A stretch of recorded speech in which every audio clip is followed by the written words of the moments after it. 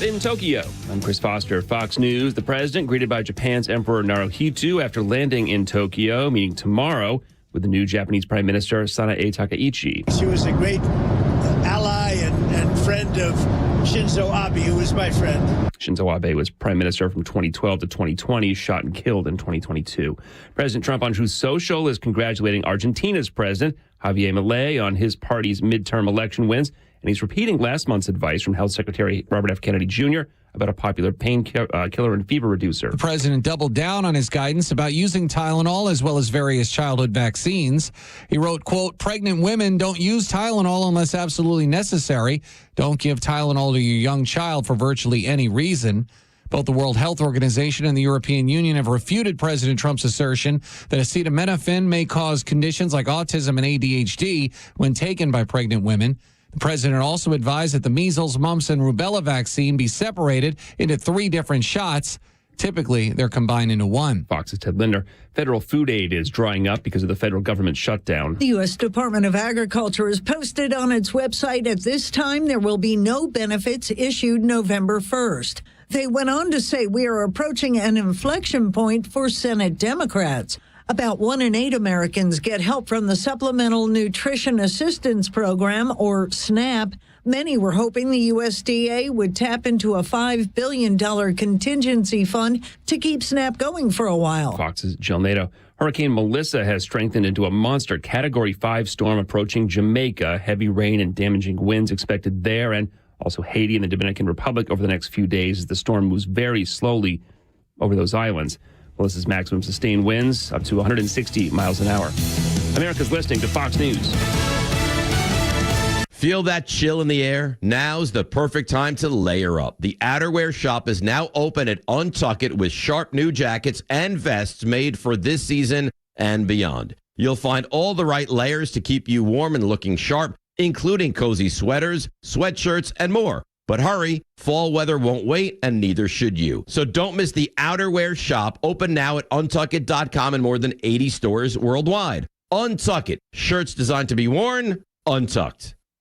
This month, Pure Talk is supporting Canines for Warriors, a terrific organization that trains rescue dogs and then pairs them up with combat vets struggling with PTSD. This is why I switched to Pure Talk. Sure, I like the unlimited talk, text, and plenty of 5G data for just $25 a month, and you will too. But you will love being in business with a company that shares your values. Dial pound 250, say micro, and switch to an American wireless company that actually stands for something. Pure Talk. WFOM and W292 EV Marietta, a Dickey broadcasting station. This hour is presented by Subaru of Gwinnett. You'll love the difference. The Morning Extra, only on Extra 106.3. Morning, y'all. Tug and Los until 10 on a Monday, a wet and rainy Monday morning. Be careful as you drive in, man. I don't think I got over 65 on the interstate. Take your time. Just nuts out there. I only saw 3 accidents. 3, I don't know. 2 on 400. One northbound. I saw 1. North of Windward Parkway. Okay. One south of McFarland where they had actually gone off the road. Oh, my. Now, looks like they were okay, came to a stop, but yeah, you're in a ditch. Yeah, and that's never good. Nobody wants to be in the ditch. Nobody wants to start their Monday. Nobody wants to start the Monday in a ditch. Monday's tough enough. You know, you're getting up early. You've had a couple days off, and now you're getting up early, and you jump on the road. It's raining, and you're in a ditch. God, and I hope everybody's fine. I'm sure. But you're in a ditch. Yeah, that's right. Oh, yeah. It's traumatic, though. It is. Yeah. It was like the Falcons yesterday. Whoa. You talk about another huge car wreck. That was bad. I had no problem. I ended up posting this. If you're booing that team coming off the field at halftime, you have every right to boo it because, and by the way, you don't do it all the time. You got to be especially bad. They were god awful. They were. And the amount of people who had bought tickets to that, knowing 1 o'clock start, Miami, who has 1 win on the season, this is your, I'm taking my kids, we're going to go see a win game. You saw one of the worst performances in the last several years. I tell you, man, my son was home, which is the reason I was watching it, right? He wanted to watch the game, and like, right on, man, let's watch it. And Kirk Cousins is the under center.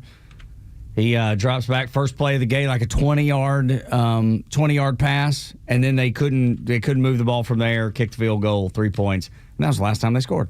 Yeah, by the time they put one on the board, like in the fourth quarter, there's nobody there. It's like to nobody see it. there. That's the last one anybody. I should have said that. That was the last tree one falling anybody in the saw. forest. Yeah, that's right. Yeah, 34-10 the final. It was so bad. So bad. And to imagine, too, because this was an off weekend for Georgia fans. Georgia Tech fans had a nice walk easy one against Syracuse. Yeah, Syracuse, yeah. So a lot of fans that are Falcons fans were like, this is supposed to be, hey, I've got kind of a stress-free Saturday. You know, for Tech, you're not looking at one of the other top teams in the ACC. You're like, I'm top 10. You're coming into my house. This is what I'm going to do to you. And that's exactly what they did. You thought, all right, and then I'll get the football Sunday and I'm good all the way around. All set. No. And Georgia fans, nice and chill Saturday. All right, I get to watch the Falcons on Sunday. No. The only story you got was the last time Tua was in this building, he upset and broke George's heart. You know, that was the storyline. Talked about. It's been a little bit of a rough go for Tua this year, but yeah, I think 4 touchdowns and no interceptions and just lit him up. You would have not known it yesterday. Old pro. I'm telling you. He's running the show around there. It was a mess. What a mess. We had gone, because Jacob was in town, he went to the Tech game on Saturday, and then we met up with him and went to the Hawks game.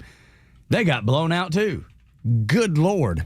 That was an awful game. We left with about 5 minutes left in the fourth, and they were down 22. I didn't say anything to you on Friday. Knowing that the champs were coming in. The champs, man. Yeah. And that team. I had no idea. They played double overtime. They'd played an overtime game.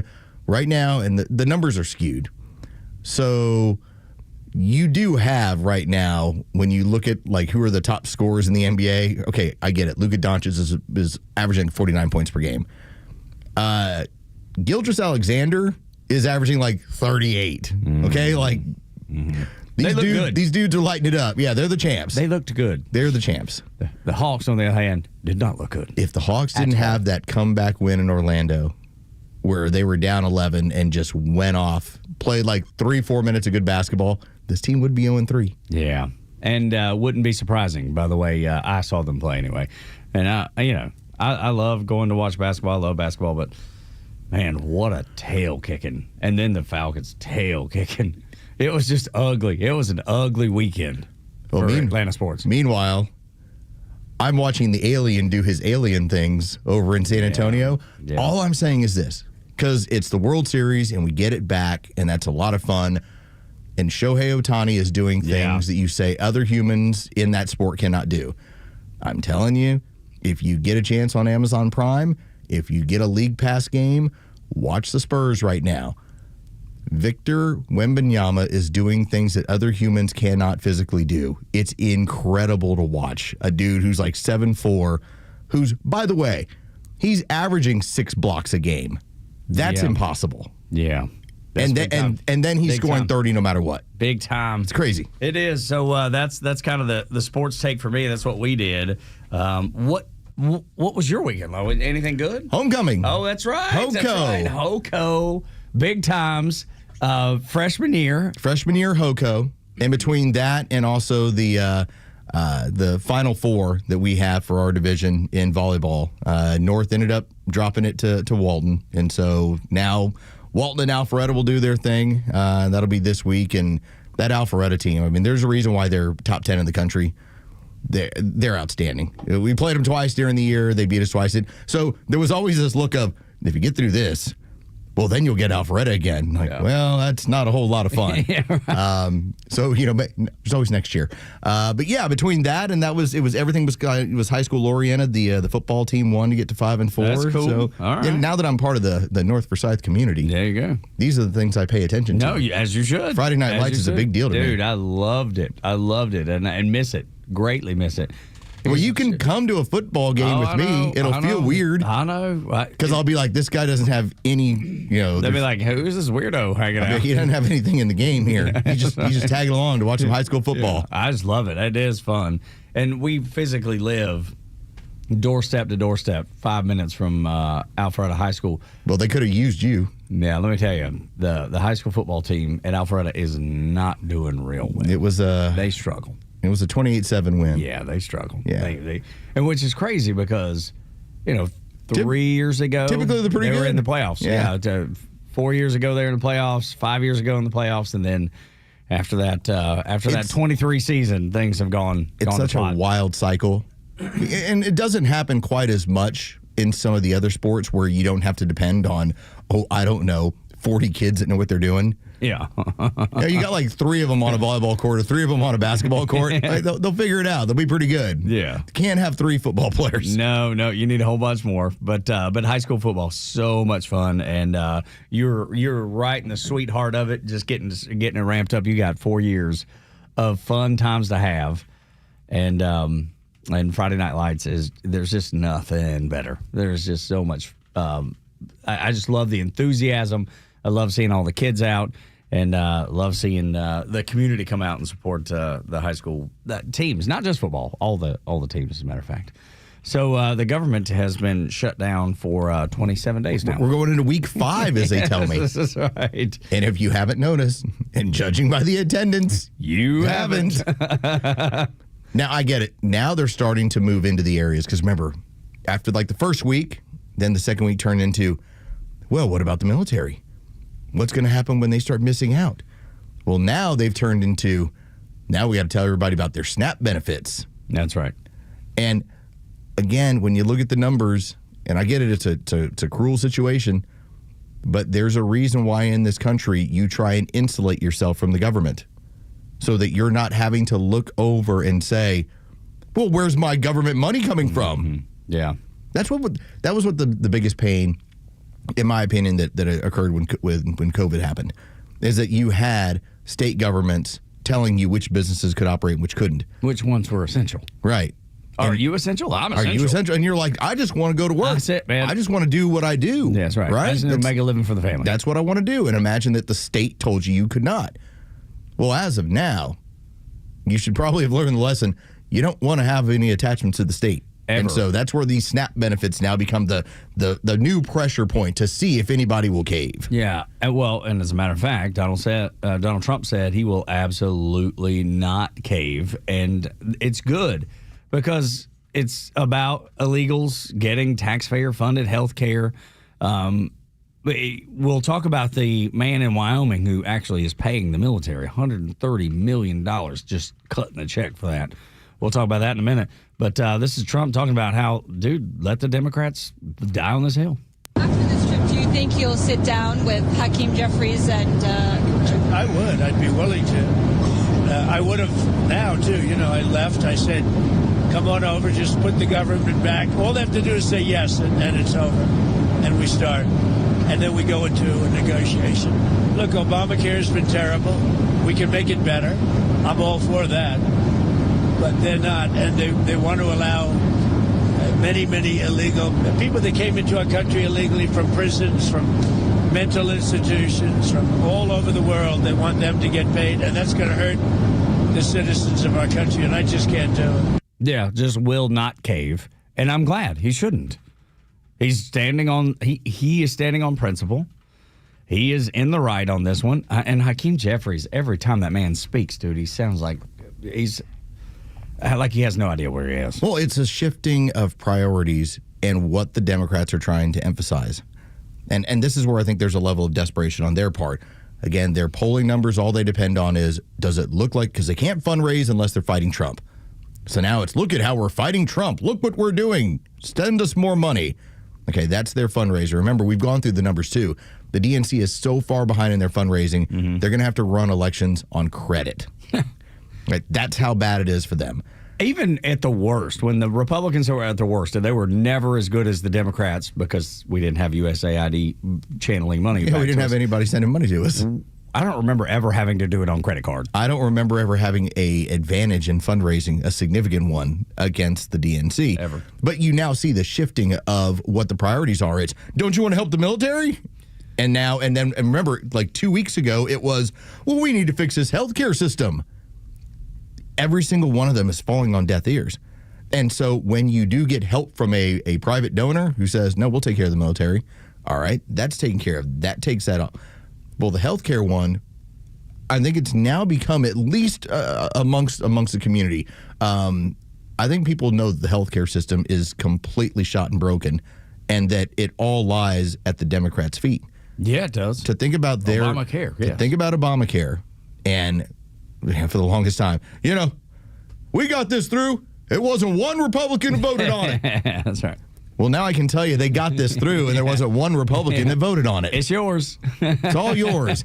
You busted it up. Hold out your hands. And the left's response is, well, what is Donald Trump's plan? Its plan was never have a government-run healthcare system. Yes. Let the free market work. And I think if you go back to But they've shifted from that, too. Well, they have, of course, because everybody realizes it's on them. That's on them, too. The shutdown's on them. The SNAP benefits is on them. The not paying the military, Trump got it taken care of, but that's on them. Everything's on them. We have a piece of audio for later in the show, and it was actually from CNBC, and they were flat out asking Hakeem Jeffries, you knew that the subsidiary problem was going to happen, that you were not going to be able to continue to pay for this.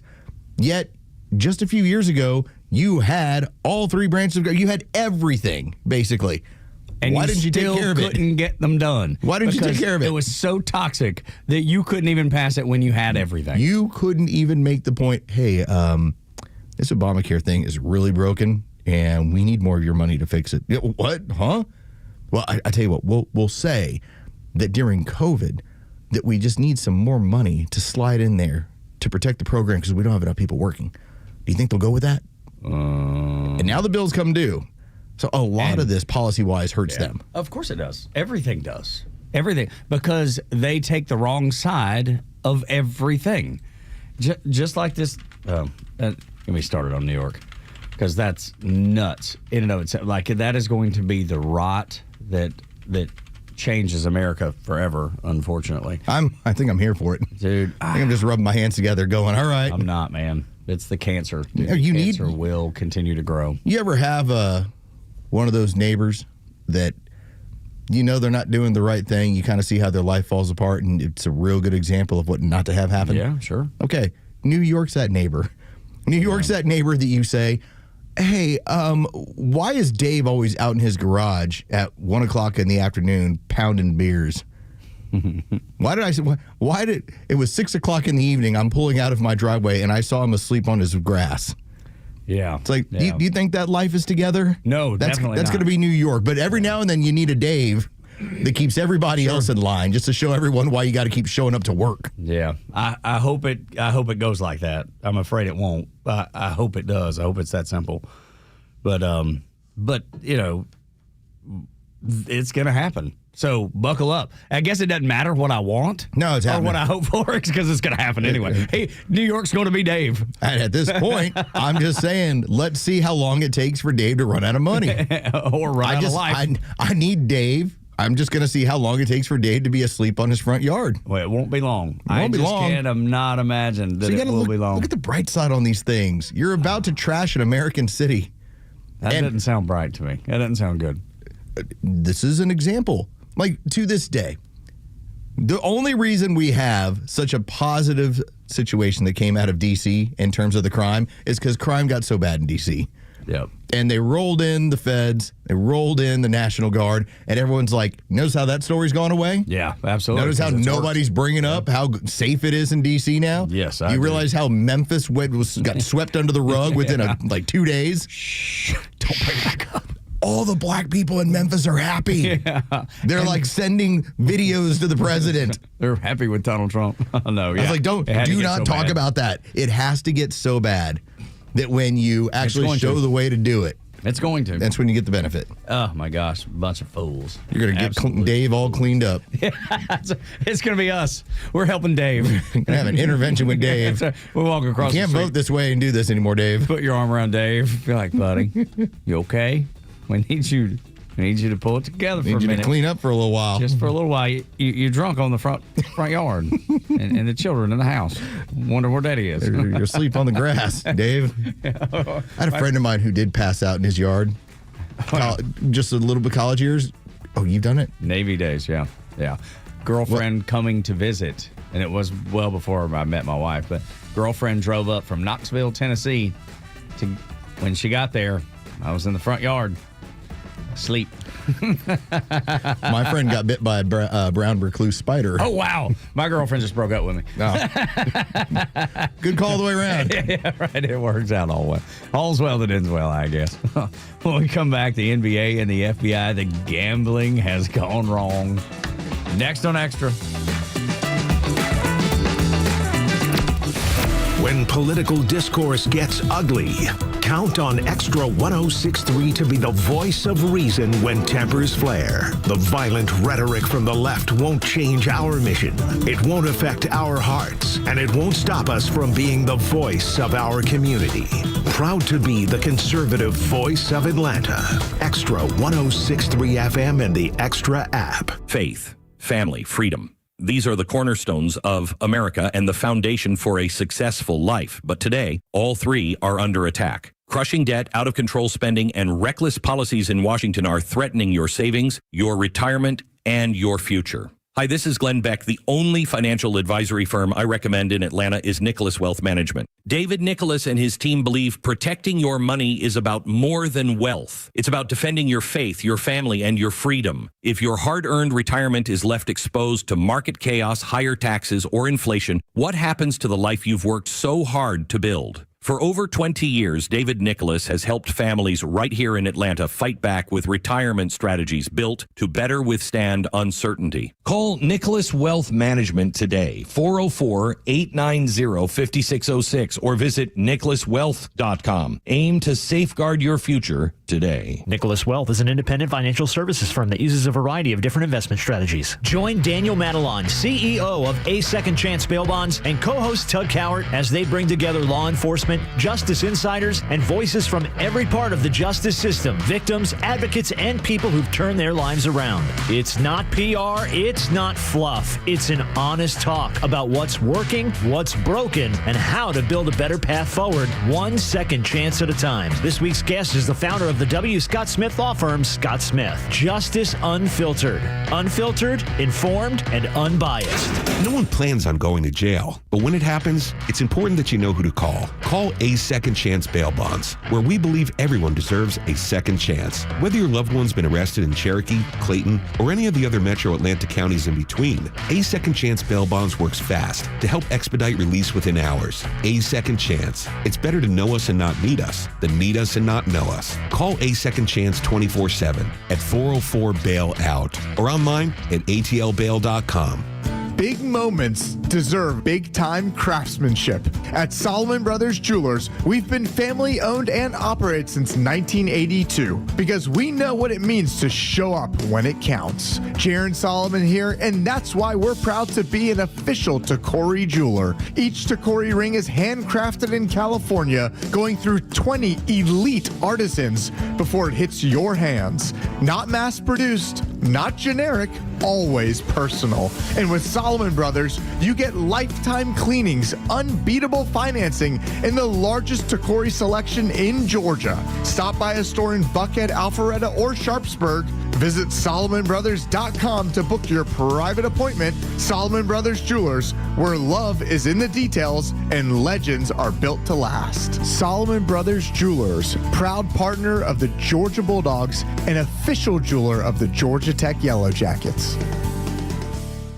Primary school classroom teacher positions offered by Atlanta International School in Atlanta, Georgia. Collaboratively plan inquiry-based lessons across subject boundaries in a transdisciplinary manner with a co-teacher. Please submit resume to peopleandculture@aischool.org. Reference job ID 9013920. Again, please submit resume to peopleandculture@aischool.org. Reference job ID 9013920. You've still got it, but your immune system weakens as you age, making it hard to fight flu, pneumococcal pneumonia, RSV, and COVID-19.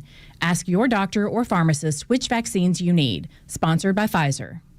Donald Trump's America. The sound of construction is music to President Trump's ears. I love that sound. Other people don't like it. I love it, Josh. I think when I hear that sound, it reminds me of money. The president, speaking with Republican senators this week, pointed out improvements he says have been made to the Rose Garden and the Oval Office, but none compared to the major construction underway for a ballroom. I said, if I do this again, I'm going to get a ballroom built, and we're putting up our own money with the government just paying for nothing. The administration says private donors will cover the $250 million cost of the project, expected to be finished before the end of the president's term. Images show a major demolition of the east wing of the White House, traditionally where social events are hosted. The White House is pushing back on criticism, arguing presidents dating back to the early 1900s have overseen expansions and renovations here at the White House. Jared Halpern, Fox News. The stories that matter to you. These are your Georgia headlines. Here are your Georgia headlines for Monday, October 27th. The USDA has informed the Georgia Department of Human Services that SNAP benefits will not be available in Georgia during the month of November due to the ongoing government shutdown. Current benefit funds on EBT cards can still be used, but applications should not be submitted at this time. Residents are encouraged to check their card balances online via the Connect EBT website or app and to shop now for necessary items. An armed man was shot and killed during a welfare check by Cherokee County deputies in Ackworth on Saturday. One deputy was injured during the altercation. He was treated at Wellstar Kennestone Hospital and released. The body of the man's mother was also found in the home. An investigation is underway to determine the cause of death. And early voting begins today for the special election to fill Georgia Senate District 35 seat. The seat was vacated after Jason Estevez resigned to run for governor. Joshua Tolbert is the only Republican running for the seat against 4 Democrats. Early voting takes place at the Taylor Bronner House in Smyrna until November 14th. Today's weather, rainy and cool with a high of 55. With your headlines, I'm Jerry Payne for Extra 106.3. There will be a movie one day, I feel like, about the 2 different cases with the FBI investigating players and coaches from the NBA. Federal prosecutors charged both. I say both.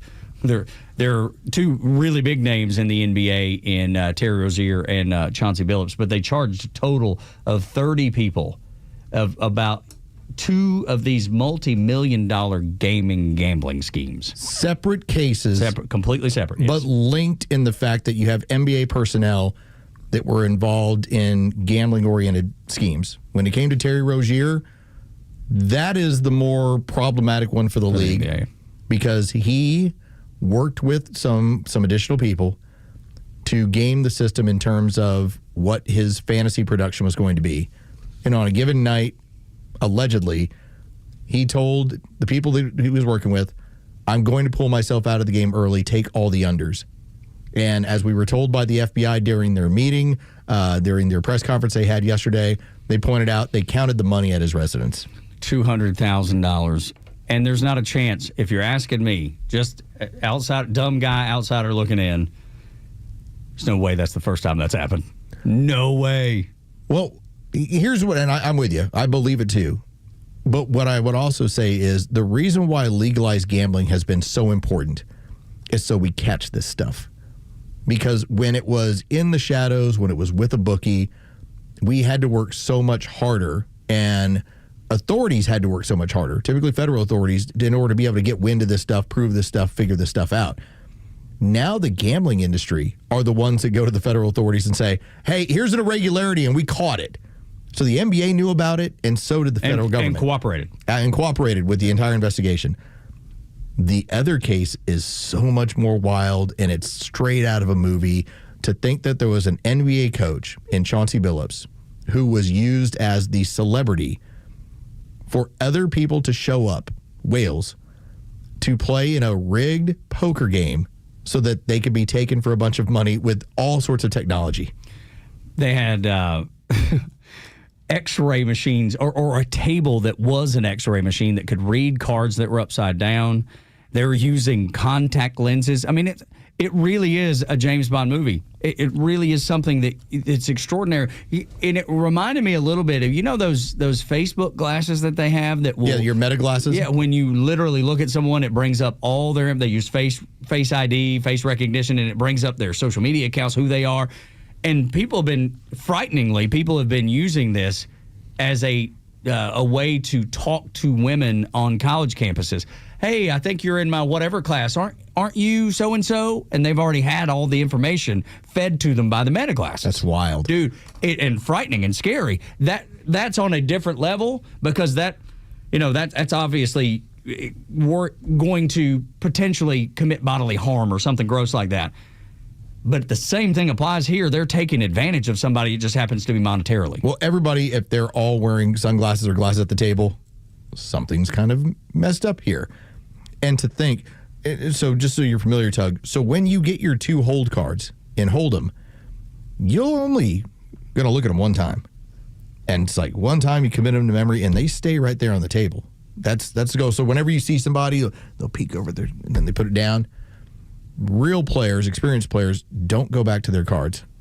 Sometimes they might just do it as a bluff, might just be messing with you a little bit. Sometimes maybe it's a nervous tick, but that's the whole.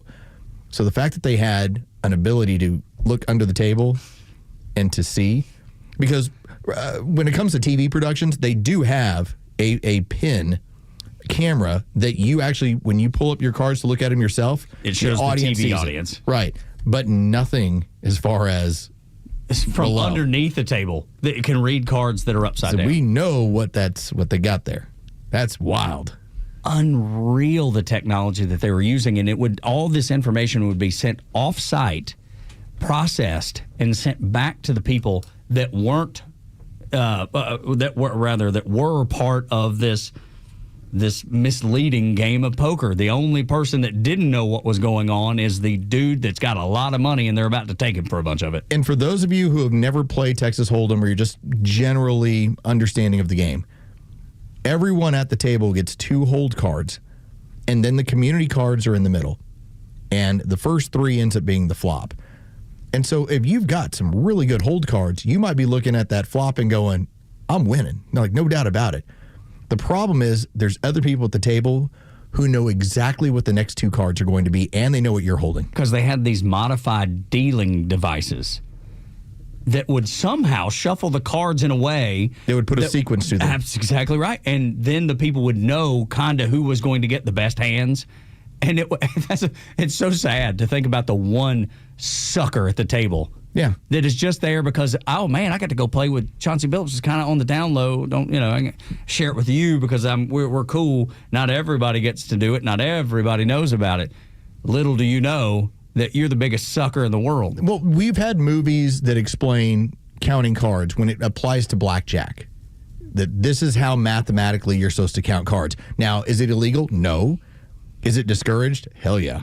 And those casinos, they have people. They know, and they know the card counters, and they share it with all the other casinos because none of them want you in there. But to go through with this level of cheating involving an NBA coach as like the figurehead, or at least the I want to go play with this guy. He plays all the time. When you lose $10,000, $20,000 at one of those games, you get to walk out of there being like, I lost that to Chauncey Billups. I talked to him the whole night. He was a great guy. Somebody, though, along the lines lost millions of dollars, and somebody blew the whistle on that thing. That's the thing that stands out to me the most is the 2 things that they brought up, the Terry Rozier, pulling himself out of a game, and then the Chauncey Billups and the poker games, the sucker card poker games. That's only what they can prove. I bet there's more evidence out there of many other players, many other incidences, but this is what they could 100% lock it down. We're going to take you to court. We're going to prosecute this proof. If Kash Patel is out in front of the news media explaining what they got, these people are all dead to rights. That's what we've learned. And this is an investigation that started 2.5 years ago. And so by now that it's done, I would imagine who's sitting there trying to cut a deal to tell you about other people they know about. Guaranteed. And those are going to be the ones probably that they couldn't get a lockdown case where we know we can get a conviction. But they have enough evidence on these people to get them in a room and say, hey, man, here's what we know.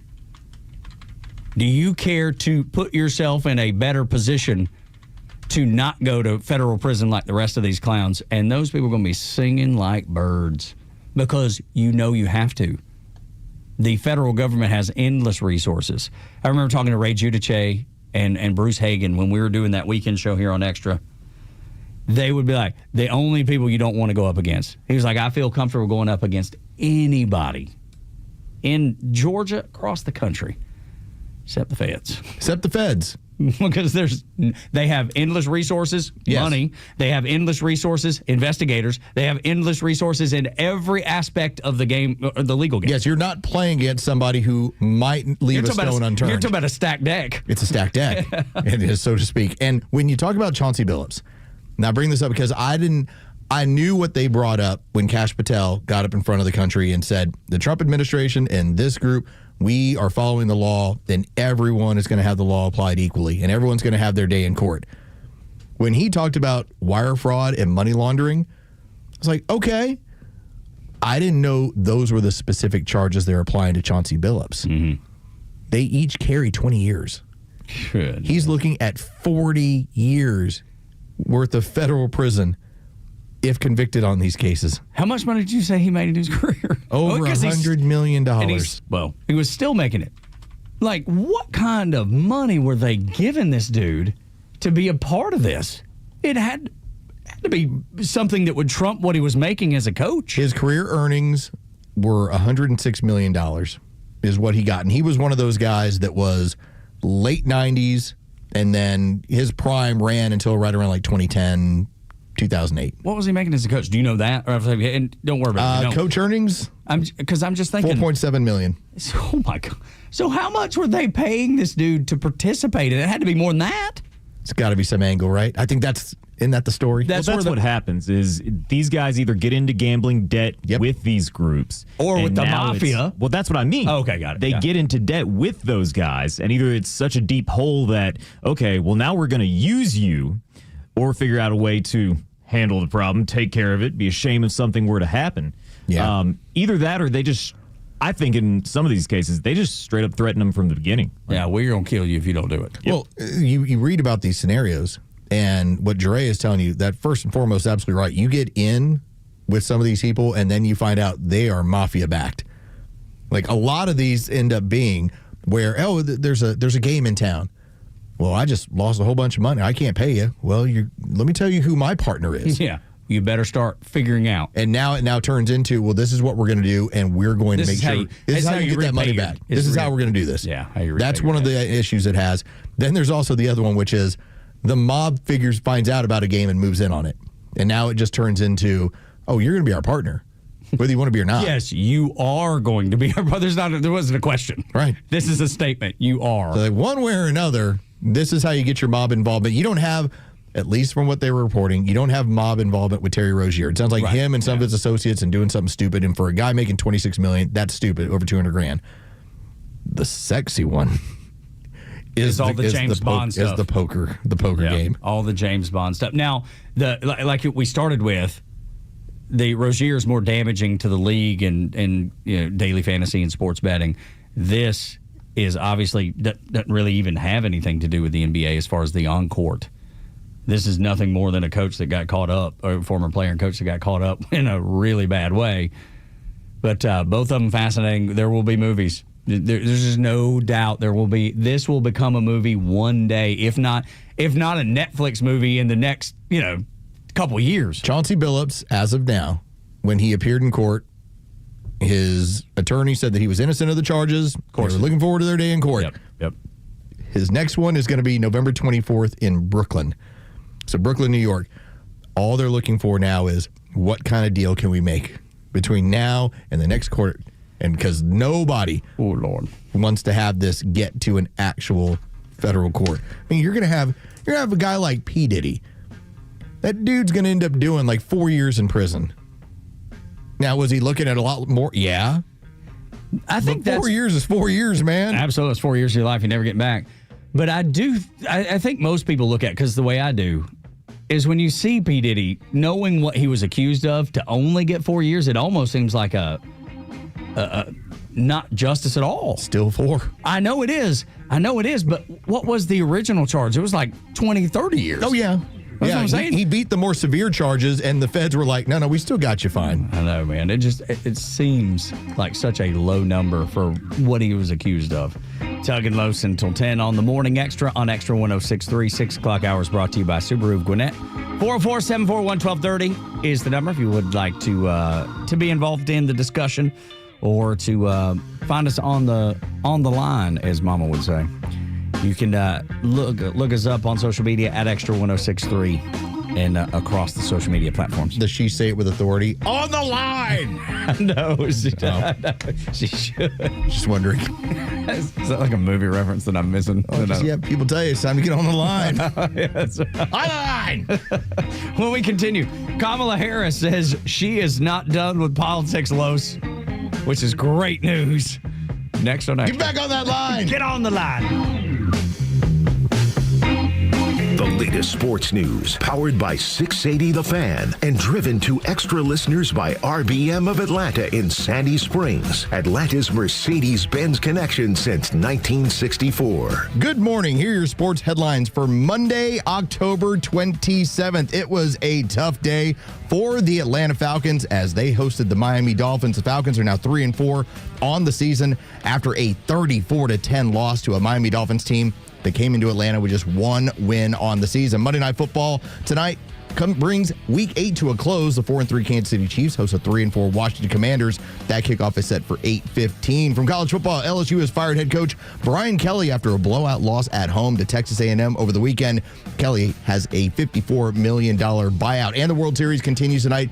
Game 3 scene shifts over to L.A. with the series tied at 1 between the Dodgers and the Blue Jays. With your sports headlines, I'm Carlos Medina.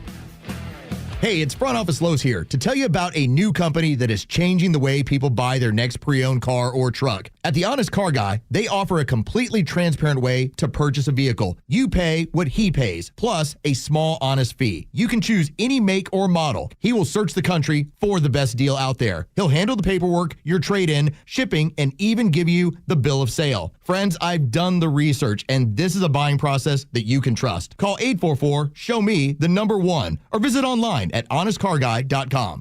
Hey, Braves fans, sometimes life throws you a knee-buckling curveball. That's when Truist One Checking steps up to the plate. If you're behind in the count, you won't have to worry about overdraft fees. Plus, eligible clients enjoy a balance buffer for some extra cushion. You'll get a convenient mobile app to keep an eye on things and access to thousands of Truist ATMs. Be ready every inning with Truist One Checking. It's life-ready checking that grows with you. Get Truist One Checking today. Truist Bank. Member FDIC. Feeling lucky? You should, because the Fan and Extra 1063's small business event is back. And this year, it's casino night. Thursday, November 20th, we're rolling out the tables, and your business needs to be in the game. When you grab a table sponsorship, you'll get mentions in all event promotion, a commercial schedule on the Fan and Extra, chips to play, and your shot at massive marketing prizes, including a $50,000 influencer endorsement campaign. That's $50,000 in exposure, and we've already given away over $1 million in free advertising through this event. Here's the best part. Every business wins something. So come play, eat, drink, and maybe walk away with a marketing jackpot heading into the holidays. It's the Fan and Extra Small Business Casino Night, November 20th. Don't just sit there. Email biz at 680thefan.com right now. That's B-I-Z at 680thefan.com. Spots are going fast, and you do not want to miss this night.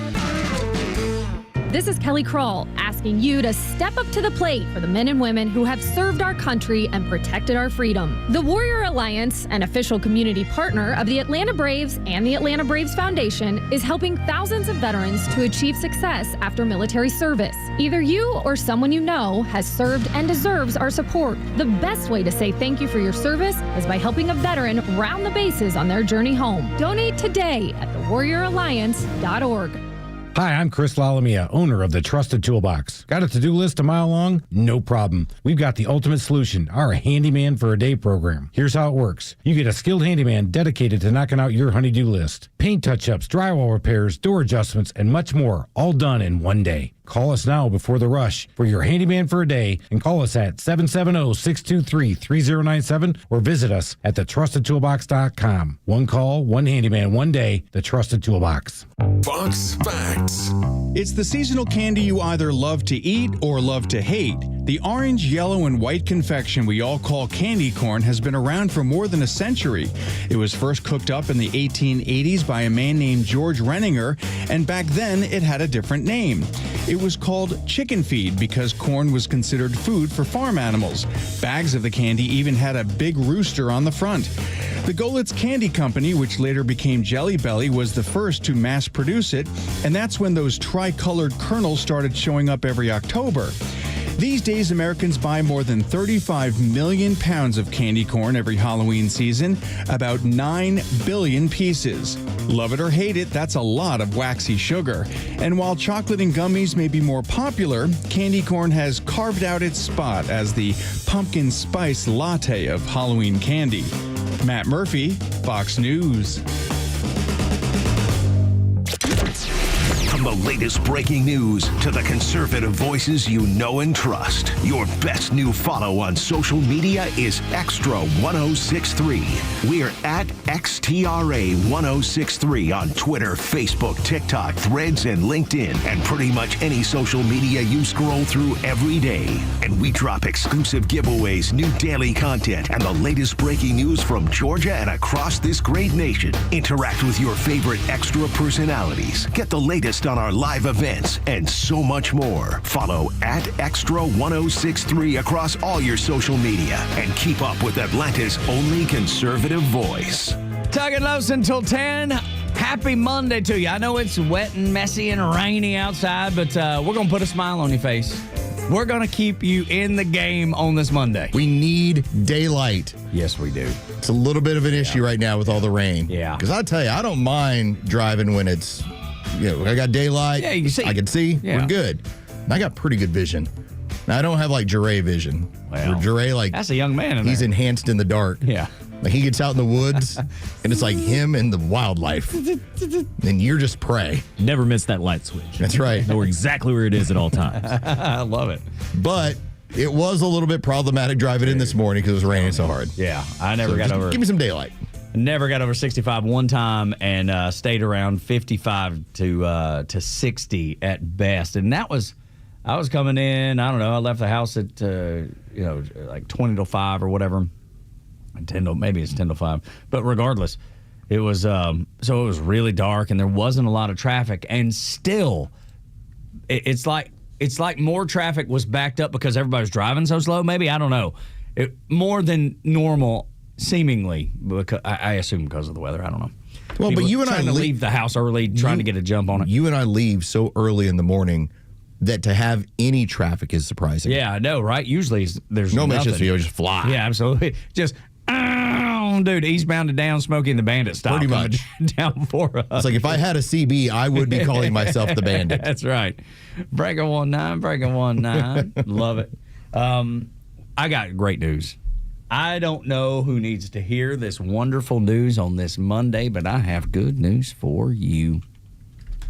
Kamala Harris, Los, has said she is not done with politics. I'm so excited. I can't believe she continued this book tour. She's reinvigorated. I don't understand how this keeps happening, where you have these prominent people, typically on the left, who keep doing book tours or keep getting books out there. And granted, the publisher will buy like the first 1,000. Yeah, sure. Like, let's get a bump out of this thing. So you don't really find out for a few weeks what the level of interest is. Largely from everything I've seen when it comes to Kamala Harris, the book has been a flop. KJP, we were talking about some of the stuff that Karine Jean-Pierre has tried to do. That book is not working out well. But they thought they were going to get the Jake Tapper treatment. We thought we saw this when it was Hillary Clinton. And again, maybe it's a woman thing. But then there's been other people where they have a book out outside of like Barack Obama's books where people got into them thinking, I'll get to learn about this guy. And it's like, no, that was part of the propaganda. Yeah, that's right. It was there for you to read, for you to think, Yes. hey, this guy really is into this country. Yeah. But I want you to listen. So she goes over to the BBC and she's asked about female leadership. And this woman, in a sober moment, I believe, decided to let us know this. In terms then of what is next for you, you write very powerfully about the differences that many women have made to your life, whether that was your meeting with Angela Merkel or the experience of growing up with your extraordinary mother or the stories of your baby nieces, Amara and Leela. When are they going to see a woman in charge in the White House? In their lifetime, for sure. Could it be you? Possibly. Have you made a decision yet? No, I have not.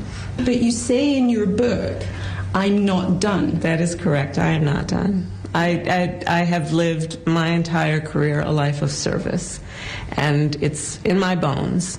And there are many ways to serve. I've not decided yet what I will do in the future beyond what I am doing right now. But you've been very clear that it's a possibility you might run again to become president. And in my experience interviewing politicians, when someone says I'm not done, it means they are thinking seriously about running. But when you look at the bookies' odds, they put you as an outsider, even behind Dwayne "The Rock" Johnson. I mean, is that underestimating you? I think there are all kinds of polls that will tell you a variety of things. I've never listened to polls. If I listened to polls, I would have not run for my first office or my second office, and I certainly wouldn't be sitting here in this interview. Well, Willie Brown will tell you about polls. Yes, he will. Tell you a little bit about that, but look it up.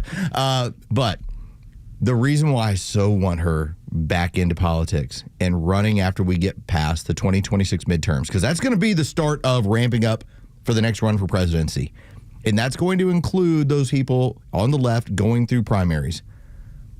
I want her to go through a primary again. Me too. And not get 1%. Because the last time she didn't get 1%. And for the whole No Kings crowd, that'll let you know. Yeah, absolutely. If she ends up with less than 1%, she ends up as the nominee again. Well, she will have some name recognition, but I don't believe she'll poll any higher than maybe 10 or 15%, which is no higher than what you had RFK Jr. RFK Jr. was pulling like 20% when they were like, we got to kick this guy out of here. She's noticed that she's always behind in the polls. Yes. Because that's what she said. She's like, well, if I'd paid attention to the polls, I would have never ran. I would never ran.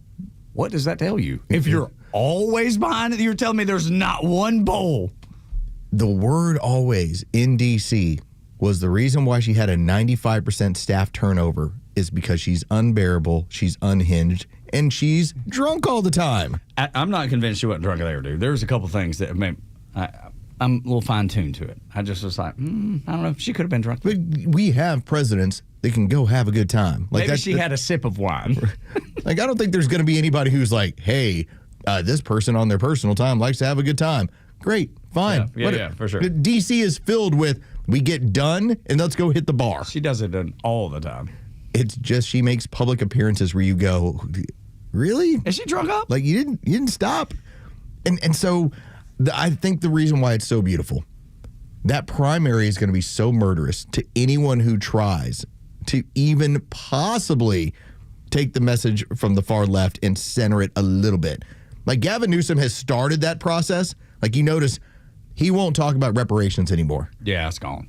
It's like, these are the sorts of things he's doing. And now he's trying to be, and we'll get into this a little bit later, now he's trying to be man of the people. I just grew up, I'm just like you. Yeah, I was working fast food, eating macaroni and Wonder Bread or something. Kamala Harris tried to actually tell us she worked at McDonald's. And then the McDonald's people were like, She tried to tell. We have no evidence. To the point where the left had to create a fake photo that we then found out, because it's not hard, within like 4 hours. Hey, that photo is fake. That ain't her. Yeah, it's not. That actually is another different woman entirely. That's right. You stuck her head on there. How funny is it, though? This is how gambling culture has infiltrated everything. The bookies. She didn't say the odds makers. She said the bookies. The bookies have Dwayne "The Rock" Johnson ahead of you. That actually is what made me laugh the most about that whole piece of audio. I would like for the left to ponder this out. That we are now 10 months removed from Donald Trump getting into office. We are about 11 months removed from a national election. And in 11 months, the candidate you told me who was the single greatest person who was ready for the presidency is now being beaten at the bookies by Dwayne "The Rock" Johnson. That's right. The dude that starred in Jumanji. Dwayne "The Rock" Johnson is now the betting favorite ahead of the person you told me was the anointed one who was ready to lead, who had never had any record of success at the national level. Or any votes to be in that position. Or had ever won a primary or come close in a primary. Or actually survived a primary. She was polling under 1% by the time they hit Iowa, and she's like, I'm out. And then they drug her back in to be the VP. And then Joe Biden, whom they knew wasn't going to make it, they thought we were just going to slide her in. It's going to be great. It's going to be fine. This is great. It was Joe Biden. Look at the way the dominoes are falling. They're going right in our way. That was his last giant middle finger FU to the Democrat Party. That was where it was. Yep. He's like, I'm going to put her up because I know she can't win. I know she'll be terrible. And she was. The only thing that Joe Biden might have got right. The book tour, it all just lays out. It should be in your face. And yet, there are people that are still having to give her a serious interview. That BBC lady. And then treat her career aspirations as if they're serious, too. As if there's something real. They're not. No, of course they're not. I mean, she was even told. Dear heavens, please let her run. She was even told in California that if she attempted to run for governor, she wouldn't get enough votes to be the governor of California. But the beauty is, and with the book, she never said what she's running for. She just said, I'm running for something. So that's just the allure. I'm just going to use that from now on. I'm running for something. I'm running for happy hour. Yeah. I'm not done. That's right. I'm not done with happy hour. I'm not done with anything. Dude, she's like, I'll tell you when I've had enough. All you see is asses and elbows. Just Wolf of Wall Street. Trying to get to happy hour. I love it. Please run. Please run. All right. When we come back, MSNBC says Trump will use the military domestically and kill us all. Next on Extra.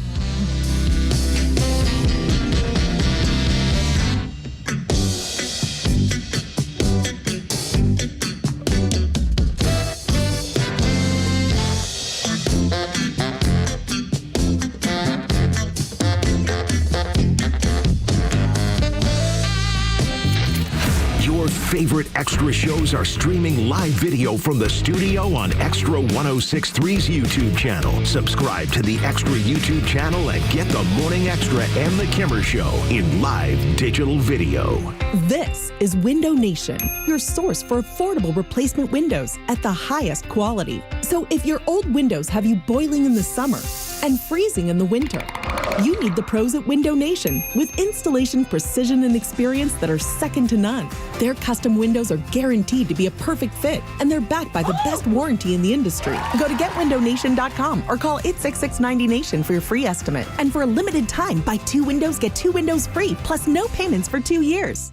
The federal EV tax credit may have expired, but the fine folks at Jim Ellis Chevrolet aren't letting that stop you from getting big savings on a new electric vehicle right now. Jim Ellis Chevrolet is offering up to $6,000 in lease savings on select new Chevy Blazer EV, Equinox EV, and Silverado EV models. Why? Because Jim Ellis Chevrolet knows value matters. That's why they're stepping up with exclusive offers to keep you moving forward. With electric vehicles that are made smart, capable, and affordable. But here's the catch. This offer is only good through October, and it's only available on a limited number of EVs. When they're gone, so don't wait. Find your new EV at JimEllisChevrolet.com or stop by Jim Ellis Chevy on Peachtree Boulevard just inside the perimeter. Jim Ellis Chevrolet. Together, let's drive. Up to $6,000 in lease savings applies to in-stock Blazer EV, Equinox EV, and Silverado EV models. Limited quantities available. Some restrictions may apply. See dealer for details. Offer expires October 31st, 2025.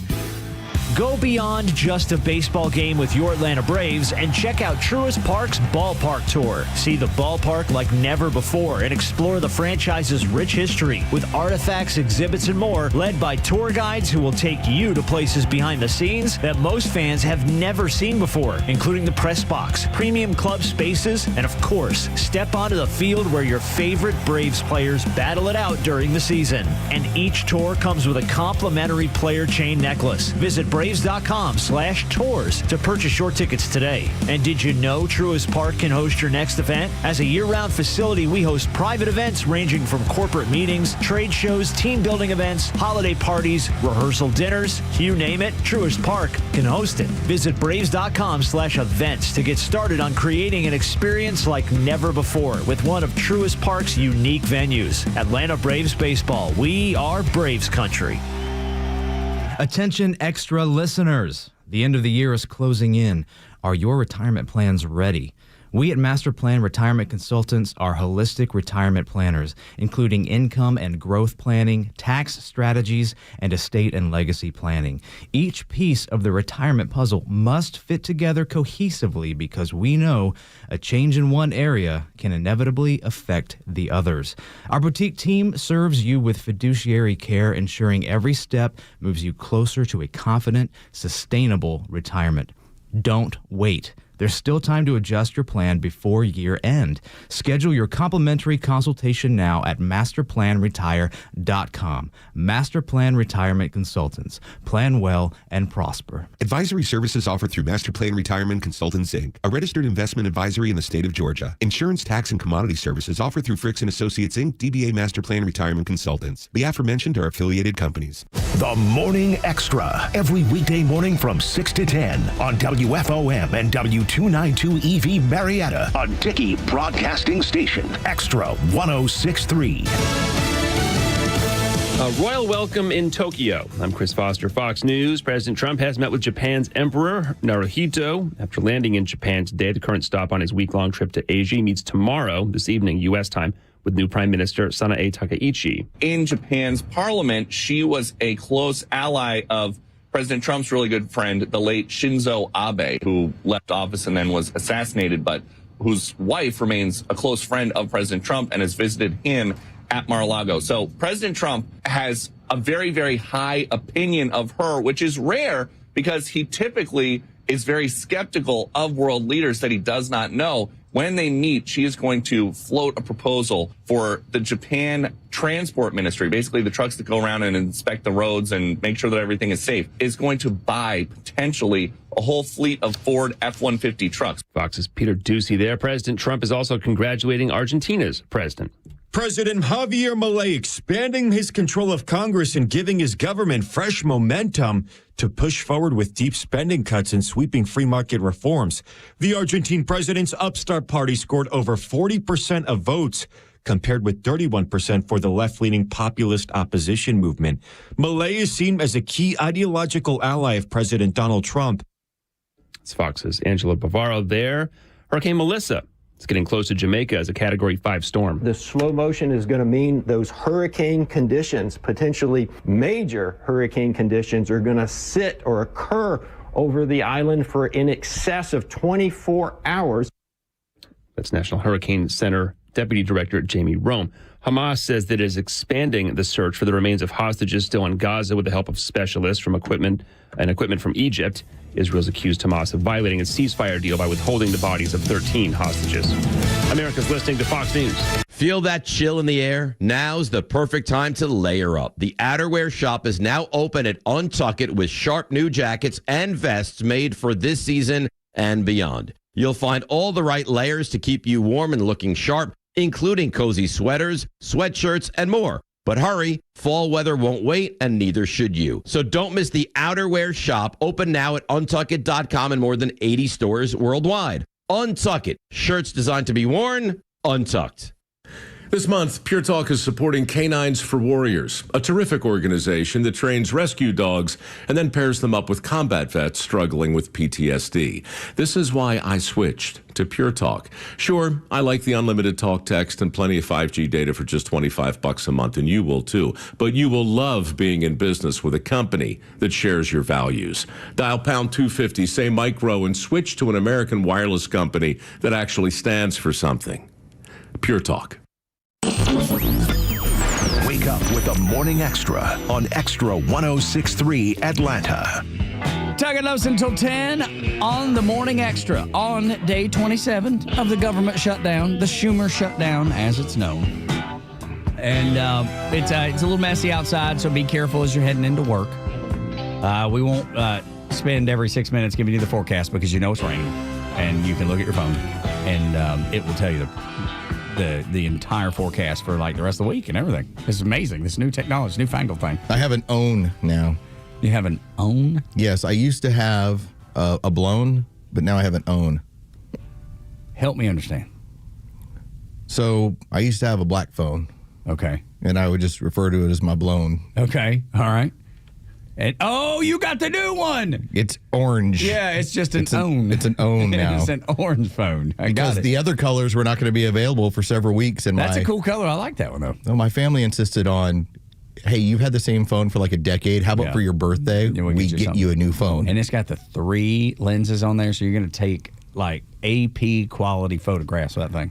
I'm mostly excited about using that for when we stream the matches. Yeah. That the grandparents are going to be like, what a great picture. And I'll be like, yes, it is. As a matter of fact, that's my own. I only take pride. I'm similar to Tug in this way.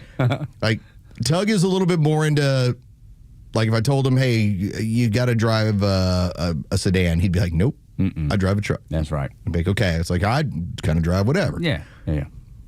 There's one place I do not compromise, and it's audio video. That's right. We got to get that right, dude. That's the one area where Tug and I are like, yes, you got to spend a little bit extra to get the good stuff. That's right. You want it to look good, you want it to sound good, and that phone will help you make that happen. No question about it, man. The problem is people, their devices, they'll have to shift down to like 720 or exactly. What's it, 14? You can do stuff in 4K, which I've done in the past, but the files are massive. Yeah, they're gigantic. But that phone does do them in 4K if you're interested in filming like something cinematic or doing something very like a movie, creative and artful. Yes. Yeah. Me, I just need 720. Yeah. And that's going to be fine for what we need, just because, as you said, you upload to YouTube or you upload anywhere else, and it doesn't need to look like it's ready for Scorsese to look it over and judge it. That's right, exactly. What I wish you would have done here was change the lighting. And the lighting seems to be a problem here. Right. And what is with all the noise? That's right. I wish this morning my name was Brian Kelly, because I would have $57 million or $54 million coming my way. So their word is they're negotiating the buyout. And LSU, that game with A&M on Saturday, A&M just took it up to a level that that LSU was not going to be able to keep up with. And it's really hard to see a blowout like that on your home field when you're the home fans, because it gets ugly. Yeah, it's tough. You know, the other fans are celebrating. They're doing their stuff in your house, and it's Aggie. Yeah. And that's different. They compete for the same recruits. As much as you might say, for instance, Georgia and Alabama. It's like, they compete for the same recruits. You might say, well, what about LSU and A&M? They're only situated, like, when you talk about the city of Houston, it's like 2 hours over here, 3 hours over here. Mm-hmm. So that is where those matchups matter.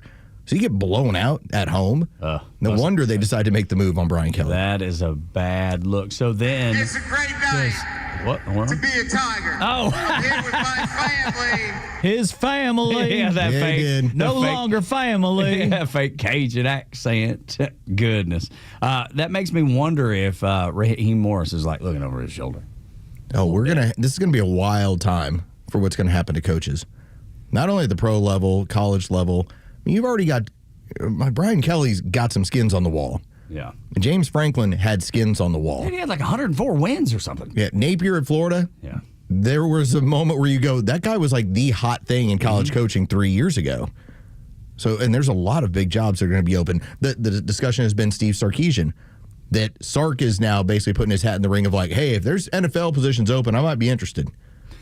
It's going to get crazy. Yeah, it definitely will, because things are not turning out as he thought they might at the University of Texas. It's fortunate they got the win in overtime, and they still have a chance at the playoffs at 5-2, 6-2 now. But it ain't number one in the country the way it started off, preseason number one. But if they play Georgia and go and lose a third, any third loss in there, that's the end of it. That's right. So we'll. And it was close to happening because yesterday was ugly for the Falcons. My son was home from college, and he is a big Falcons fan.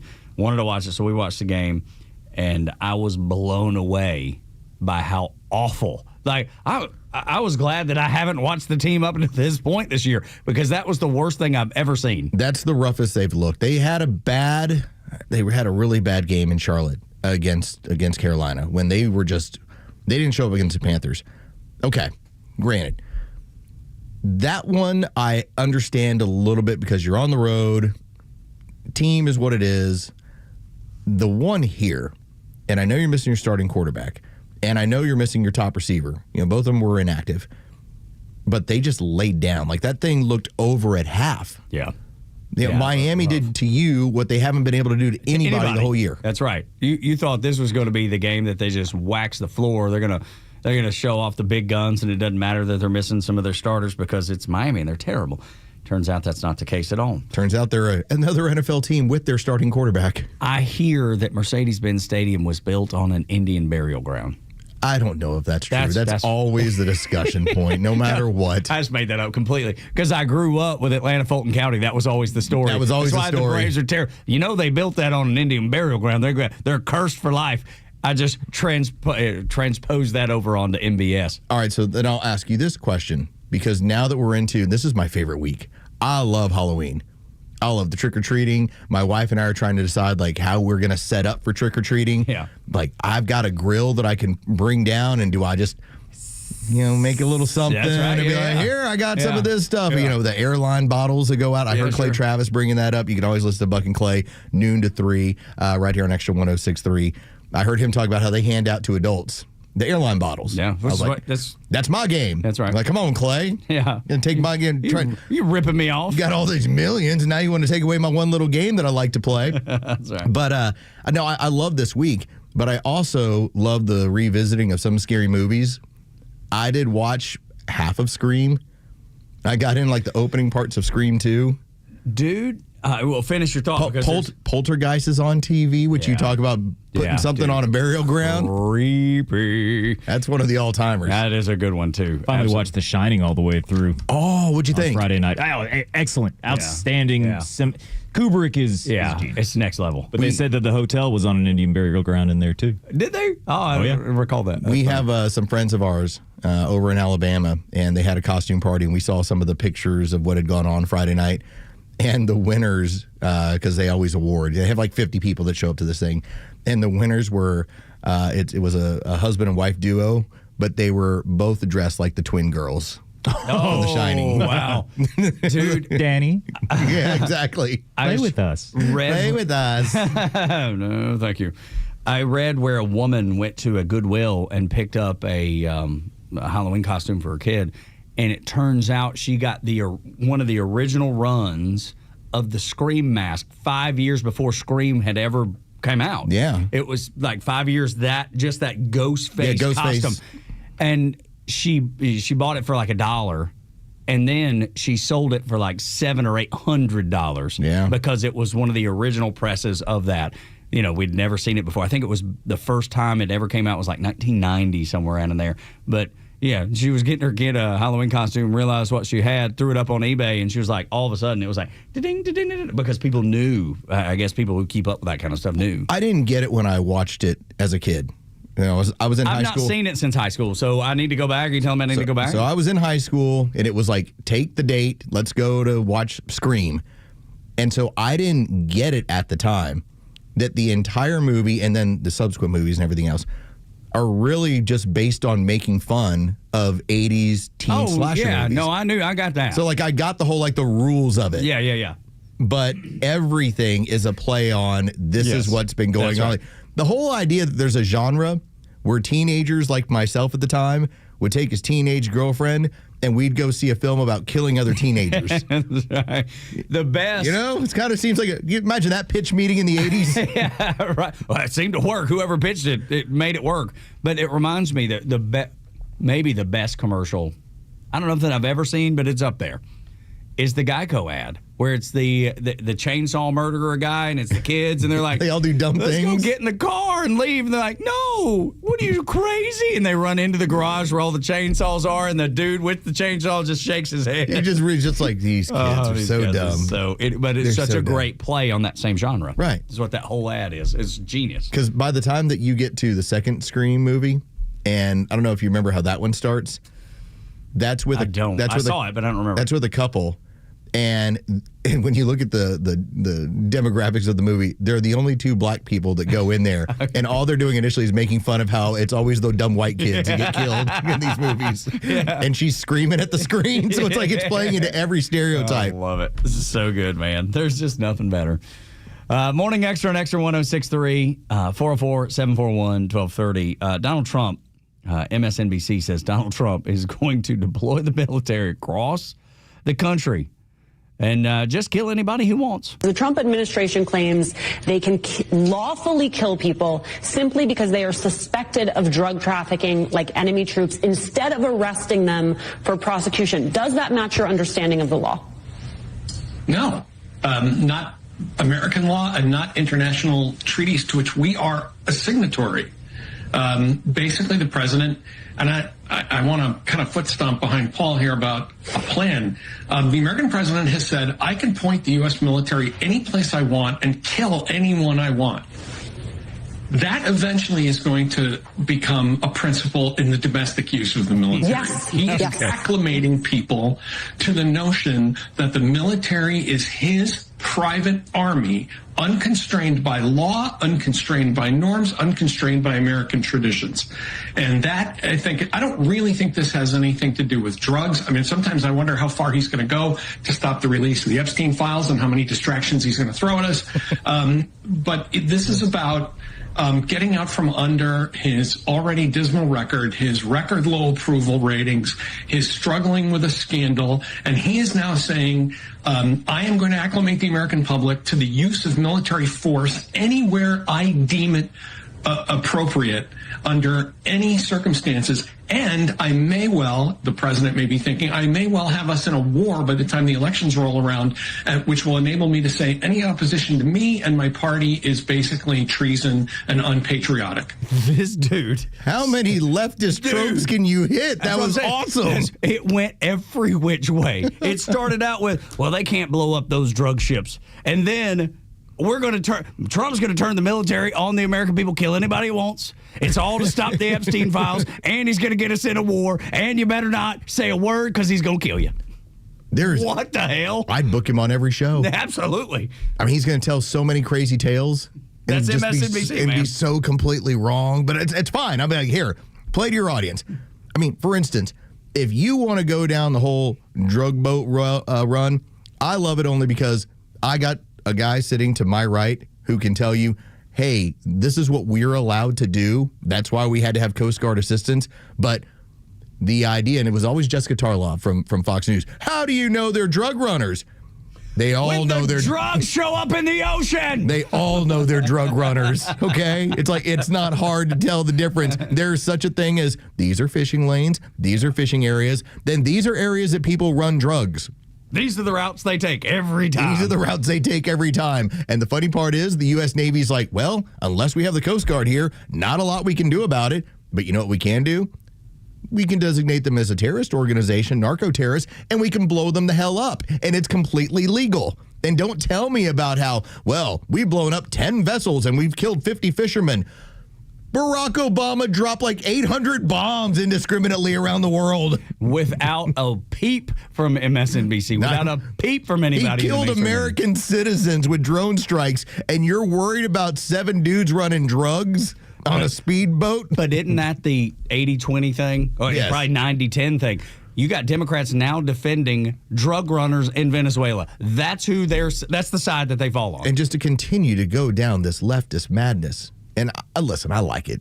It keeps you and me in It's just, hog at heaven. least you get to laugh. Listen, we're very employable, we're very employed, and we're very having a lot of fun doing this because they never run out of crazy. No, they don't. It's almost as like if I owned an insane asylum, I'm good. We're going to be good here. I'd be like, Tug, the only thing better than Tug and I could come up with is apparently if we sold our own trank. Okay, like that's apparently very popular in American cities. If we can't do trank and we can't start our own asylum, let's have a radio show where we talk about crazy people that don't run out of crazy.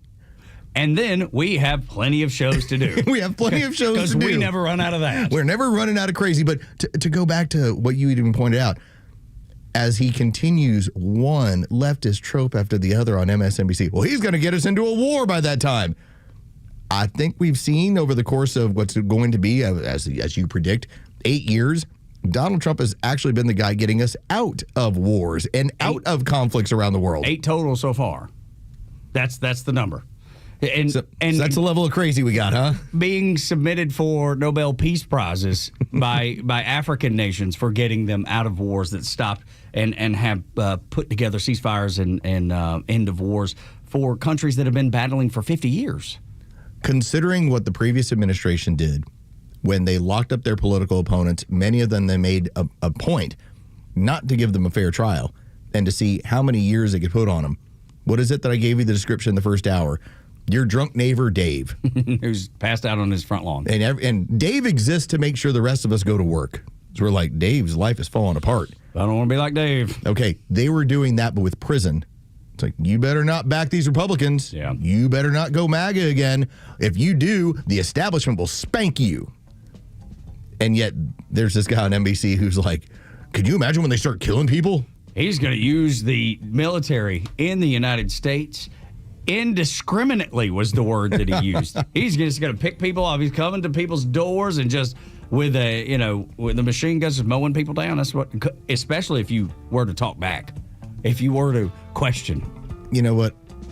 That's the kind of crazy. That man is there for crazy infotainment.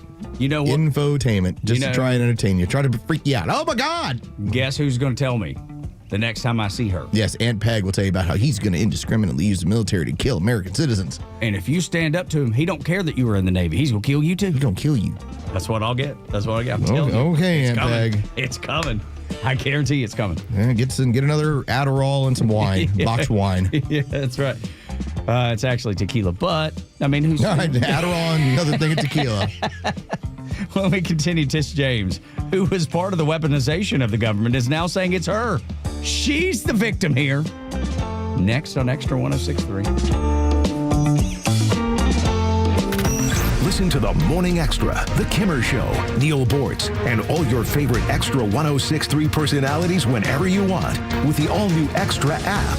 It's anytime show replays, all your favorite podcasts, and the latest political news from across Georgia. Download the Extra 106.3 app now for Apple or Android. This fall, the gridiron calls, which means you'll be road tripping to games across the South, and you'll need a reliable ride to get you there. And Subaru of Gwinnett has the vehicle for you. But a new car, truck, or SUV from Subaru of Gwinnett is about way more than just getting to the games. It's about getting the family home. It's about getting to work safely, but it's also about getting the most out of every adventure. If you're driven by an adventurous heart, the 2025 Subaru Outback shares your spirit with standard symmetrical all-wheel drive and up to 32 miles per gallon. Or maybe it's the all-new 2025 Subaru Forester. It holds the road with standard symmetrical all-wheel drive, and it holds everything you need for the tailgate. And no matter where adventure takes you, it starts on Satellite Boulevard in Duluth with the amazing staff at Subaru of Gwinnett. They'll help you find the Subaru that you'll love and be there every step of the way for everything you need. Start your shopping online at SubaruofGwinnett.com and let your adventurous mind run wild. Then stop in for a test drive on Satellite Boulevard in Duluth. Faith, family, freedom.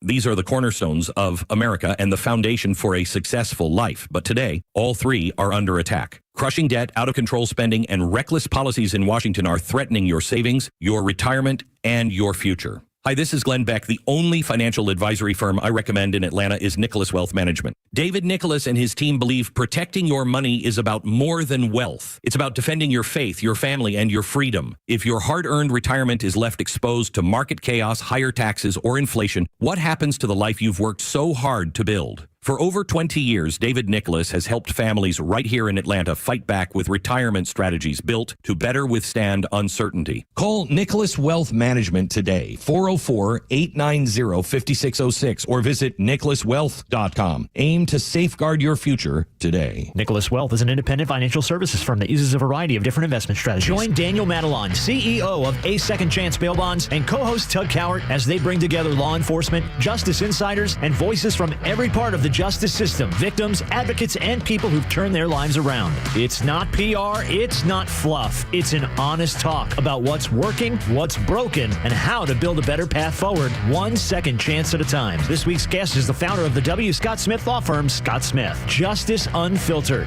Unfiltered, informed, and unbiased. No one plans on going to jail, but when it happens, it's important that you know who to call. Call A Second Chance Bail Bonds, where we believe everyone deserves a second chance. Whether your loved one's been arrested in Cherokee, Clayton, or any of the other metro Atlanta counties in between, A Second Chance Bail Bonds works fast to help expedite release within hours. A Second Chance. It's better to know us and not need us than need us and not know us. Call A Second Chance 24/7 at 404-BAIL-OUT or online at atlbail.com. This is Governor Brian Kemp. Georgians are used to affordable, reliable energy because of the good work of our Public Service Commission. And as your commissioner, Fitz Johnson secured a 3-year Georgia Power rate freeze and made sure our state's growth isn't hitting your wallet. Fitz is keeping rates down and money in your pocket and standing against Democrats who want hardworking Georgians to pay over $800 more per year. Keep Fitz Johnson in the fight by voting early or on Election Day, November the 4th. Georgians First Leadership Committee paid for this. It's back and bigger than ever. The Fan and Extra 106.3 small business event is now a casino night. Thursday, November 20th, your business can play, network, and win. With your table sponsorship, you'll get mentions in all event promos, a commercial schedule, chips to play, and a shot at marketing prizes worth up to $50,000. So don't wait. Email biz@680thefan.com. That's BIZ at 680thefan.com. Lock in your spot for casino night before the tables are gone.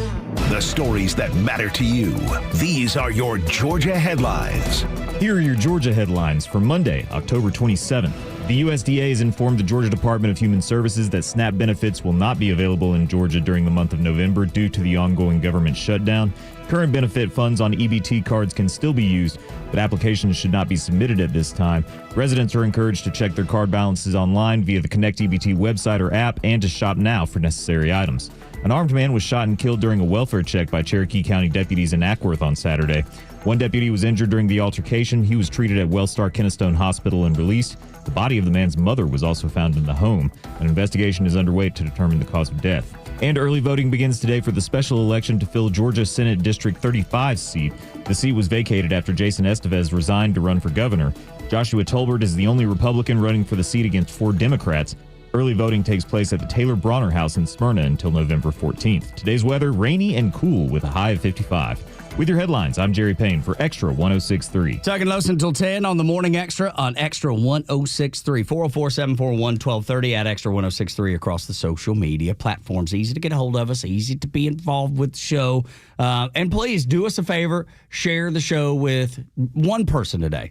Or 10, we'll take one. I mean, like 10 is the goal, 1 is what we'll accept. Right, Los? That's right. I would think so. Now, what's really cool is when you start talking about it with your friend group. They're like, you heard that where? Did you hear this? Where'd you hear that? And then they start going, and you're like, whoa, it's like cutting edge. I know, right? You mean you heard that on the radio here in Atlanta, Georgia? Most of that stuff, you'll be like, I didn't hear about that from somebody else for like 2 or 3 days. Yeah, that's right. You'll be so far ahead of the curve. Amazing. Ridiculous how far ahead you will be. But it's because Tug and I have a lot of time on our hands, and sometimes we get bored. So I'm like, how far ahead? Let's see how far we can push. Can we get on this thing? See how far we can push it. Like part of my plan for the day is going to be Patrick Bet-David, who had an interview with Anna Paulina Luna, Angel Face. Sweet Anna. She gets a little bit more into what those aliens are, and we're getting dangerously close into getting into Tug territory. That's right, absolutely. Get me. We're getting near biblical now. Count me in, dude. I'm in. Okay. I'm in when we start getting close. I will raise my hand. Getting close. I will raise my living under the ocean. I have a little bit of. I'm not saying it's impossible. I'm just it's not as interesting to me. Okay. When we get closer to the good book, that's when things go. What is this that you speak of? Isn't it more probable, a little bit easier to digest when there's crazy information, but it comes from somebody who looks nice? Yes. It's easy. Everything is easier. It's one thing with the guy on History Channel where his hair is all over the place, he's all disheveled, and he's like, I'm not saying it's aliens, but it's aliens. Right, and you're like, dude, I don't know. Take it easy. Pretty Little Anna, Paulina Luna. Yeah. You're like, tell me more. She could be delivering horrible news. Be like, we're going to have to amputate your leg. And you're like, well, the gangrene is spread, and they're going to have to take the leg up to the knee. Yeah, so. Okay. All right. Because you don't want to be mean to her. No. Like, what would be what would be the point? Yes, you can't be mean to Anna Paulina Luna. It'd be terrible. Nobody's going to do that. Now, let's say it was, I don't know, Big Tish James. Let's say she rolled in and told you about your gangrene. You'd be like, what? Get out of here. I got to decompress. So Friday morning, we did cover she has to show up in Norfolk, Virginia, and she's getting arraigned on her charges when it comes to mortgage fraud. Now, what she's being accused of is a multitude of properties that she claimed they were primary residences, but they were not in that. There's no proof that she lived in them. Like, it's one thing, and I have a history of this. There's one thing when you buy a home as your primary, You live in it for a few years, then you decide I'm moving on, job, whatever it is, and you think to yourself, you know what? I'm going to buy the next house, but I'll rent this one. Well, that's not a problem. You do have you attempted to live in it. Here's what the time period was. Okay, fine. Tish James, it appears she didn't live in any of these homes that they're accusing her of a couple of these different ones. Isn't that great? She's completely lied. It wasn't even fudging the truth. Like, I stayed here a couple nights. It's not even when you look at the idea that she might have secured a loan with somebody she was pretending was her husband who was her father. All right, that's illegal. But it's different in terms of if you want to claim primary residence, you're not only knocking on the door of taking money from the bank because they're supposed to get a higher interest rate, but you're also playing games with the IRS. Yeah, that's right. And that's the one group of people you cannot play games with. And she was claiming rental income to the IRS, but yet basically bilking the bank. But I want you to listen. Considering that this is a woman who tried to claim that Mar-a-Lago was worth $18 million and that Donald Trump had secured loans in the interest of building some more property, and that those loans were paid back in full with interest, the banks didn't have a problem with it, that somehow Donald Trump had committed a crime that needed to be prosecutable in the state of New York for what would be essentially mortgage fraud. But this is not about me. This is about all of us. And about a justice system which has been weaponized. A justice system which has been used as a tool of revenge. And a weapon against those individuals who simply did their job and who stood up for the rule of law. Hold on, you ran on prosecuting a guy. But who by the time at 77 had never had anything like this. But then on top of that, she never addresses what she's done. She never says, I didn't do any of these things. Never once did I hear her say, I didn't do any of this stuff. It's all weaponization. She never addressed what she's charged with. She merely points back to Donald Trump. Let me tell you what happened in the Banana Republic if you forgot, under Joe Biden. When Donald Trump did the same thing of going to the courthouse steps to tell you that he was innocent and what this was, the judge put a gag order on him. You can't tell somebody they can't speak. Their First Amendment is protected. And yet they did. And yet that was what was going on in the Banana Republic. He was strictly a political prisoner. He was strictly somebody that they knew they couldn't beat. And so they had to figure out a way. That's right. And we'll stop just short of, it wasn't like he didn't face assassination. Yeah. That happened twice. Yeah.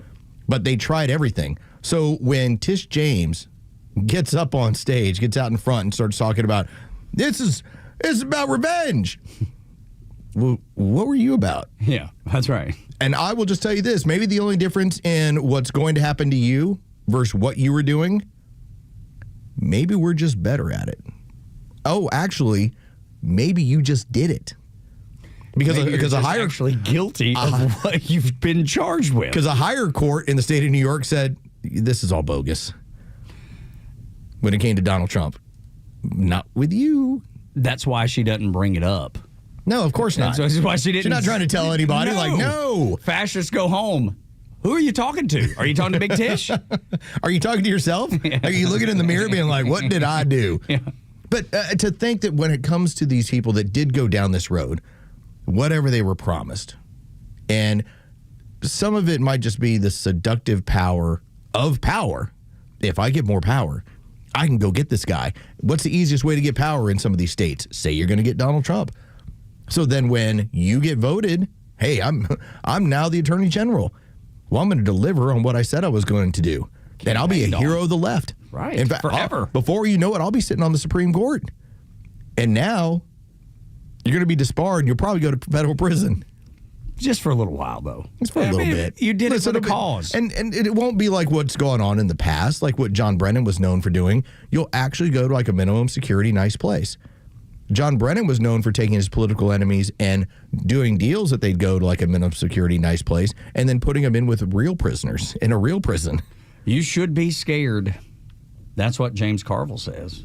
But just like we played the clip from MSNBC earlier, Los, about Donald Trump going to take the military and use it against the United States and just kill anybody indiscriminately. That's what they said on MSNBC. We played the clip earlier this hour. On MSNBC, James Carville picks right up where they left off. This dude says the United States is hated by Donald Trump, and Americans, you better be living in fear. He hates the United States. He hates the Republican Party. He hates any kind of system that we have here, any kind of rules. And they're going to, I hate to be like this, being an old man, but I'm telling you, we at a really dangerous point in the United States. And I believe that from the bottom of my heart. And a lot of other people I know that are really smart, historians, people that know this, totally agree with me. It's bad. It's dangerous. Other crazy people. I think there's no question about it. And it's totally agree. Very difficult line between not wanting people to feel scared and wanting to be direct about what the hell is happening, which is what we try to do. You have to be scared, he said. So he went with the climate science argument. Yeah. The climate science argument is always, well, it's settled. These people agree with me. That's right. Like, no. I've not seen anybody except you and the guy earlier that we played from MSNBC saying anything so outlandish and almost obscene. It's so silly. I mean, I know under the previous administration and when you had Democrat leaders, you actually had some of the stories, and Stephen Miller covered a little bit about this over the weekend. He talked about how they've been reviewing the D.C. crime numbers and that there were actual murders that were counted as accidents. He says, we can verify it. So you had murder rates, violence rates that were being artificially kept down so they can tell you your life is a lot safer than you think it is. It doesn't feel that way. No, it's just you. It's just you. It's like the Biden administration. Remember when they told you that everything was fine, that prices were not going up at all? Inflation is transitory. It's exactly. They came up with every excuse for you to not to feel the way you actually felt. Communists have to lie to you every single day. That is what communism really comes down to. You live in this make-believe world.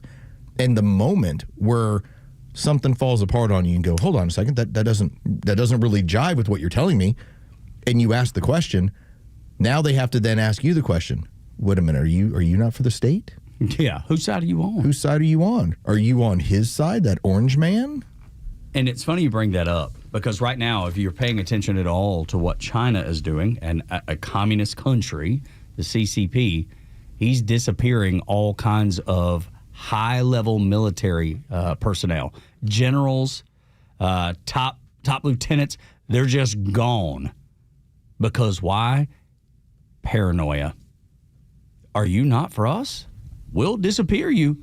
We'll make sure that you're on our side, because if you dare, things are going to end very badly for you. That is another element of dictatorships. That when you rise to power in this way, and oftentimes it's early on dictatorships, violent in nature, then the paranoia hits, and they're looking around at everybody else. And that's exactly what's happening. That's where in they're the at. highest levels of military at the CCP. That's what happens. Always. Course of history always happens. Because they have to be skeptical. They have to, because if anybody comes at them, you got to put that down, because if you don't, then somebody else is going to be emboldened. Somebody else is going to make a move on me. Or stand in front of a tank or something. Who would dare do that? What would happen to a person that does that? And you better live in fear. And what did James Carville say? You have to be scared. There is no hope. There is fear. I know I'm an old man, but I'm one scared dude. I'm not afraid. I'm enjoying a lot of this. Amen. It's a great time. That's right. I'm at no point am I saying to myself, oh, I wonder if, and then have to create some sort of hypothetical. The reason why oftentimes we had to do that and then we'd see it play out is because we were told, oh, you conspiracy theorists. I'm like, until the Biden administration would do it. Yeah, right. And they did so many times. And they did. I still remember some of the video that was still circulating over the weekend that I enjoyed was how noble it was that Hunter Biden had been convicted, but his dad assured us he is not going to pardon him. He got the first pardon on the way out the door. And who possibly believed that? Of course not. I mean, MSNBC ran with it every day. But when you were talking about it, that's conspiracy theory, and that would never happen. Yeah. All right, they're having to build conspiracy theories on Donald Trump is going to roll the military into cities and shoot people. Indiscriminately shoot people. Ours were considerably less crazy. Yeah. Like, why are there... They're calling me crazy. Why did that cocaine end up in the White House? It's weird. Wonder who had that in there. Which now the White House and the Trump administration, as they lay out their timeline, are very simply saying, listen, it was Hunter's cocaine. Of course it was. It always made sense that the addict, I'm thinking, and on these airways, I still remember when that happened, I said, let me get this straight. So you're telling me that the addict in the White House, the known addict, it's not his cocaine. Yeah. That happened to find its way into a very secured area. Los, what's the problem? What do you mean? Like, why would you make that connection? And yet James Carville is afraid.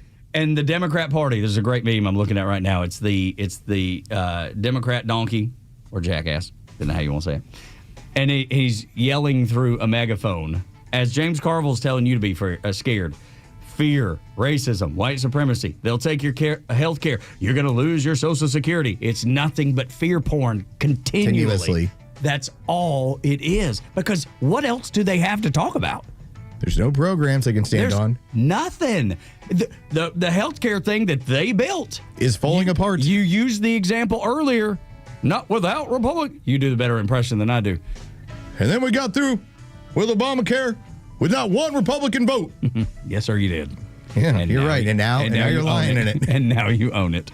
It is all yours. They don't have anything but fear. That's all they have. When we continue on Extra 106.3, NBA Commissioner Adam Silver, he's going to be sweating bullets as he is on the hot seat. Next on Extra 106.3. The latest sports news, powered by 680 The Fan, and driven to extra listeners by RBM of Atlanta in Sandy Springs, Atlanta's Mercedes-Benz connection since 1964. Good morning. Here are your sports headlines for Monday, October 27th. It was a tough day for the Atlanta Falcons as they hosted the Miami Dolphins. The Falcons are now 3-4 on the season after a 34-10 loss to a Miami Dolphins team that came into Atlanta with just one win on the season. Monday Night Football tonight brings Week 8 to a close. The 4-3 Kansas City Chiefs host a 3-4 Washington Commanders. That kickoff is set for 8:15. From college football, LSU has fired head coach Brian Kelly after a blowout loss at home to Texas A&M over the weekend. Kelly has a $54 million buyout. And the World Series continues tonight. Game 3 scene shifts over to L.A. with the series tied at 1 between the Dodgers and the Blue Jays. With your sports headlines, I'm Carlos Medina. Don't just ride apart from the crowd, travel above it. The spacious, sumptuous 7-seat GLS SUV wraps thoughtful innovations in ruggedly elegant style and refined luxury. It's chiseled and muscular, yet polished and agile, from its bold grille to its LED tail lamps. Get an exceptional offer on the 2025 Mercedes-Benz GLS 450 4MATIC SUV. Just $929 per month for 36 months with $87.33 due at signing, exclusively from RBM of Atlanta in Sandy Springs. Contact RBM of Atlanta for details on this vehicle and many other models during the RBM of Atlanta's fall sales event, now through October 31st. Special lease rate available only to qualified customers exclusively from Mercedes-Benz Financial Service through RBM of Atlanta, Sandy Springs through October 31st, 2025. Excludes tax, tag, title, and Georgia Lemon law fees. Contact RBM of Atlanta for details on this and other exciting offers. Visit us at rbmofAtlanta.com or call us at 770-390-0700 for details.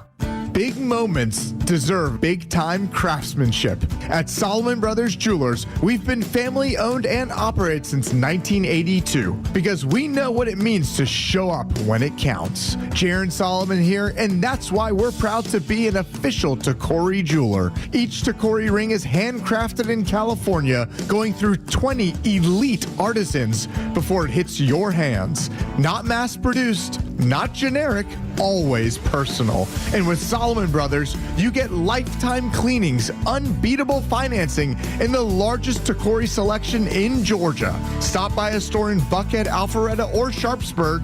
Visit SolomonBrothers.com to book your private appointment. Solomon Brothers Jewelers, where love is in the details and legends are built to last. Solomon Brothers Jewelers, proud partner of the Georgia Bulldogs and official jeweler of the Georgia Tech Yellow Jackets.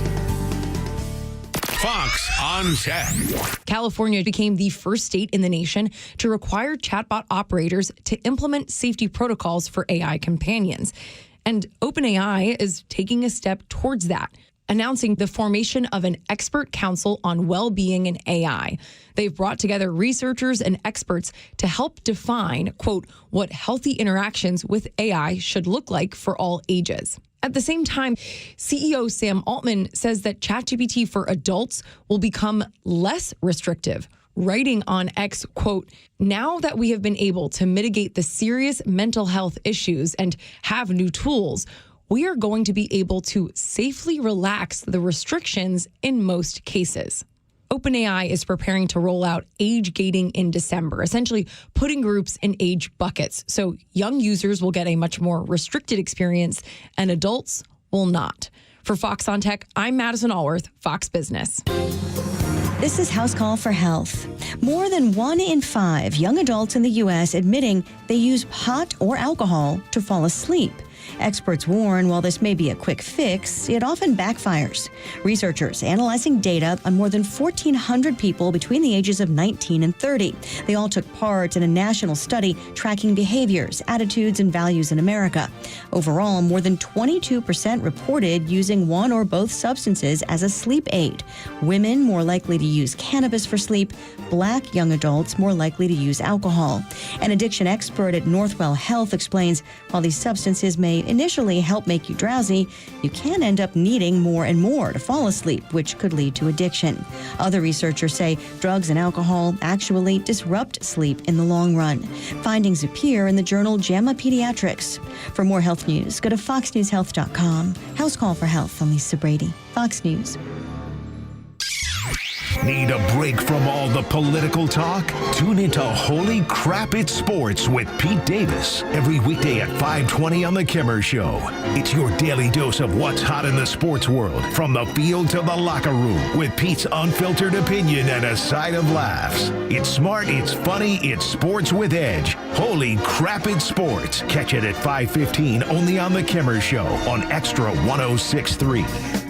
Tug and Los until 10 on Extra 106.3. Glad that you're here. 404-741-1230. Easy to get a hold of us. Easy to jump in and be involved in the show. I can tell you one person that is probably sweating some bullets right now. A guy that he's going to have to wear a headband like some of his players do as he sits on the hot seat in front of Congress, Los. Yeah, NBA Commissioner Adam Silver, he's going to have to speak in front of Congress. That broke over the weekend that as part of this NBA scandal, this betting scandal. Now, I don't think you're going to have to really deal with any questions coming from Congress about Portland Trailblazers coach Chauncey Billups and him running an illegal poker operation, or at least being the face of it. That along with 5 crime families we found out about. Yeah. It's like every single one of like the major crime families. My sweet wife this weekend, she was like, I didn't know the mafia was still a thing. I thought that was 100 years ago. No. I was like, oh, no. First off, oh, no. When you tell her this, you say, the mafia doesn't exist. Wink. Wink. Yes. This thing of ours, La Costa Nostra, wink. Does not exist. You're right. It's like Antifa. Doesn't exist. There's no structure, no organization. Right. Don't worry about it. Oh, Adam Silver, I think, is going to spend a lot of time having to talk about what had gone on with Terry Rozier and what it looks like reportedly. It looks like FanDuel was the one that noticed them. Like the spike of money that was going on Terry Rozier unders. And then he pulled himself out of the game. And that's how they ended up taking, whether it was FanDuel or a number of other of these sites, for a bunch of money. That's what I believe he's going to have to answer about. But here's where I'm really going to love this. Adam Silver, in my opinion, has long been one of the biggest weenies in all of sports. Yeah. This guy essentially comes down on hardcore leftist policies and then rolls with it. And so you look at what the value that has fallen out of the NBA.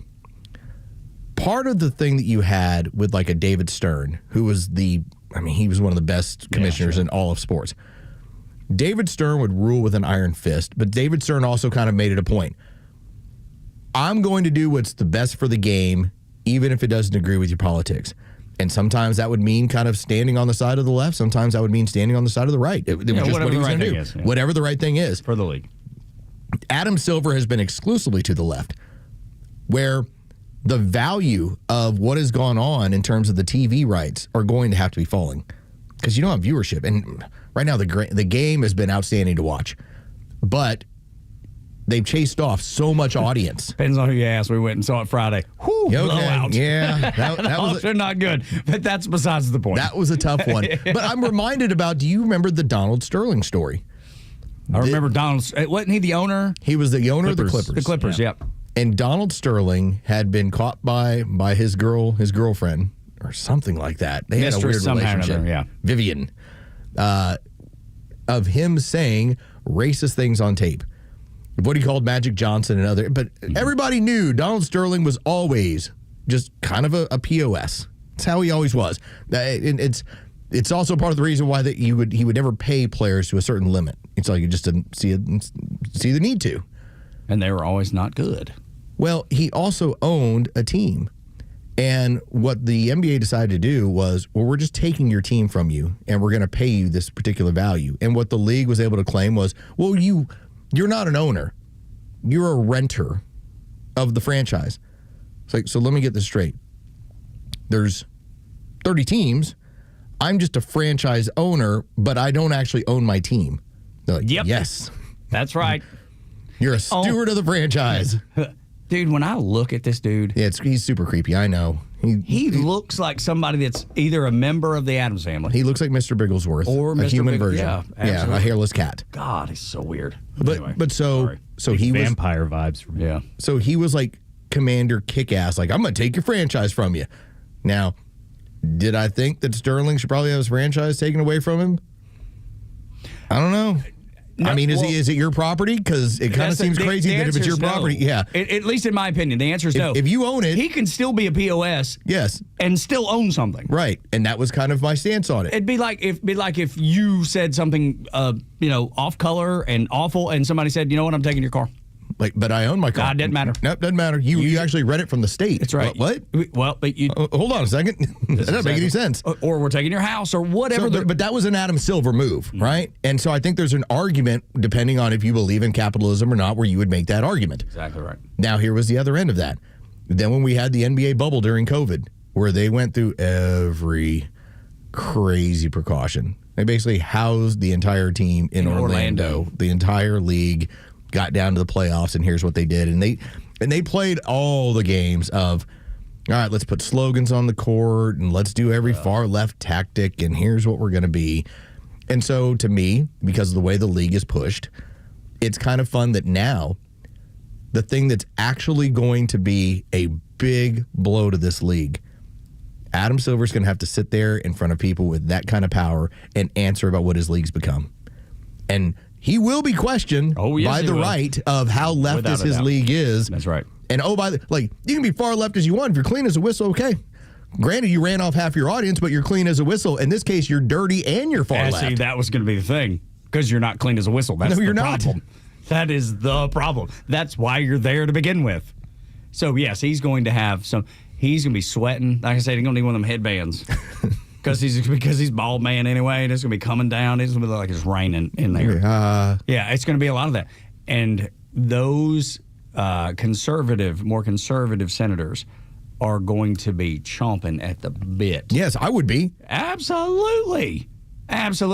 You've rubbed it in people's face for so long. And now people that really enjoyed the league. And now it is come home to roost. That's right. Doesn't it always, though? It always does. Big Tish, she's finding out. Yeah. Adam Silver's going to find out. He's about to find out. The whole league is about to find out. That's right. Exactly. And of course, they'll spin it into Donald Trump this. I'm like, this is your guys doing something that's illegal. That's why they're looking in Chauncey Billups' case, he's looking at 40 years. 40 years. Which means he'll get 2. But I ain't doing 2 for anybody. Yeah, I don't want to do 2. Even though I don't want to do 2 either. But I would like I would like for one day the leagues to just drop all the politics and just go play ball. I would love that. That'd be the greatest day of my life. So I could just jump back in like I never left. You just get, and it all depends on the league. Like, for instance, what has college football been doing? College football around the league, you have people score, they do Trump dances. Yeah, sorry. Or pray. Nate Frazier. Sure. UGA, popped down on his knees, and he looked like he was in the pews. Major League Baseball, after Trump won, what were they doing? Trump dances on base. Trump dances. Yeah. It's like, yeah, there is going to be a political element in all of this stuff. All I'm asking is, the players are the players. That's what it's going to be. But when you're throwing it in the face of your audience, it's now you're asking them to make a choice. But that's why I feel like the players are doing the Trump stuff. It was just to throw it back. Yeah. You've done this to us for so long that we're going to throw it back to you. I think had it not been like that, they probably wouldn't have done it anyway because there would have been no reason to. Like Clayton Kershaw, I think he was the one who made the point that when the Dodgers had like their big pride night, Kershaw just made a little point of like, well, here's what my Bible tells me. Yeah. And I'm going to roll with that. Yeah. And again, they weren't going to punish him for it. And everyone's like, good, fine, you have this view. But your organization pushed you to a point where you had to be like, where you pushed back. This is what I'm going to say about this. And that's what I'm saying. Like, if they just drop the politics altogether, if they just drop the politics, then there's no pushback. There's nothing to do because there's nothing to respond to or react to.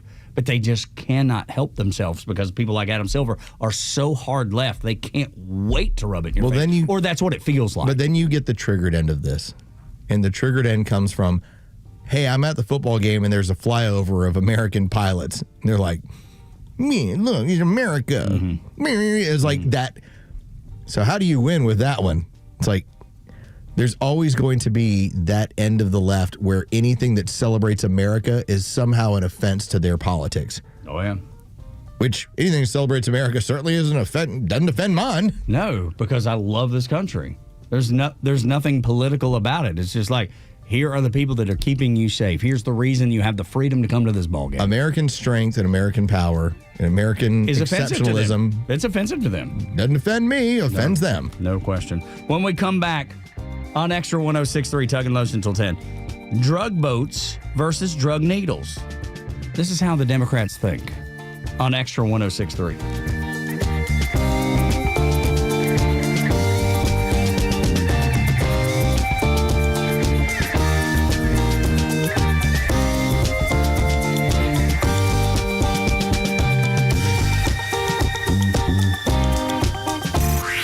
Time for the Bortz Report, exclusively on Atlanta's only conservative news and talk station, Extra 106.3. Well, we'll start out the week by looking at what truly motivates Democrats. I mean, besides abortion on demand. We're going to California, of course. Democrat Representative Eric Swalwell. Remember him, the one with the Chinese spy on his payroll? I think her name was Wham Bam or Bang Bang or something like that. Well, Eric Swalwell has now disclosed to us what the litmus test is going to be for the next Democrat candidate for president. According to Swalwell, and this is what's important to him, and this is what the Democrat candidate must do, and that is, on the first day he's in office, he must take a wrecking ball and destroy the ballroom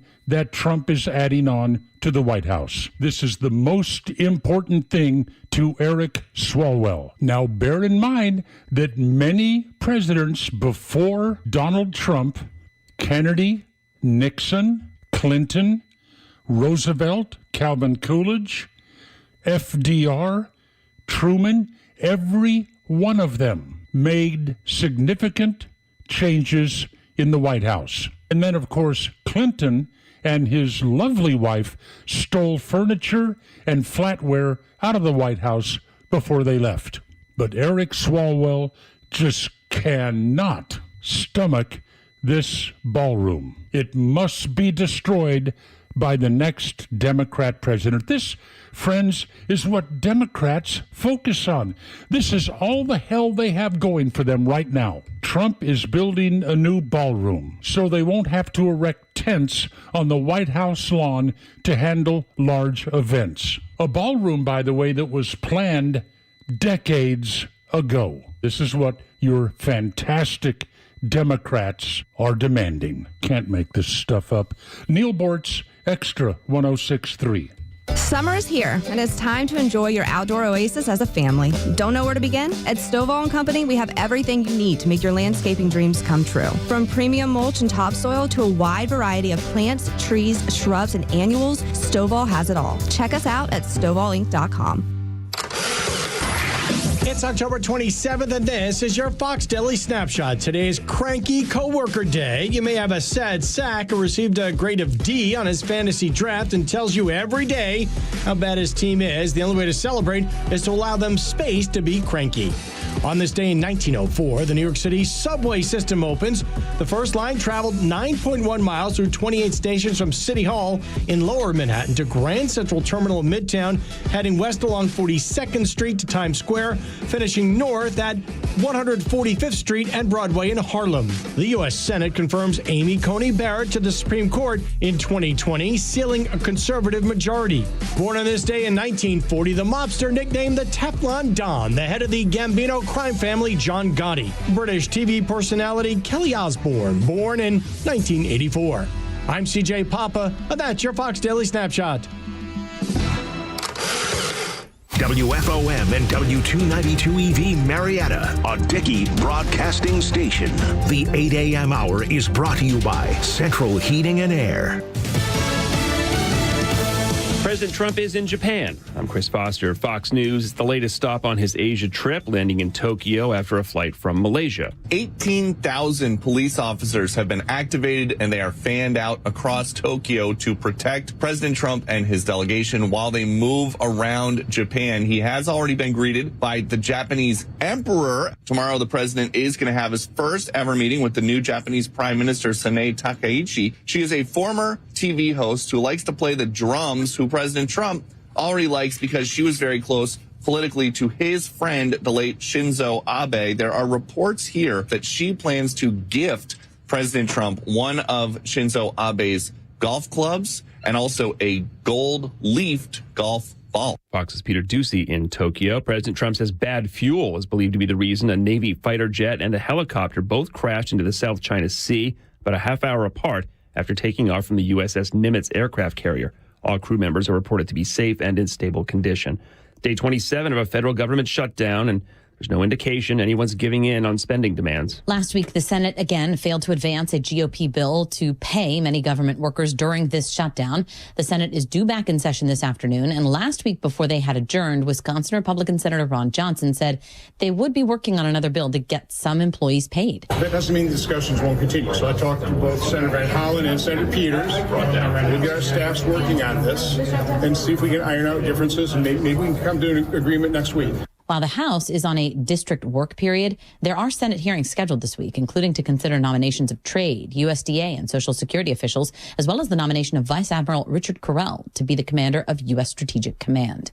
Jessica Rosenthal, Fox News. Hurricane Melissa is a Category 5 storm now. It'd be the first on record to make landfall in Jamaica if it stays that intense. America's listening to Fox News. Feel that chill in the air? Now's the perfect time to layer up. The outerwear shop is now open at Untuckit with sharp new jackets and vests made for this season and beyond. You'll find all the right layers to keep you warm and looking sharp, including cozy sweaters, sweatshirts, and more. But hurry, fall weather won't wait, and neither should you. So don't miss the outerwear shop, open now at untuckit.com in more than 80 stores worldwide. Untuckit, shirts designed to be worn, untucked. This month, Pure Talk is supporting Canines for Warriors, a terrific organization that trains rescue dogs and then pairs them up with combat vets struggling with PTSD. This is why I switched to Pure Talk. Sure, I like the unlimited talk, text, and plenty of 5G data for just $25 a month, and you will too. But you will love being in business with a company that shares your values. Dial pound 250, say micro, and switch to an American wireless company that actually stands for something. Pure Talk. Can't afford to fill your grocery bags or gas tank? Fill your day with the best conservative talk for free by downloading the Extra 106.3 app wherever you download your apps. buddy. Dropping bombs this morning. The old Gap Band ain't never hurt nobody. This reminds me of being at the roller disco in Dalton, Georgia when I was in 3rd grade. If you got perfect attendance for the month in elementary school, they always took you skating. You'd go on a field trip to the skating ring, the roller disco. It's actually a good win when you're in elementary. Awesome. It was so awesome. And I remember they would blow this song up. They would play it so often. And so immediately, that's where this takes me, the roller disco in Dalton, Georgia. We had one roller rink that I remember in San Antonio. In that place, like looking back on it, I'm like, why did we think that was nice? Yeah. Oh, no. Why did we think it was fun? I don't know. I've not been in there in years. I know it's sold a dozen times since I was a kid and, got a totally different name now. And I think they've remodeled it a few times.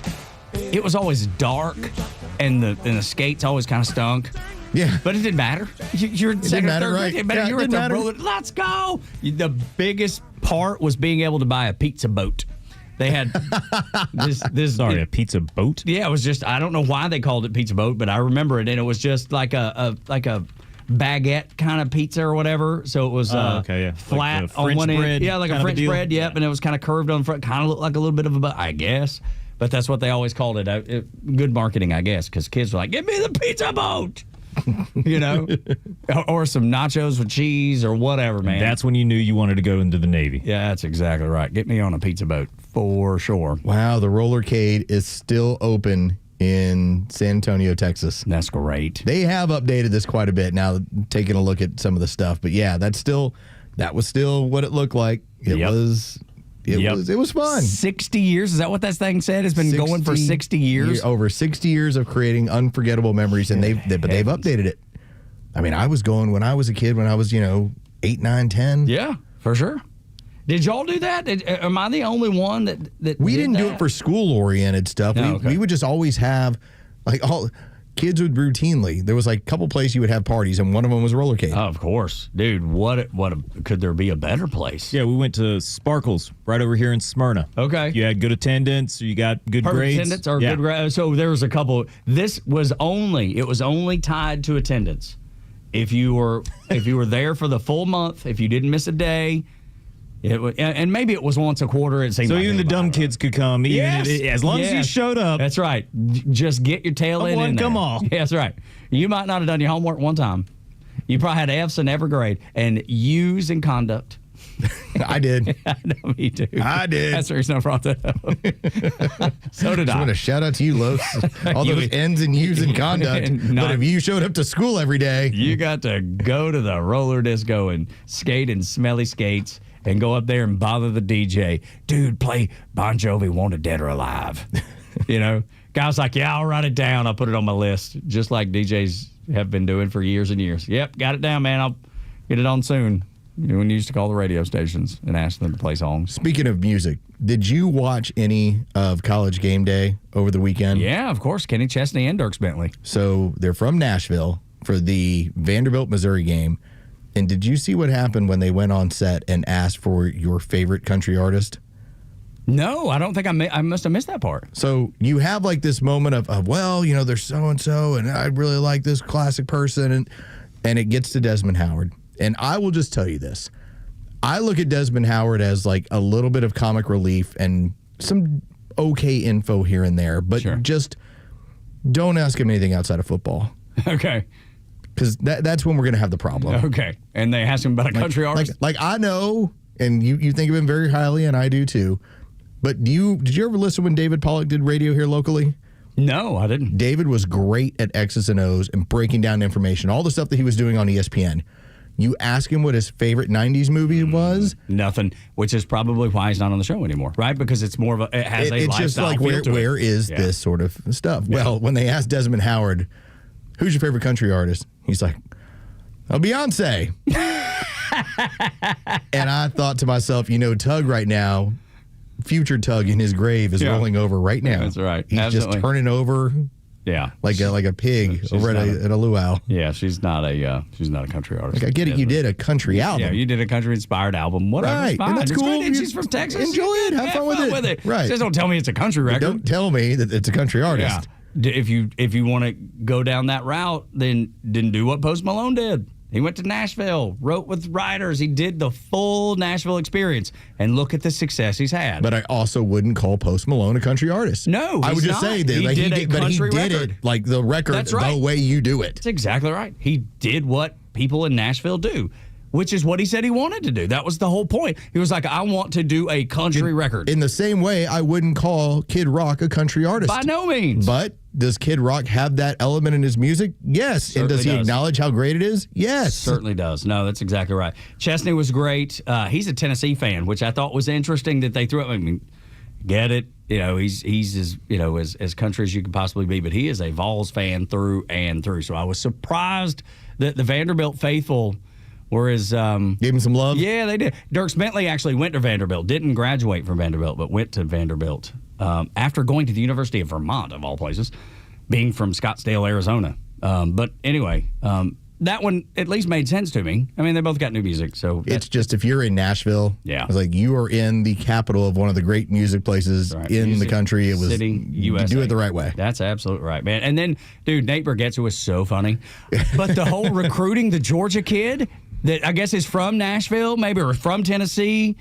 There's and please forgive me because I don't have it in front of me, and I just remember him calling out the name and then someone mentioning that this kid was a Georgia recruit, and here's Bargatze who's a Vandy fan, trying to keep him home, doing some hardcore recruiting. So this was during the pig seems like segment a violation of some sort with the comedian, and as he points it out too, when they go to the pig segment, it's Texas at Mississippi State. He's like, I've been on the road a lot. I haven't gotten a chance to pay attention as much as I wanted to, but Texas is the number one team in the country, and so I'm going with Texas. So it was like pretty good joke that I don't know what happened in the last several. Yeah. What do you mean they're unranked? I don't know. Yeah. Like funny. Yeah. Funny dude, joke. he's really, really funny. Yeah. Doesn't cuss at all. Very clean. Yeah, very clean. But really, there's really a place funny. for that. I can take a very subtle family comedy. Yeah, me too. I like it. I like Leanne Morgan. Same way. She's from north of Nashville, somewhere in there. Went to Tennessee. She does the same kind of comedy, but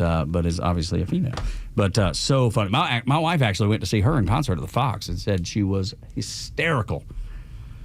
Morning Xtra and Xtra 106.3. Did you see what happened in Argentina too, by the way? As the biggest city in the United States is about to elect a socialist, Marxist, communist as its mayor, you got Argentina going the exact opposite way. They're like, we are finished with these leftist policies and these leftist programs.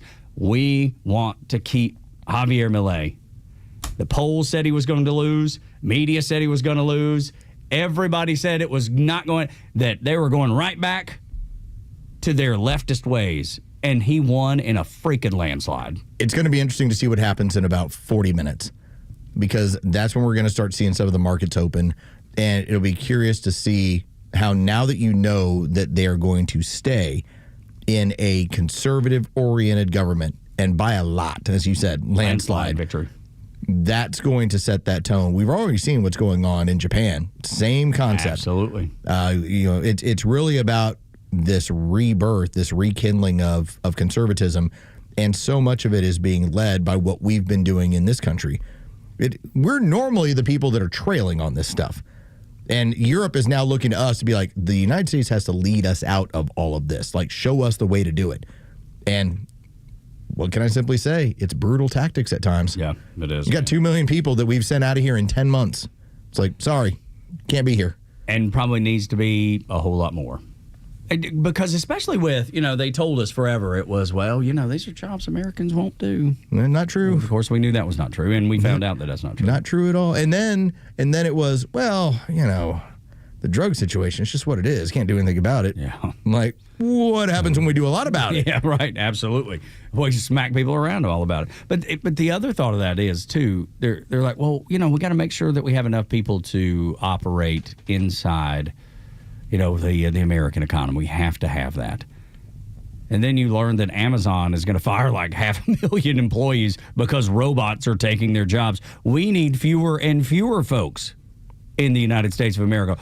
Trump is actually doing what needs to be done because the workplace is going to shrink. AI is going to be a huge player in this, and robots are going to be as well. this is going to be the importance of that H-1 visa program and what's going to happen there long term. Because you're now starting to have people within corporate America. I was actually listening to, it was a Rogan podcast from like 2 weeks ago. And the guy that was on, he was the one who started Oculus as far as the VR headsets. Yep. And now he's moved into military defense and building better systems. There's another guy that I was also listening to who's trying to build AI systems to assist soldiers on the ground so that, hey, we need to call in a strike or we need this sort of help. You've got an AI system up there that can help the guys on the ground immediately. Recognize it as it's happening. As it's happening. So you're having a lot of these technology-oriented. In one case, one guy's he's on the former teams. He's a former SEAL. Mm-hmm. It's his company doing it. One of the things that they're pointing out is that what we're now seeing in corporate America is the regular American worker is now being let go, is being fired, or just, here's what we're going to do. And you might think it's because of AI or automation. It's in part because I'm bringing in a foreigner to work for less and less benefits. Mm-hmm. And so the American worker might cost you 20% more. But let's say you bring in somebody who's an Indian worker and suddenly you're like, they cost us 20, 25% less. Yeah. And that's happening in mass in a lot of these companies, especially these tech companies. And so that's what you now have people kind of blowing the whistle on of pay attention to what's happening here. Better. And that's why Trump went up to $100,000 per. And that's why. Because it was $1,000 at first, to $100,000. It's which is to curtail it and slow it down. Absolutely right. It's American protectionism in this case. I want to play you this piece of audio because I'm a fan of blowing up drug boats. You call it sport. Call it just desserts. I don't care what you call it. I think it needs to happen. But Tug, they're just fishermen, Tug. But the drugs on the ocean after the boat explodes, that's what tells me maybe that it's not. Is that the giveaway? It's the dead give of the boxes floating around, and then when they scoop them all up, wow, there's lots of fentanyl in here. Wow, there's lots of cocaine and lots of, pounds and pounds of weed. There's all kinds of stuff in here. But this is the backwards way that the left thinks, talking about taking out the drug boats. Listen. They don't care about these drug boats at all, that I can tell. They don't care about the people. It is all about the politics. And listen to what they say. Drug boats to drug users. What are you thinking? What's going through your mind? This is the forever war on steroids, right? This is the worst case scenario of Donald Trump with no guardrails. I mean, he's not providing rationales to anyone, and he's continuing to avoid Congress. Usually you have an Oval Office address, you talk to Congress, you at least explain why you're going to put our military in harm's way. He's not doing that, and you've got this rise of a whole new generation of chicken hawks that are fine to, think this is some kind of video game or a drone strike when real men and women are in harm's way, and that should be maybe the most effective point for Republicans especially. 2025 is so screwed up that Rand Paul is now the voice of reason, but he's right. And we require a rationale. The Constitution requires it. Even though they haven't had a declaration of war since World War II, it's still supposed to work that way. It's still supposed to work that way. That's the way they're supposed to do it. The other problem is, these are the same people that are upset about blowing up drug boats. These are the same people that want to hand out drug needles to drug users in blue cities. And they're telling you that's how you fix the drug problem. Don't stop it from coming in. Make sure that they're able to do it with clean needles. What the hell? You want to talk about mind-numbing ignorance. So I saw a guy, he was part of this interview. I think he might have been Portland. And he was talking about how there's a program that has basically been giving him needles and more drugs rather than helping him attempt to get off the street. Yeah. He's like, it just continues to cycle. It's like, well, their funding is not based on me getting off the street. Mm-mm. The funding is based on making sure that we're able to keep giving this person what he needs. And then that way, there's no need to stop the funding because the problem never stops. Exactly. When you start stopping a problem, when you try and curtail the amount that's coming in. Remember, we had a point in this country where we were having 100,000 fentanyl deaths every year for the better part of about 3 years. It was just happening every year. Mark it down, 100,000 fentanyl deaths. So you're telling me that you have a problem with blowing up 50 drug runners on 10 boats in the interest of maybe protecting, I don't know, at those sort of numbers, 25, 30 American families? Doesn't matter to them, man. It's like, sorry, that's what we're doing. It just they do not, to pretend that they care about the guy that you talked about, the one that can't get clean, the one that's They're saying, giving him what keeps him hooked. And he recognizes They're it. handing him the very supplies that keep him stuck in this system, rather than at least thinking maybe you can get this guy into a different sort of system. But there's no money in a clean addict. No. There's money in chaos. There's money in chaos. We always talk about how the Democrats, they strive or they thrive in chaos because they figure out how to move the shells around. Look how good we are. We're not good at all. This is what's really happening. We're telling you how good we are. We're actually moving the shells around to be able to use that money for whatever it is that we want to, or just to pad our pockets. We don't care about that. If we ended cancer tomorrow, you realize how much of a smashed healthcare system we would have? You know about bad shape. Obamacare being worse shape than it even is now. Like, let's say if we were into a situation where CRISPR technology had moved to the point where we could end cancer, how much would that cost the entire system? And so I'm not telling you it's like we've got like billions a way to cure cancer, because cancer's it's working in all of us, every single one of us. It's a matter of how good your immune system is at dealing with it. But I do think that there is such a thing where there is a whole lot of money in getting you into that system, into that treatment, rather than giving you something alternatively that might be just as good for you. You want to put on your tinfoil hat? I love my tinfoil hat. Dude, there's not a chance that we can't cure cancer. I don't believe there's a chance we can't cure cancer, but there's no money in it. No, none, ever. Solving problems, there's no money in that. Maintaining a problem, now, that's where your money goes. That's exactly right, dude. And you can call me cynical if you like. There's just that bit of me that believes we can do amazing things. And this is just the one we just can't figure it out. It's maintaining This is where you get that military-industrial complex. There's an enemy everywhere. We got to keep spending. Mm-hmm. Like, that's the business we're getting out of. Yeah, that's the mentality we got to get rid of. When we come back, commies want you to think that they're just regular folks, just like you and me, but they're not. Next on Extra. The Morning Extra, Neil Bortz, and The Kimmer Show are all online for you anytime at thepodcastpark.com. Plus all of Extra's exclusive podcasts like Ben Burnett, Janelle King, and so much more. All at thepodcastpark.com. Presented by Associated Credit Union. Looking for a smarter, smoother way to drive electric? Look no further than Jim Ellis Chevrolet. Chuck Oliver here, inviting you to discover the 2025 Chevy Equinox EV. Stylish, spacious, and fully electric. And right now, thanks to Jim Ellis Chevrolet and the Costco Auto Program, you can unlock exclusive savings that really add up. Get 0% APR for 60 months for well-qualified buyers when you finance with GM Financial. Plus, up to $1,250 off for just being a Costco member. From zero emissions to zero interest, this is the EV offer you've been waiting for. Plug into the savings at Jim Ellis Chevrolet and test drive the future today. Find your new EV at JimEllisChevrolet.com or stop by Jim Ellis Chevrolet on Peachtree Boulevard, just inside the perimeter. Jim Ellis Chevrolet. Together, let's drive.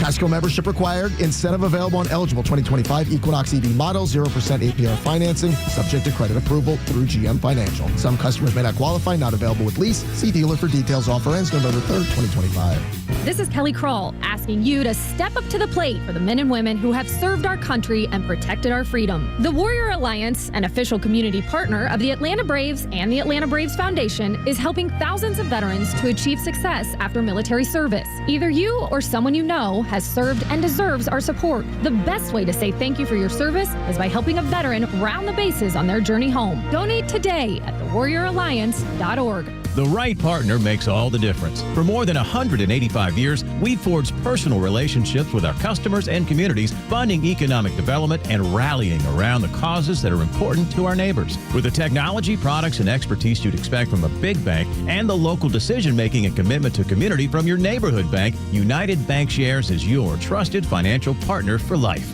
Learn more at bankwithunited.com. United Bankshares, member FDIC. This is Window Nation, your source for affordable replacement windows at the highest quality. So if you've got old, drafty, sticking, or leaking windows, you need the experienced pros at Window Nation. You can pay a lot less and still get the premium windows you're dreaming of. Their custom windows are guaranteed to be a perfect fit, and they're backed by the best warranty in the industry. Go to getwindownation.com or call 866-90Nation for your free estimate. And for a limited time, buy 2 windows, get 2 windows free, plus no payments for 2 years. Hi, I'm Chris Lalamia, owner of the Trusted Toolbox. Are home repairs piling up? Are you feeling overwhelmed? Relax. We've got you covered. From drywall dings and leaky faucets to deck repairs and trim replacement, we're your one-stop shop for everything for your home needs. No more juggling multiple contractors. Just call us at the Trusted Toolbox and we'll handle it. Your home deserves the best, and we don't want you breaking your back trying. Call the Trusted Toolbox today at 770-623-3097 or visit us at thetrustedtoolbox.com. The Trusted Toolbox, your one-stop shop for home repairs and more.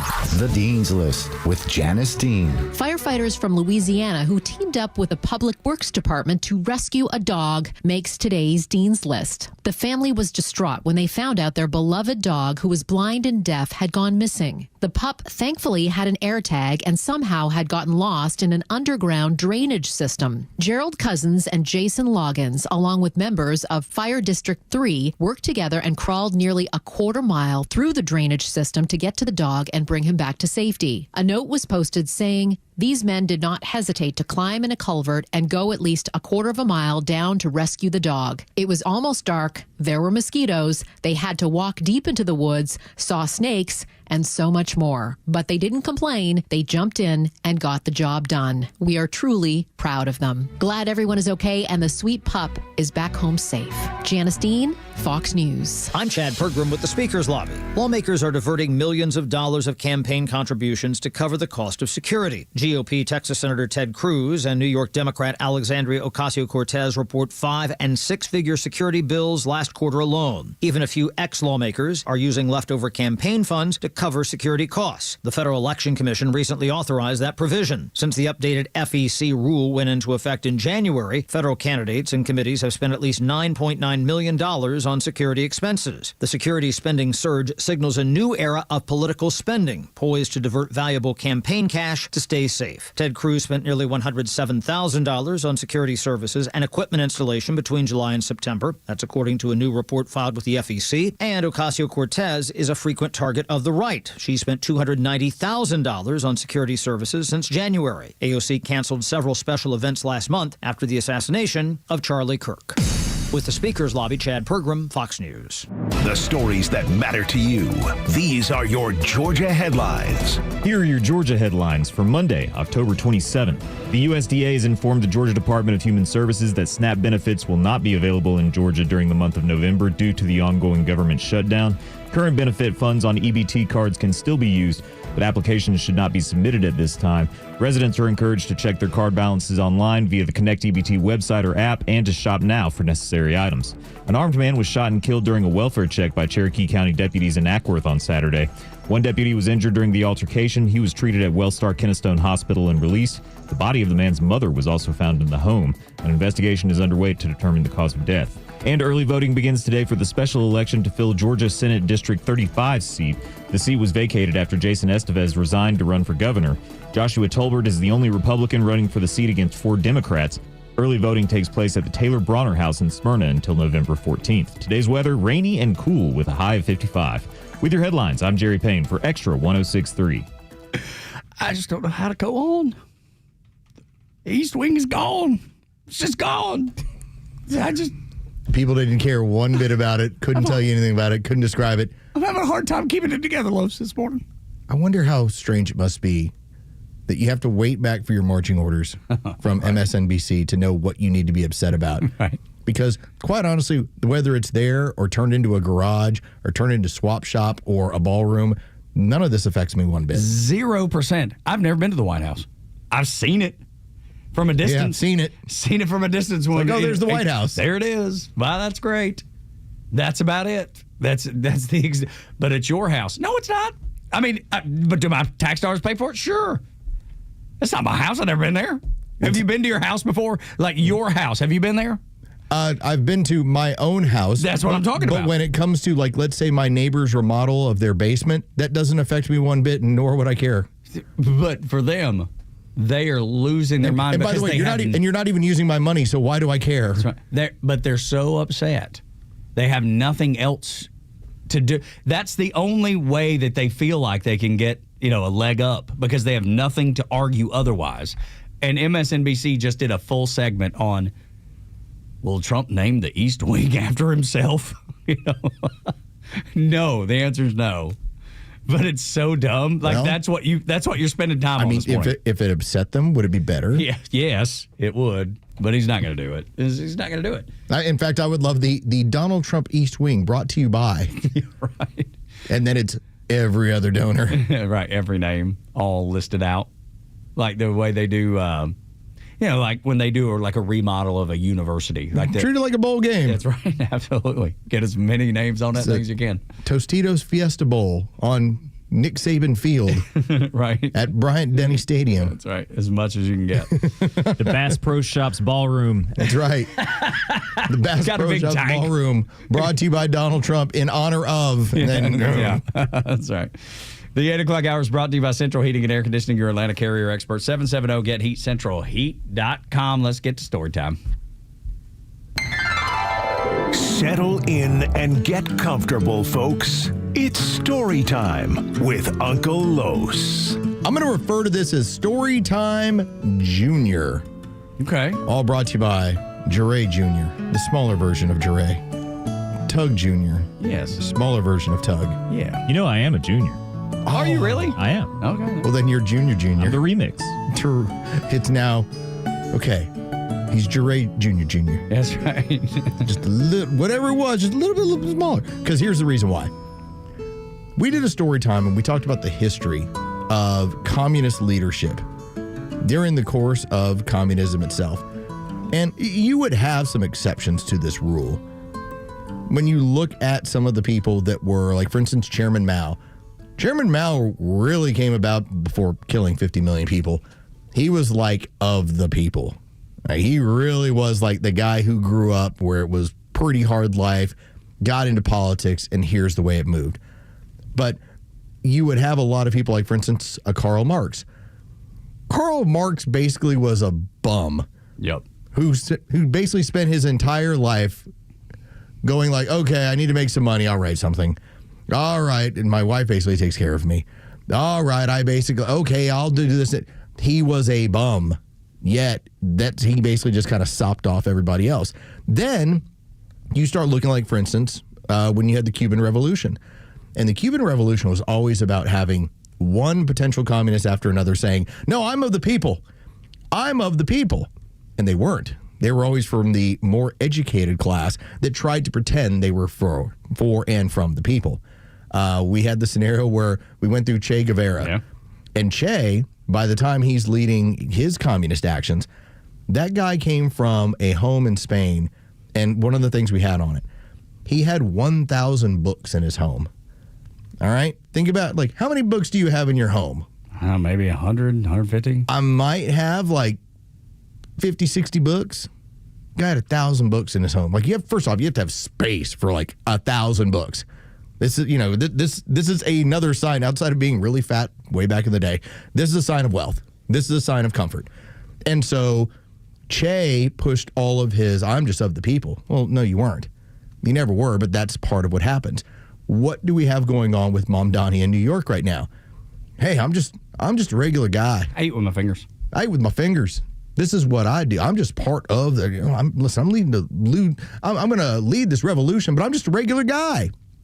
He hasn't ever had a job in a major professional environment. He's basically a trust fund baby, is what essentially he is. So I bring you then to the man who will be running for president and who's now made a strategic turn. It's Gavin Newsom, the governor of California. And Gavin Newsom, he's gone at this in several different ways. The first one was like, I'm going to try and act like Trump. It's not working. All right, I'm going to try and act like the slick politician. That's not working. The failures are even more glaring that way.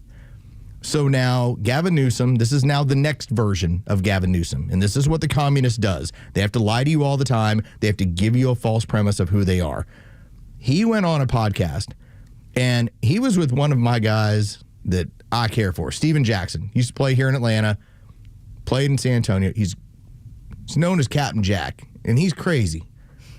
Like, Stephen Jackson one time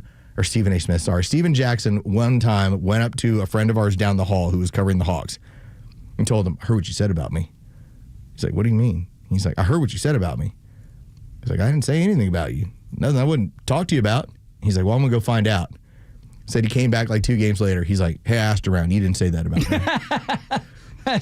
Sorry about that. That's what happened to our friend Brandon Leak. Brandon Leak's like, Captain Jack's looking like, kick my butt. Yeah. Jalen Rose talks about his like all dark alley team. Yes, Steven Jackson is on the all dark alley team, okay? Captain Jack's a little wild. I can't believe he did that to the home team. He did that to home. Like one of the nicest guys in the world.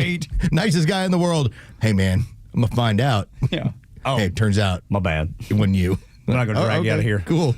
So that's he is. So here is Gavin Newsom, who's now decided, because he is going on Captain Jack's podcast, he now has to tell you a story about how he came up very hard and how he managed to keep it together. But also, it was also about paying the bills, man. And it was just like hustling. Mm-hmm. And so I was out there kind of raising myself, turning on the TV, started, just getting obsessed, sitting there with the Wonder Bread and 5 stacks of, it's like the White Stack Bob story. Come on. Macaroni and cheese. Bro. Are you talking about me? Yo, YG. YG, man. Every day in the backyard, just bouncing the basketball, throwing the ball against the wall until the ball is just like fraying, man. And your arms fall yourself. off. That's it. Whole thing. So just, and then, then this student that was student is in the back with his head down, all of a sudden started throwing the baseball a little faster than everyone else and started, make a few free throws because I was sitting there practicing 500 of them every damn night. And in high school, I look up in the stands, my dad's back up there. Okay. Dope. And it's like, man, and then he's bringing his friends and you're captain of the team and you're like, gee, and it just saved me and it got me into college. So just so we're clear on this, the estimated worth of his family between their assets they're holding and the money they were making during that time period was between $3 and $10 million. Good Lord. Like Getty Oil, right? But I'm just sitting here with Wonder Bread. One of the mac and cheese. And I'm just working on my game. And it's all the hustle. Yeah. It's just a hustle. Yeah. Yeah, he's had to hustle in his life. And look, I'm not even mad at him. No, I have no issue with you growing up with money and a silver spoon. Good, man. Talk about the fact that everything was very comfortable for you. But I was taught this growing up. That's what Donald Trump did? You can take the fact that you grew up wealthy, comfortable, and talk about what lessons you learned from it and then how you applied it. Now, the problem that happens is that communism, by and large, is always a failure. Yeah. So when you start applying failure tactics, well, then you have failure written all over you. So they have to reinvent themselves. Chairman Mao did the same thing after they had their great famine. He reinvented his entire self and went, of all things, to the university students, the women. And this is what Gavin Newsom will do. It's going to be the same game. I'm going to sell you a different story about myself, my upbringing, so that now you have a new champion. No, you don't understand. Gavin Newsom grew up just like me. Just like you did, like Steven Jack. Just Steven Jack is like, man, I was eating those sandwiches too. I'm like, Captain Jack, you were a McDonald's All-American who then didn't get into college. Yeah. All right? Like, he was one of those kids who was like the top 10 players in the country, and they're like, yeah, he can't get in anywhere. He's nuts. Yeah, that's right. He can't pass the test. He can't sit down to even take the test. But this is now the remake of Gavin Newsom, but in the way the communists always do. The crazy thing is, everybody already knows what he is and what he's about. So I can't imagine anybody going, not Captain Jack. Yeah, well, yeah. Steven Jackson was like, whoa. There's a handful of people maybe that are ignorant enough to believe it. I told this to one of our friends down the hall. He's program director of The Fan. And I was, what was happening is we were talking about when Friday rolled around and Kash Patel had basically gotten up in front of the American people and said, here's what we found out about the NBA. Here's where the investigation's going. And what happened was, on our sister station, they had edited some of the audio from that Thursday presser to play on Friday. They had listed it as Kash Patel, but it wasn't Kash Patel. Right. And Andy knew that, and I knew that, and you knew that. But my point was, the general public doesn't know what Kash Patel sounds like. Recognize this is why this is the 1%, and it doesn't mean you're like so much smarter, but you are, than everybody else. But you've chosen to pay attention to this stuff. Paying attention, and that's what it's all about. You don't have to be smarter to pay attention. Steven Jackson. I've never been smarter than a soul. Steven Jackson is worth millions. Steven Jackson has a podcast that he's built that actually, when it comes to NBA stuff, is actually pretty good. Mm-hmm. He's been successful post-NBA career. Why would I think he needs to know what Kash Patel sounds like? Why do I would think that at any point he's like, let me know Gavin Newsom's background? They just don't. And it's, again, it's not because you're dumb. It's just because it's just not your interest. You would think somebody would prepare, though, for a guest that's coming on. You know what I mean? Just to have a general idea of the guy that's coming on to talk to you. That didn't take much. Quick. All right, here's what he's about. Here's his background. You don't have a producer that can slide you the paper. And probably, even if they did, he wouldn't read it. If you want to have the awesome moment, and let me tell you, this is why I know that this was not presented this way. Steven Jackson would not have a problem with saying, why are you lying to me? Had he known. Had he known. See, that's the key. Steven Jackson is the last person who'd be like, why are you using my podcast to make me look foolish? But that's exactly what that's what happened. Exactly what happened. Man, I would like to think that people are paying attention, but I guess it's like Aunt Peg. She's not. She's paying attention, but to all the wrong things. Again, we did a story time on this months ago to explain to you what communists do, how they try and make themselves out to be the common man. And we tell you, this stuff always cycles right back around. It's taken Gavin Newsom basically having starts and stops of this entire campaign trail, this entire plan, to now he's going on and trying to act like he grew up as a young black kid. He was in them streets? Is that what you said? I grew up as a young black child. In them streets. Yeah, the only thing you didn't do was grow up that way. You may have done a lot of things, but growing up that way was not the way you grew up. You, sir, are lying. When Steven Jackson finds out. Do you think somebody's going to he's never going to find out. Steven Jackson's going to find out. You think so? I'm telling you. Why do you think I told you the story about going to home team? Oh, yeah. No. I get it. Why do I think I told you about him going up to Brandon Leak and being like, heard what you said about me? Yeah. You don't think Steven Jackson right now is going like, I hope so. I heard what you said on my podcast. I hope so. But I think their politics align, so it won't even come up. Maybe I'll be wrong. I hope I'm wrong. Steven's going to be mad. Captain Jackson be so mad. I hope he goes after him. It's Mr. Malice in the Palace here. Yeah. It is true. Yeah. He was part of that. Yeah. He went into the stands, too. He and Meta World Peace. He went in the stands. The guy that changed his name to World Peace went in the stands and hit fans. Ron Artest. That's the last people. That's the last thing that World Peace is. Hitting people that paid to come see you play. I saw that live. Oh, wow. I was at a bar in the Virginia Highlands when it busted out. I was like, what year was that? This is like 04. 04. Gosh, I'm trying to remember where I was. I was still in Chattanooga, still doing country nights up at US 101, Chattanooga's hot country favorite. Come on. Yeah, November 19th, 2004. Good Lord. 8 o'clock hour brought to you by Central Heating and Air Conditioning, your Atlanta carrier experts. Don't throw beer. Get heat, centralheat.com. I'm just realizing that like 25% of my stories include I was in a bar, I saw it live. There's a country song in there, something. I believe. I was in a bar that day. When we come back, a No Kings protester absolutely short circuits when faced with, drumroll, the truth. Next on Extra. The latest sports news, powered by 680 The Fan, and driven to Extra listeners by RBM of Atlanta in Sandy Springs, Atlanta's Mercedes-Benz connection since 1964. Good morning. Here are your sports headlines for Monday, October 27th. It was a tough day for the Atlanta Falcons as they hosted the Miami Dolphins. The Falcons are now 3-4 on the season after a 34-10 loss to a Miami Dolphins team They came into Atlanta with just one win on the season. Monday Night Football tonight brings Week 8 to a close. The 4-3 Kansas City Chiefs host a 3-4 Washington Commanders. That kickoff is set for 8:15. From college football, LSU has fired head coach Brian Kelly after a blowout loss at home to Texas A&M over the weekend. Kelly has a $54 million buyout. And the World Series continues tonight. Game 3 scene shifts over to L.A. with the series tied at 1 between the Dodgers and the Blue Jays. With your sports headlines, I'm Carlos Medina. Hey, it's Dan Watkins from All Four Seasons Garage, Entry Doors, and Windows. I built my business advertising right here on Extra 106.3, and you can too. At the Fan and Extra Small Business Casino Night, Thursday, November 20th. Your table sponsorship includes promos, a commercial schedule, chips to play, and a chance to win marketing prizes, even a $50,000 influencer campaign. So take your shot. Email biz@680thefan.com, and maybe the next Atlanta success story will be yours.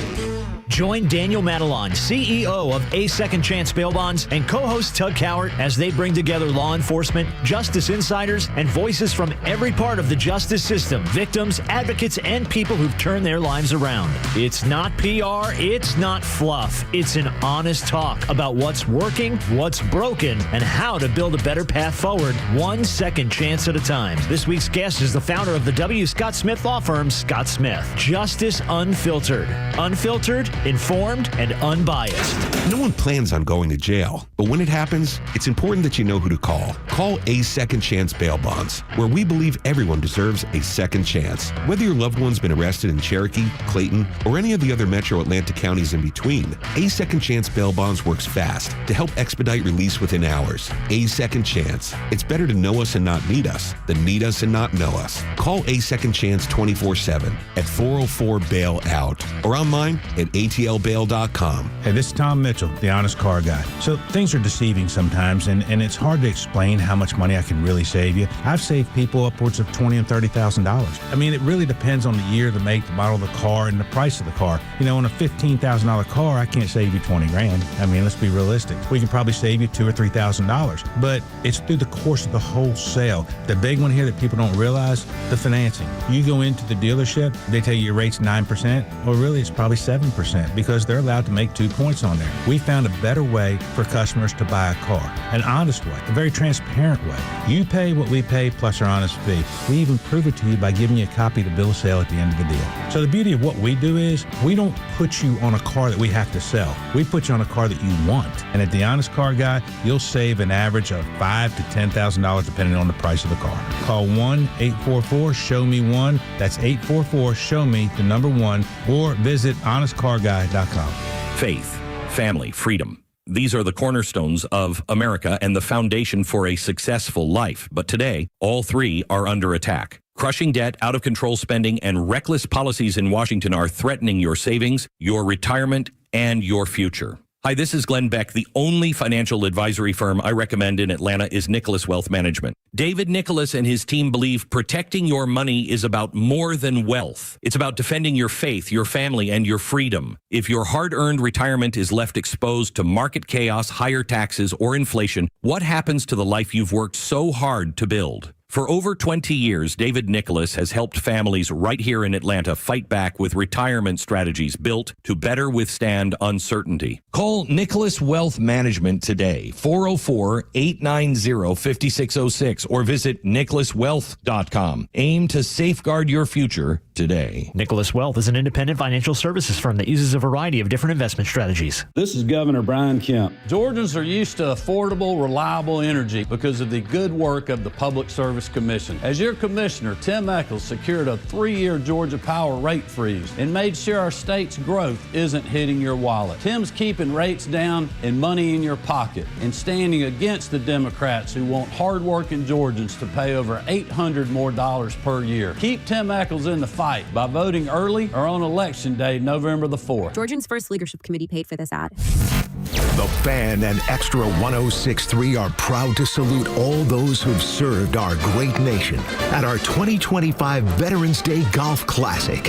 Friday, November 7th at Heritage Golf Links. Join all your favorite fan and Extra personalities for a day of golf, prizes, and fun, all benefiting our friends at the Warrior Alliance. But if you want to play in one of the last tournaments of the year, you've got to get registered now at extra1063.com or at 680thefan.com. Special thanks to the Atlanta Braves, Corona Southern Exteriors, Aikens Ford, Georgia Sports Autographs, Harris Cherokee Casino and Resorts, Tito's Handmade Vodka, Freebird Southern Spring Water, Henri's Bakery, and The Color Spot. The conversation just continued through the break about the interview that Gavin Newsom did. Yes. And the fact that he went on there and just outright lied. And now, as Los predicted, you're already seeing some backlash. And the community didn't like it. Well, yeah, but I mean, it's obvious. Anybody that knows anything about Gavin Newsom knows that he didn't grow up that way. But I would say this, and I think, because you had a hypothetical, but I'd like to change it up a little bit. You said, what if we had Stacey Abrams in here? I'm like, well, we spend every day, all the time, reading anything about what she's involved in. Yeah. Now, if it happened to be somebody who was, I don't know, some sort of, let's say they're inventor of some new form of physics, we would be sitting there going like, we know nothing about it. Tell me more. Yeah. Here, tell me more. Now, understand. Now the other people that study physics out there would be like, this person is so full of it, and he's feeding you BS, and none of this actually checks out, and the math doesn't work. And Tug and I would be like, I can't believe we're going to steal the moon. Well, that's amazing. How are you going to do that? And they give you some more BS. We'd be like, oh, you hear that, Tug? We're going to be living on the moon. And somebody that's like a Georgia Tech engineer is going, guys, you realize this is all bullcrap, It's the same concept. Yeah. And so you can have people that are worldly, people that are sharp. If they don't know anything about what was being dealt out to them, they're just like, oh, wow, mac and cheese and Wonder Bread. You're just like me. Man, it's so great to have somebody like me. Tug and I are going to live on the moon? This is going to be great. We're going to steal the moon. Let's go. It's going to be ours. It really is just a matter of what that area is your blind spot. Yeah. And that was clearly That's one. a blind spot for them too, guys. The truth is a blind spot oftentimes when it comes to the left. They do not deal well with the truth. You could say, because you pay attention, that Gavin Newsom was not telling the truth. And then when confronted with the truth, things really go bad. Yeah, this is from last week. Now, this man is wearing a crown. Yeah, this fella's, and he has his face painted orange. So, again, he's mocking Donald Trump, which, fine, go for it. Whatever. It's free speech. Do it. He's not a normal dude, though. Well, and remember, this is different when I get like on a Tuesday, because I told you I'm the most prejudiced person there is. I'm prejudging every scenario. I'm like, you're doing that on a Tuesday at 1 o'clock. Why aren't you at work? Why aren't you at work? What are you doing? How come I'm working and you ain't? Oh, you work in radio too, huh? Yeah. Oh, I guess you're just waiting to go to your show at night. Oh, that's interesting. Oh, good. But when it's on Saturday, okay, a little bit of different leeway. I'm going to assume you're being paid for this, but if you're not, then you're even more foolish, but fine. So he gets approached, this particular gentleman, by a woman with a microphone. She starts asking questions. And I want you to hear how quickly the mind flips, because she's going to present him this scenario. If you're a believer in no kings, then how can you back Kamala Harris, who was anointed to run, rather than there ever being a vote? There was a scenario where Nancy Pelosi, remember at one time, she's like, we had a vote. And then later, when it all fell apart, she's like, well, we didn't vote. I do recall, yes. It's like, okay, so you claimed it, then it's like, you just didn't do it. You just said, all right, here's what we're doing. You anointed somebody rather than actually going through the process. And remember, keep in mind, too, it's not like we were at a point where we couldn't. You still had the RNC and the DNC that were still upcoming. It wasn't like you couldn't have had a floor vote. You could have done it there. You could have voted right there if you wanted to. Which would have been just a beautiful presentation of democracy, as they like to call it. Or a total mess. That could be neither one. Well, they probably expected it to be a huge mess and a bunch of revolting people. We can't have this. Yes. Everyone we'll just do it. Everyone will find out how crazy we are. We'll just tell them what we're doing. All right, so here's this gentleman, again, Nice lady walks up with the microphone, starts asking him questions, and I just want you to hear that mentality flip when you're provided with information that you cannot debate. I hope I see your obituary in the paper tomorrow. Okay. That'd be a message, yeah. Okay. So you hope that this is his last birthday? Well, I don't want him dead. I just want him not in office anymore. Okay. Well, obituary would mean dead. I know. I was being sarcastic. I would like him out of office. Out of office. Yeah. Would you like J.D. Vance to be the president No, then? I would not. Okay. Yeah, I would not. Okay. Yeah. Who would you like to be the president? Kamala Harris right now, but she didn't win. But Can I point out something that we say no kings and no authoritarianism, but Kamala Harris, no one voted for her. yes, they did. Half the country voted for her, so let's not go there. No one was voted for her to be the nominee. Yes, they did. Isn't that what, authoritarian? You're going down the wrong road right now with me. I wouldn't go any further. What does that mean? I'm not going to talk to you anymore. That's what it means. I just think it's ironic that no one voted for her to be the nominee. They just selected her like a king gets selected, right? But keep it to yourself, okay? Bye. Have a good day. See ya. Take care. Eva, what's your other sign say? Oh, you don't need to see it. Okay. You can't see it. All that he was presented was with no one voted on her being the nominee. No one took part in the Democratic process on the Democrat side. In fact, that is now 3 straight primaries where that has not occurred, where they have systematically taken other people out and decided to anoint who's going to be the winner. Don't share your opinion with me. And he immediately flips into, well, okay, I don't want to hear it. Yeah. Like, well, why not?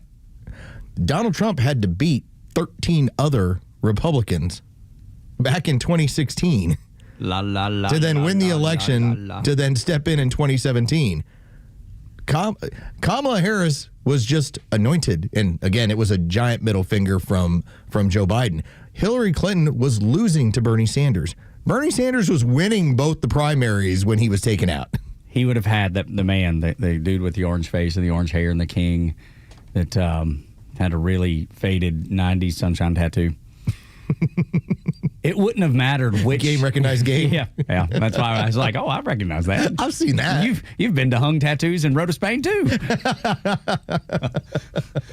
He would have had the same response if you would have brought up that Hillary was put in place of Bernie. He had the same because no, she wasn't. He knows it's true. Well, that's the problem because there's no combating it. And all you do is shut down and go away from it because you can't argue it. It was the most in your face. Now, when you had the scenario back in, and this would have been as we were into 2020, you actually had Amy Klobuchar and Pete Buttigieg both beating, at the time, Joe Biden.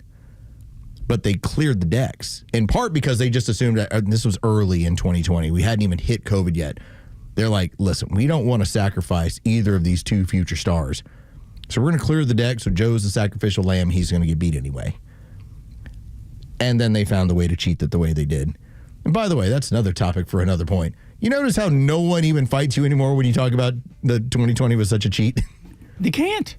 They can't. Like if 4 or 5 years ago, everyone's like, you can't say that. Can't say, right. You can never say that. Blow up. And now it has turned into, no, they cheated. Yeah. It's just the truth.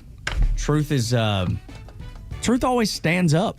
It's always that's standing on bedrock. That's why Orange Face Man with his crown at his No Kings rally had to run off with his signs. That's right. It was just too much truth to him. Confronted with the truth, and it pissed him off. And he... Don't go there with me. Yeah, that's right. Exactly. What does that mean? I'm not going to talk to you anymore. That's what it means. See ya. Take care. Eva, what's your other sign say? Oh, you don't need to see it. Okay. None of your You business. can't see it. None of your business. Dude, it's like a child. La, Yeah. la, la, la, la, and when they put their hands or their fingers in their ears. That's like a late 50s, early 60s-year-old child. Oh, dude. But they're all like They that. are all like that. Let me tell you, I have a sweet Aunt Peg, about the same age, maybe a little north of that guy. And the exact same way. The truth bounces off of her.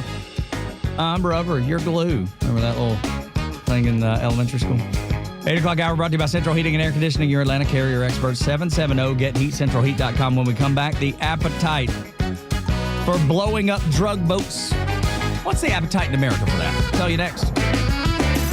It's time for the Bortz Report, exclusively on Atlanta's only conservative news and talk station, Xtra 106.3. Well, we'll start out the week by looking at what truly motivates Democrats. I mean, besides abortion on demand. We're going to California, of course. Democrat Representative Eric Swalwell. Remember him, the one with the Chinese spy on his payroll? I think her name was Wham Bam or Bang Bang or something like that. Well, Eric Swalwell has now disclosed to us what the litmus test is going to be for the next Democrat candidate for president. According to Swalwell, and this is what's important to him, and this is what the Democrat candidate must do, and that is, on the first day he's in office, he must take a wrecking ball and destroy the ballroom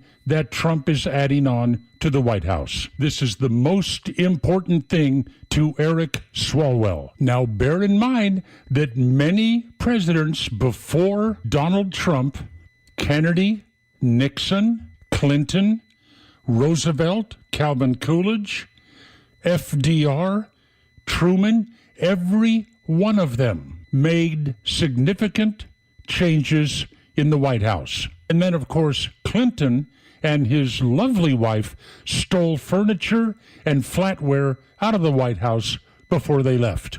But Eric Swalwell just cannot stomach this ballroom. It must be destroyed by the next Democrat president. This, friends, is what Democrats focus on. This is all the hell they have going for them right now. Trump is building a new ballroom so they won't have to erect tents on the White House lawn to handle large events. A ballroom, by the way, that was planned decades ago. This is what your fantastic Democrats are demanding. Can't make this stuff up. Neil Bortz, Extra 106.3. Fox on Tech. Two social networking giants could be in big trouble with the Europeans. Both TikTok and Meta are now being ruled to have violated the European Commission's Digital Services Act, otherwise known as the DSA. The law is aimed at curbing harmful online content and obligates companies running social media platforms to give EU government researchers ample access to their inner workings, and that TikTok and Meta are failing to be forthcoming. The Commission calls their procedures for requesting data burdensome, and that the government researchers are often provided with incomplete or unreliable data, making their inquiries difficult to complete. Neither company agrees with the findings and say they've worked to make such data accessible to the requesters. While the matter is far from resolved, European law could mandate Meta and TikTok be fined in amounts of up to 6% of their global annual revenue. With Fox on Tech, I'm Eben Brown, Fox News. The Kimmer Show is live on your ride home on WFOM and W292 EV Marietta, a Dickey Broadcasting Station. Extra 106.3. I'm Chris Foster, Fox News. President Trump is in Tokyo, Japan, the second stop on his trip to Asia after Malaysia. South Korea is next. He says he's consider extending the trip to add a meeting with North Korean leader Kim Jong-un again. I haven't mentioned it. I haven't said anything, but I'd love to meet with him if he'd like to meet. I got along great with Kim Jong-un. I liked him. He liked me. If he wants to meet, I'll be in South Korea. They met in person 3 times during the president's first term. He sat down with Japan's Emperor Naruhito after landing in Tokyo. Today meets tomorrow with the new Prime Minister, Sanae Takaichi. 27 days into a government shutdown. A lot of federal food aid stops if it lasts until Saturday. The USDA, which administers federal SNAP benefits, posted this warning on its website. Bottom line, the well has run dry. At this time, there will be no benefits issued November 1st. They, Democrats, can continue to hold out for health care for illegal aliens and gender mutilation procedures, or reopen the government so mothers, babies, and the most vulnerable among us can receive critical nutrition assistance. And bear in mind that more than 40 million people are on that program. Fox's Doug Luzader. Democrats say President Trump can save that program if he wants. There's money in an emergency fund. Midterm elections in Argentina have given Trump ally President Javier Milei more support in Congress. The Trump administration offered Argentina a $40 billion aid package after tying future U.S. support to Milei's performance in the midterms. President Trump congratulating Milei on Truth Social, writing, quote, "Our confidence in him was justified by the people of Argentina."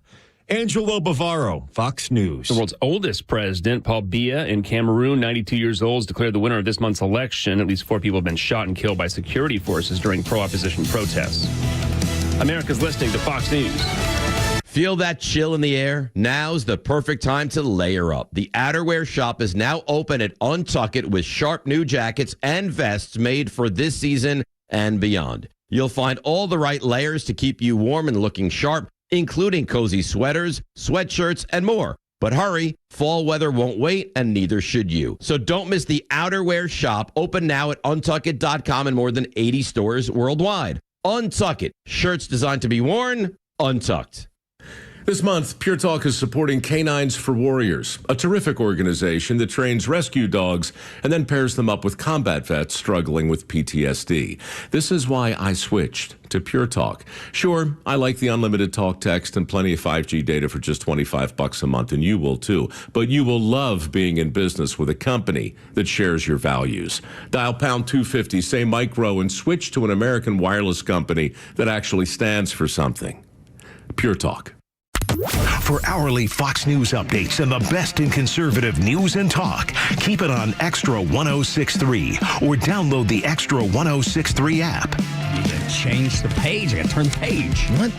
We're to the 9 o'clock hour now. Oh, things are getting out there. I was still on the 8 o'clock hour. What in the world am I doing? I thought the weather was going to improve. Doesn't seem like it's Is this all going day? Let's stand by.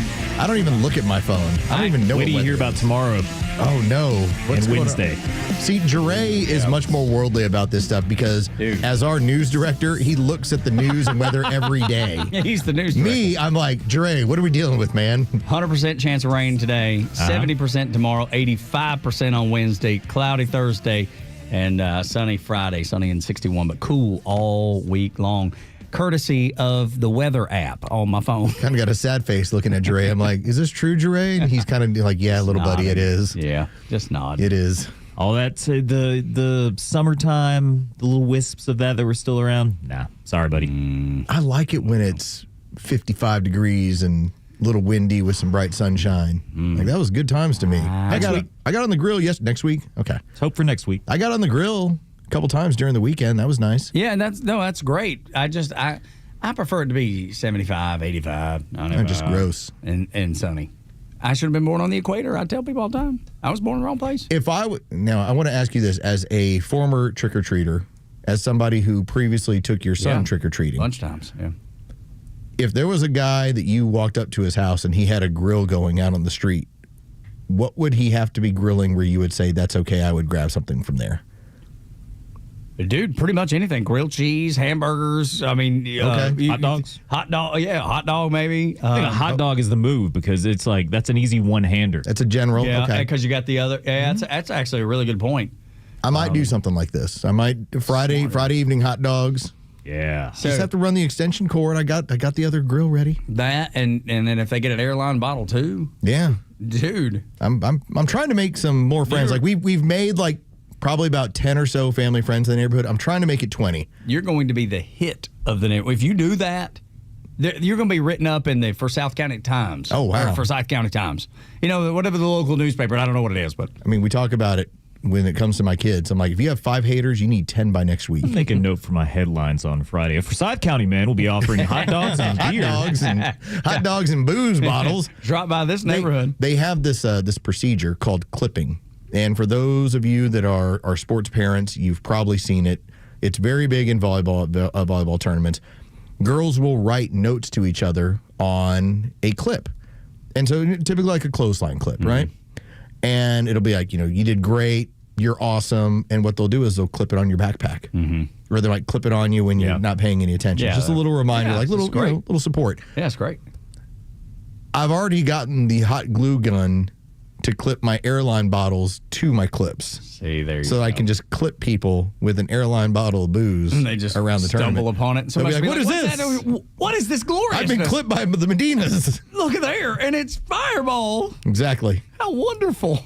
It takes a little bit of time. That's going to be some work on like, a Thursday night, just having to glue all those things together. Yeah, but it'll be good. It'll be good, fun. though. That'll be an awesome clipping. People will be very happy with me. I learned yesterday at church, it is more blessed to give than it is to receive. Yes, That's absolutely. what I learned at church yesterday. Or it was reiterated, I guess it should be. You'd forgotten. I'd forgotten there for a little while, it seemed like. And so they brought it back up. You as the Grinch? Yeah, they're like, Tug Coward, this message is for you. They're at church. Tug's like, where's my stuff? That's right. Give me my... And that's what the whole message was about. Not being greedy, right? Not succumbing to greed. And they gave a great analogy, and it reminded me of something Mama says. Mom always said, if they can live with it, I can live without it. Like if somebody was asking for money on the side of the road, and Mama would always give $1, $2, whatever she had, $5, whatever. And I was like, oh, how do you know that they're doing what they say they're doing with that, getting something to eat or whatever? And she was like, I don't. They can live with it, I can live without it. Okay. And that was the exact message at church yesterday. Mama's not an evangelist, but she always had this incredible wisdom. But that's what, and it goes right along with that, I think. So you handing out candy? I guess I'll make hot dogs. You should, man. I'm telling you, you're going to be a freaking rock star. I've never, that I recall, I don't ever recall anybody doing that before. Ever. Now, handing you a hot dog? Let's make sure these are real hot dogs. I know you do the vegan thing, and that's great, but don't try to sneak a vegan dog. No. I would do legitimate hot dogs. You got to do like Hebrew National or something. Yes, like lose actual in the beef. neighborhood. Yes, it would be like we would do it right.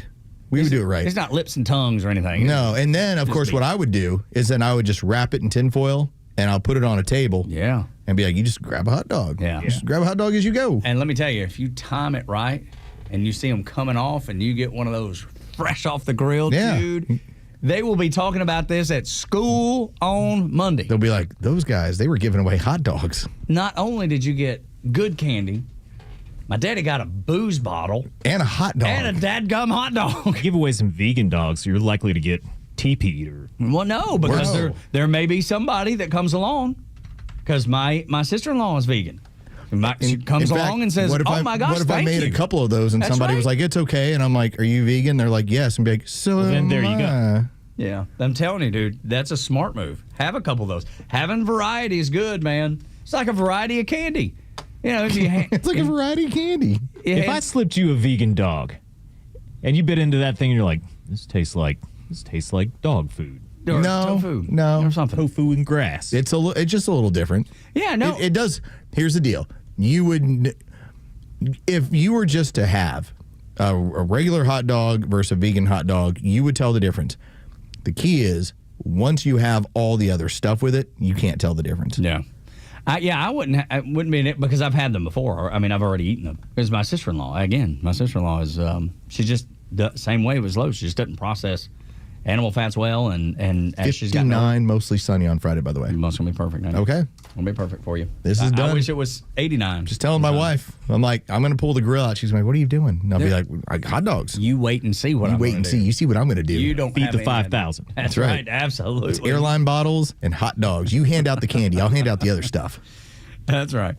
Morning Extra on Extra 106.3. We were talking about the drug boats and how. I'm just fine with blowing up the drug boats. They're in international water. I've been on drug ops in the United States Navy. And you've been on both sides. Yeah, but let me tell you. You've been on drugs and on drug ops. It was amazing. Wow. it's crazy how they I've learned to live on both ends of the law. Their cross-section is amazing. But I want you to know that if you support blowing up drug dealers, drug mules, in the Caribbean, in international water, you are not alone. Let's run the numbers. Because people are very, very comfortable with this and in favor of blowing up to the tune of 71%. Wow. When polled, 71% of people are like, yeah, I think it's a good idea to not allow drugs to run, drug boats to run drugs to get them into the United States and poison Americans at about 100,000 clip. I would like to use the football term unabated. Yeah, that's right. Like when it's unabated to the quarterback, they blow the whistle to stop the play. Yeah. All I'm saying is, if they're going to be running drugs here, let's not leave them unabated. No, absolutely. Let's mess with them a little bit. Let's make them second guess taking the gig, knowing what they're doing, jumping on the boat, loaded down with fentanyl and cocaine and everything else. let's make them go, you know what, if we do this, it's possible we don't come back. I think I'm going to pass. Like, what if you were, is there some point where they'll, because a lot of this is what, out of Venezuela? Yeah. All right. What if at one point they're like, we've run out of people to run drugs out of Venezuela? Yeah. They won't volunteer any longer. Yeah. We can't even pay them. There's a reason that the Gerald Ford strike group has been ordered from the Mediterranean into the Caribbean. Because at some point, they want you to know we are serious. Because this is just as big a message to the Venezuelans as it is the Chinese and the Russians and the Iranians. We know the Russians have ammunition depots in Venezuela. We know that. We know that the Chinese want to build a Navy base in our hemisphere, and we're not going to allow it to happen. So this thing covers a whole multitude of reasons that you're seeing the United States come down on Venezuela. I wonder if that pushes it to like the 75-80% range. Because as the polling stands, it's just, do you prefer, are you okay with blowing up drug boats out of Venezuela? And 71%, yes. Now, keep in mind, like a good issue is 55%, where you're like, I'm on the right side here. We're good. 71 is, we are dynamically awesome on this one. You're exactly right. And I think if you added in, if most people knew what it was we were trying to do and what it was that we would hopefully eliminate from happening, then that number would go up. Because most people have no idea about the Chinese wanting to build a Navy base in our hemisphere, which we are not going to allow. Most people don't realize that in Venezuela that there is a Iranian munitions depot. They don't know that. Now you do. Make sure you understand there's more going on than just blowing up drug boats and disrupting drug cartels. Yes, is that helpful? Is that beneficial? Yes, it is. But this is a bigger message that's being sent to all of the enemies of the United States of America that we will deal with you. And if 50 Venezuelans and 10 drug boats is what has to reach the bottom of the ocean to make that point to everybody else, that's a good use of diplomacy. Yes, it is. That's not a hot war or having to do weird naval situations with the Russians or the Chinese. Yep. And I'm sorry, Venezuelan drug runners, you have to be the bearer of the bad news. That's exactly. You're not allowed to operate in this hemisphere unless we say so. And we're going to shut it down. We're going to stop Americans from dying. And this is, of course, this isn't going to stop all drugs, but it's going to make people have a second thought. Just like with Los's example, when people were like, "Oh, well, let's take this gig. Let's take this. We're just going to run drugs. It's fine. It's been happening for 50 years." Well, let me ask you this, Tug. Is it worth it to send a hot message to Venezuelan drug dealers that may let's just say it may curtail 5% of the drugs that end up in this country? 5%. But it sends a message loud and clear to the Russians and the Chinese. That's the game. That's who you're trying to reach. That's worth it. Because the Venezuelans, are they a thorn in our side? Sure. But they're not the biggest problem. The biggest problem are the Chinese and the Russians. You know that. I know that. Everybody knows that. So if you can send the message really hard to the Venezuelans, knowing that they have a Marxist dictator as their leader that has said, I put a bounty on Donald Trump's head. He's that kind of guy. That's the crazy that we're dealing with down there. And at the exact same time, knowing that you're in Asia and you're going to sit down with President Xi this week, you're going to talk to him about drugs coming in, and you're going to get him to agree to, a lot of things they agree to and never follow through with. But he agrees, yes, we're going to pull back on this. We're not going to allow these drugs to be shipped out, what are the precursor to all the fentanyl? The precursor to fentanyls, yes. We're the chemicals that are needed. We're going to allow that to send out. When he sits down knowing that you're blowing up those boats, he doesn't care about the people that are killed, but he does care about his investments, and he does care about where do we make money, where do we have power, where do we show power. He does care about all those things. And if you can nip that in the bud, as Don Knotts used to say, as Barney, if you can just nip that in the bud a little bit before you sit down with him, you're in a position of authority. We played some audio on Friday. It now makes even more sense. When you had Donald Trump was asked about, well, why don't y'all seek a declaration of war? Why don't you? And it was like one condition after the next. He's like, we're just going to kill them. We're going to kill them dead. That's what we're going to do. That's all he said. No need. It's like, we don't need that. Because they're going to run 12 miles off the coast, and we're going to pop it right there. It's like, this is what we're going to do. And why is that? Because this is an example of this is our hemisphere, and this keeps us, especially when it comes to the Chinese, this isn't just about these drug boats. This is about your naval base. This is about Taiwan. This is about your aggression around the world, that we are not tolerating any of it. There's a different person in charge. That's the only thing they recognize, too. Yes. It's, There's a reason. Wild-ass cowboy. Look what he's doing. Right. Absolutely. And that's the way I'm sure they call him. And that's the way Donald Trump wants to play it. Yeah, absolutely he does. Unpredictability. And if you recall, Donald Trump had set a bunch of these premises, these agreements with the Chinese in his first term. And as soon as he was not reelected, Joe Biden was elected and put in office. Elected and put in office. Put in office is definitely right. The Chinese, what do they do with those agreements? We don't need to worry about these anymore. Because we have a weakling in office. He's not going to enforce them. The old man isn't even there. And since Donald Trump's back, they're like, hey, you know what? Let's open that back up. Maybe there are some things that we can work on. Because the Chinese economy right now is in shambles. Their domestic economy is in shambles. So they have to play it cool, too. These Trump tariffs, and all of this is part of the game, these Trump tariffs are debilitating the Chinese economy. They can't dump all of their goods into a different country because those countries also have tariffs. And if it is getting dumped into China or into, let's say, Vietnam or India, the United States knows it, and so they slap another tariff on it. And so the Indians and the Vietnamese are like, dude, we can't do this anymore. We don't want to mess with your product that's coming your way. We can't, because it's screwing us. And that's why you have the Democrats that despise the tariffs. All of this works together. It's a big web.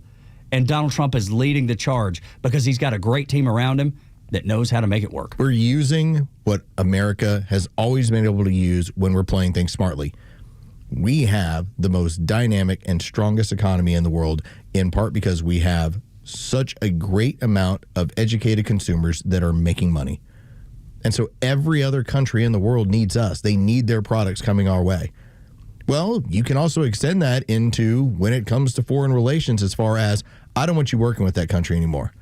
Well, what are you going to do? Well, I'm going to slap a tariff on all your goods. Well, why are you going to do that to us? Because you're working with them. So now it's all you together. That's right. And it's amazing how it isolates what's going on. Which is exactly what they're trying to do. I'm glad you used that word. Isolate is so perfect to describe this. They are trying to isolate the Chinese. You have part of the reason and why the Russians too. Well, part of the reason why you got a Middle Eastern peace deal is because they isolated the Iranians and then they isolated Hamas in the entire area. Where it's like the Iranians, they don't have any power with this thing, and the rest of the region's like, okay, it's just you, Hamas. How you get a deal? We're out. We cannot resist. We cannot sustain all the hits we're taking because of what we've been doing. So we're not doing it anymore. 9 o'clock hour is brought to you by Southern Exteriors, your home exterior solution since 1999. When we come back, 877-9-SOUTHERN, southernexteriors.co, by the way. They're giving away up to around $30,000 in James Hardy siding to one lucky family. Go to southernexteriors.co to nominate your family or a family you know, maybe somebody you go to church with, somebody in the neighborhood. It is a free James Hardy siding giveaway from Southern Exteriors, southernexteriors.co. When we come back, Cash Patel gets a tip of the cap from a very unfamiliar place. Next on Extra. President Trump is restoring freedom, bringing justice back to America, and restoring power to the people.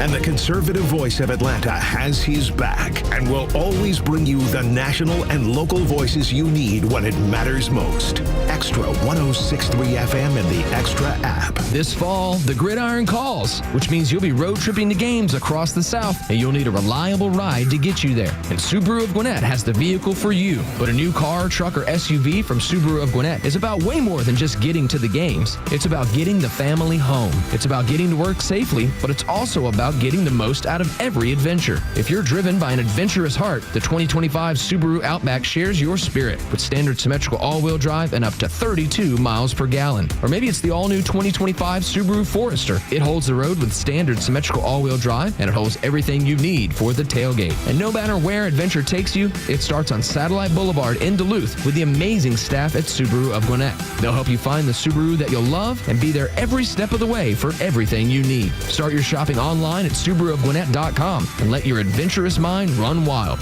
Then stop in for a test drive on Satellite Boulevard in Duluth. A golf instructor who knows technique can improve an aspiring pro swing. But one who really cares can help transform a career. There he is, your new champion. When you team up with someone who knows a lot and cares even more, you're unstoppable. At Truist, we believe the same is true for banking. Truist, leaders in banking, unwavering in care. Truist Bank, member FDIC, leading based on top 10 U.S. commercial bank. Hi, I'm Chris Lalamia, owner of the Trusted Toolbox. Got a to-do list a mile long? No problem. We've got the ultimate solution, our Handyman for a Day program. Here's how it works. You get a skilled handyman dedicated to knocking out your honey-do list. Paint touch-ups, drywall repairs, door adjustments, and much more, all done in one day. Call us now before the rush for your Handyman for a Day and call us at 770-623-3097 or visit us at thetrustedtoolbox.com. One call, one handyman, one day, the Trusted Toolbox. Go beyond just a baseball game with your Atlanta Braves and check out Truist Park's Ballpark Tour. See the ballpark like never before and explore the franchise's rich history with artifacts, exhibits, and more, led by tour guides who will take you to places behind the scenes that most fans have never seen before, including the press box, premium club spaces, and of course, step onto the field where your favorite Braves players battle it out during the season. And each tour comes with a complimentary player chain necklace. Visit Braves.com/tours to purchase your tickets today. And did you know Truist Park can host your next event? As a year-round facility, we host private events ranging from corporate meetings, trade shows, team building events, holiday parties, rehearsal dinners, you name it, Truist Park can host it. Visit Braves.com/events to get started on creating an experience like never before with one of Truist Park's unique venues. Atlanta Braves Baseball. We are Braves country. Big moments deserve big-time craftsmanship. At Solomon Brothers Jewelers, we've been family-owned and operated since 1982 because we know what it means to show up when it counts. Jaron Solomon here, and that's why we're proud to be an official Tacori jeweler. Each Tacori ring is handcrafted in California, going through 20 elite artisans before it hits your hands. Not mass-produced, not generic, always personal. And with Solomon Brothers, you get lifetime cleanings, unbeatable financing, and the largest Tacori selection in Georgia. Stop by a store in Buckhead, Alpharetta, or Sharpsburg. Visit SolomonBrothers.com to book your private appointment. Solomon Brothers Jewelers, where love is in the details and legends are built to last. Solomon Brothers Jewelers, proud partner of the Georgia Bulldogs and official jeweler of the Georgia Tech Yellow Jackets.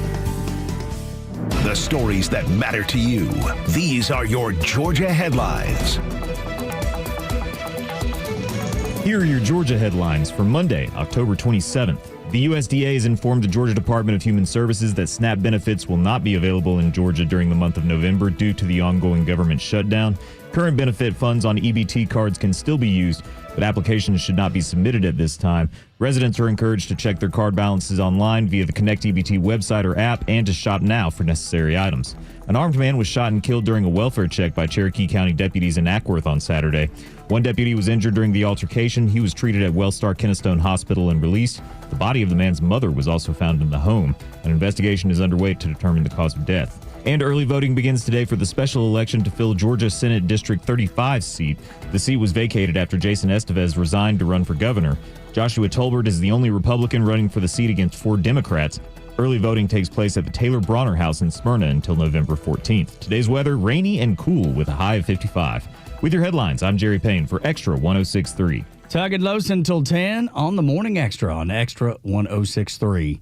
9 o'clock hour is brought to you by Southern Exteriors, your home exterior solution since 1999, 8779 Southern, southernexteriors.co. When you go to their website, southernexteriors.co, there is a Christmas tab in red on the top of that website, and you can click on it and register yourself or someone else for the James Hardy siding giveaway that they're doing. I mean, this thing could be around $30,000 all in, depending on the size of the house, of course. But I mean, this is the best that there is when it comes to siding. They want to give that to someone this year as a gift, as a Christmas gift, to give back to the community. They did a full roof last year, and it was a great giveaway and a great thing to see come together. Lots of tears, lots of joy, and lots of happiness right in time for the holiday. So get registered or register someone that you know. It does so much to protect your house and the maintenance on it. Yep. It's like, oh, how wonderful. Yeah, no, it's amazing. It really is. To have this, especially if it, and I mean, like last year, it was an elderly lady who just couldn't afford to get the roof replaced, that needed it badly. It was damaging the rest of her home. So she needed it.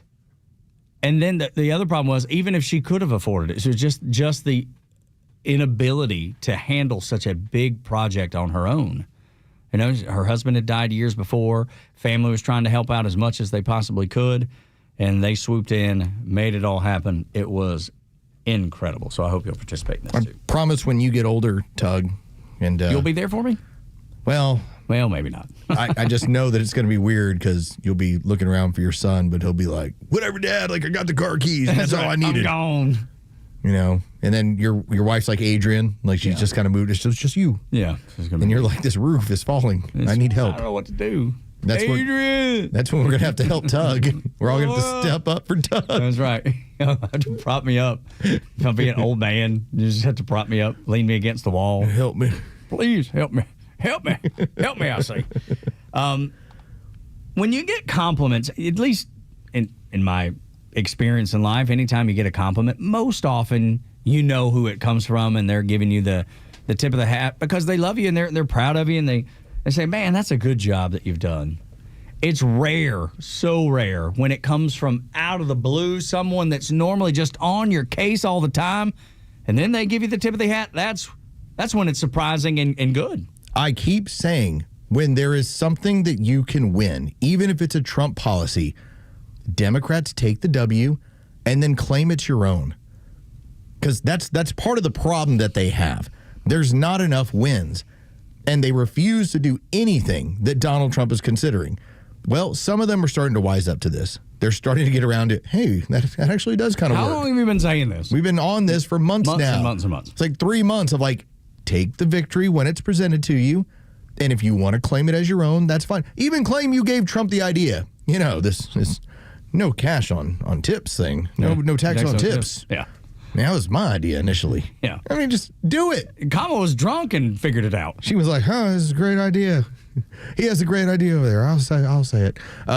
So this ends up being Kevin Bethel. Now, he is the commissioner of the Philadelphia Police Department. And I can tell you from the last time I was in Philadelphia, that is a trank city. If you don't know about trank, it's that tranquilizer and fentanyl stuff that's showing up all over American cities, downtown areas, where people look like the Walking Dead. They're zombies. And it leads to a lot of crime in order to get this stuff. And also the gang problem that goes along with it as far as slinging this stuff. So Kevin Bethel actually worked with the FBI, of all people, to, hey, we got a gang problem. This is the stuff they're slinging. We need you to help us out. And he went in front of the country as a guy who's appointed by Democrat representation and said this. Wanted to recognize the team here today. You know, as I live around the group here, Director Patel, I appreciate the support, and I share with you behind the scenes my appreciation for my colleague and law enforcement colleagues and the U.S. Attorney here as well, colleagues from the state. I mean, this is the work. And I constantly tell people, you know, we are having significant success across the city this year. And it's not just about, you know, the Philadelphia Police Department. It's those relationships that we've had for quite some time.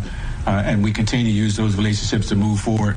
It was just not too long ago after Kata Scott, we found her murderer. It was the FBI that I returned to help us in that investigation and talking to Wayne throughout that. So we're constantly behind the scenes working together, and I'm just so appreciative of that. There's just more resources that the FBI has that regular law enforcement does not have access to. So when you're having a crime issue, why not? And that's what he's thanking Director Patel for helping him do. but being willing. You just got to be willing. You have to want to end that problem that you're up against. So many of these politicians don't want to end it, and I would like to believe they're handcuffing the police and the people in charge, because I don't believe you get into police work going, I don't want to arrest any criminals. Why would I do that? We've got a certain amount of crime that we'll allow. Yeah, that's right, man. You got to let it be. It creates an environment here in the city that we want.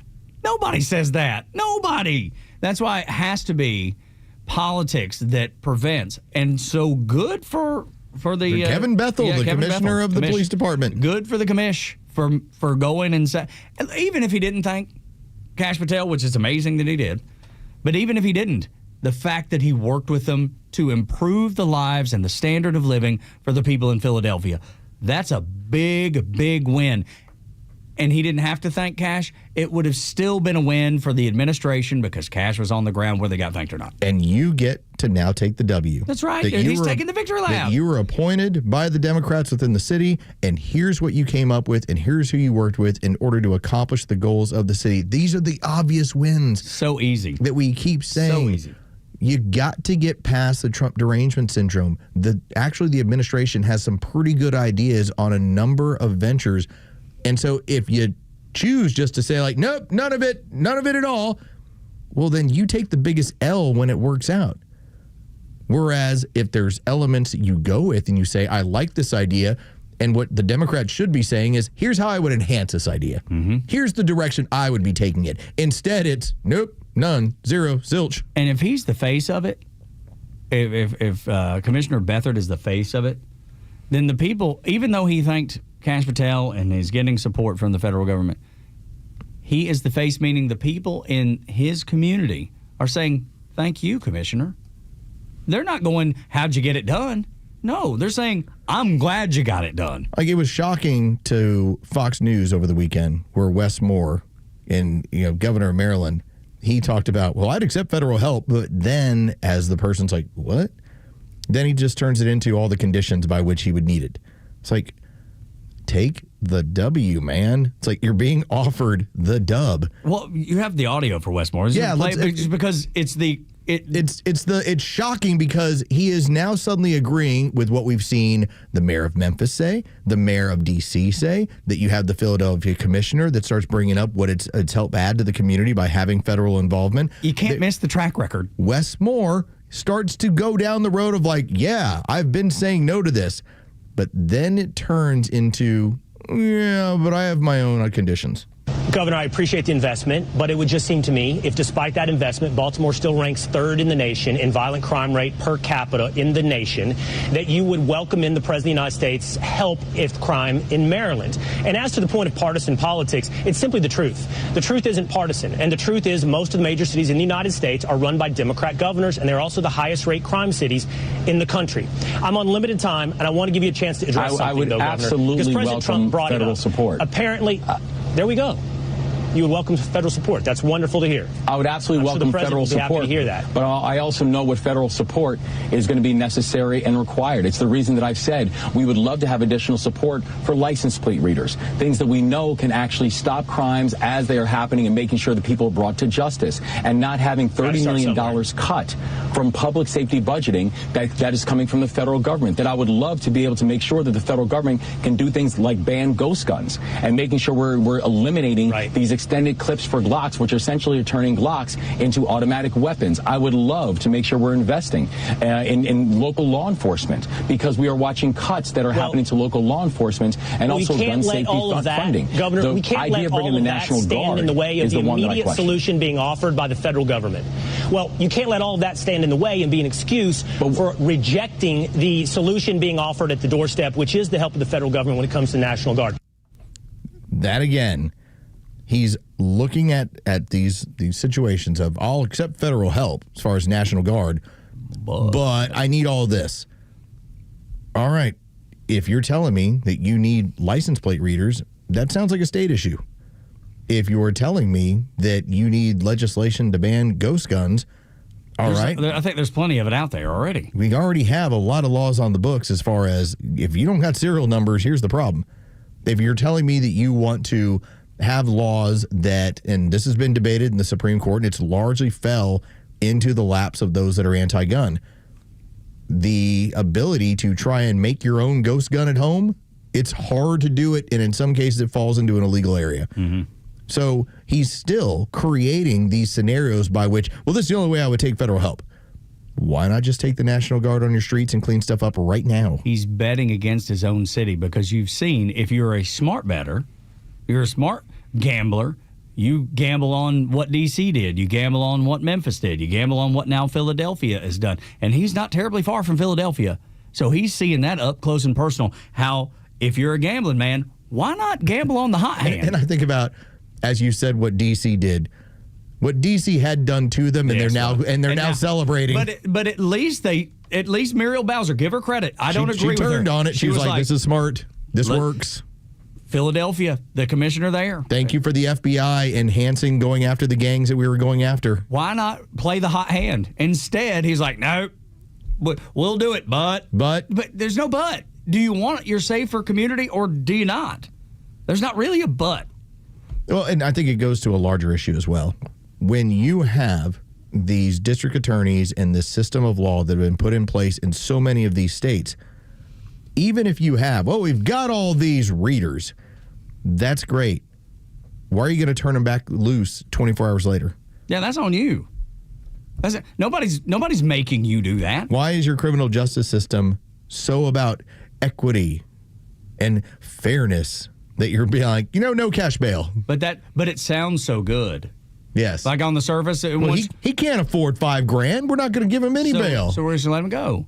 And then he's back in here tomorrow because he's done something else. Oh, maybe even worse. So you got all the readers you needed. You got all the license plate readers. And yet you're not using them anyway. You're not doing anything with the resources that you already have. It just helps you locate them a little bit quicker and put them into the system a little bit quicker and turn them out a little bit quicker. Go with the guy with the track record. Go with Donald Trump. Go with Kash Patel. They've shown you it works just fine. And you know what? There's been no backlash. Here's the other thing. If he's worried about backlash, there's been none. There's no people in D.C. going, darn. I sure can't believe we did this. I sure wish the criminals were back on the streets. I sure wish I couldn't go to dinner. I wish I couldn't take my kids. Same way with Memphis. Same way with now Philadelphia. You have a track record, dude. All right, so there's a funny line in the Christopher Nolan Batman movies, and it's in the second one, The Dark Knight. And what it is it's the district attorney talking to the mayor, and they talked about how they went through this wave where they just took all these people off the street, all these criminals. And the mayor is looking at him like, you know how flimsy this is going to be? Like, do you really think this is going to stick?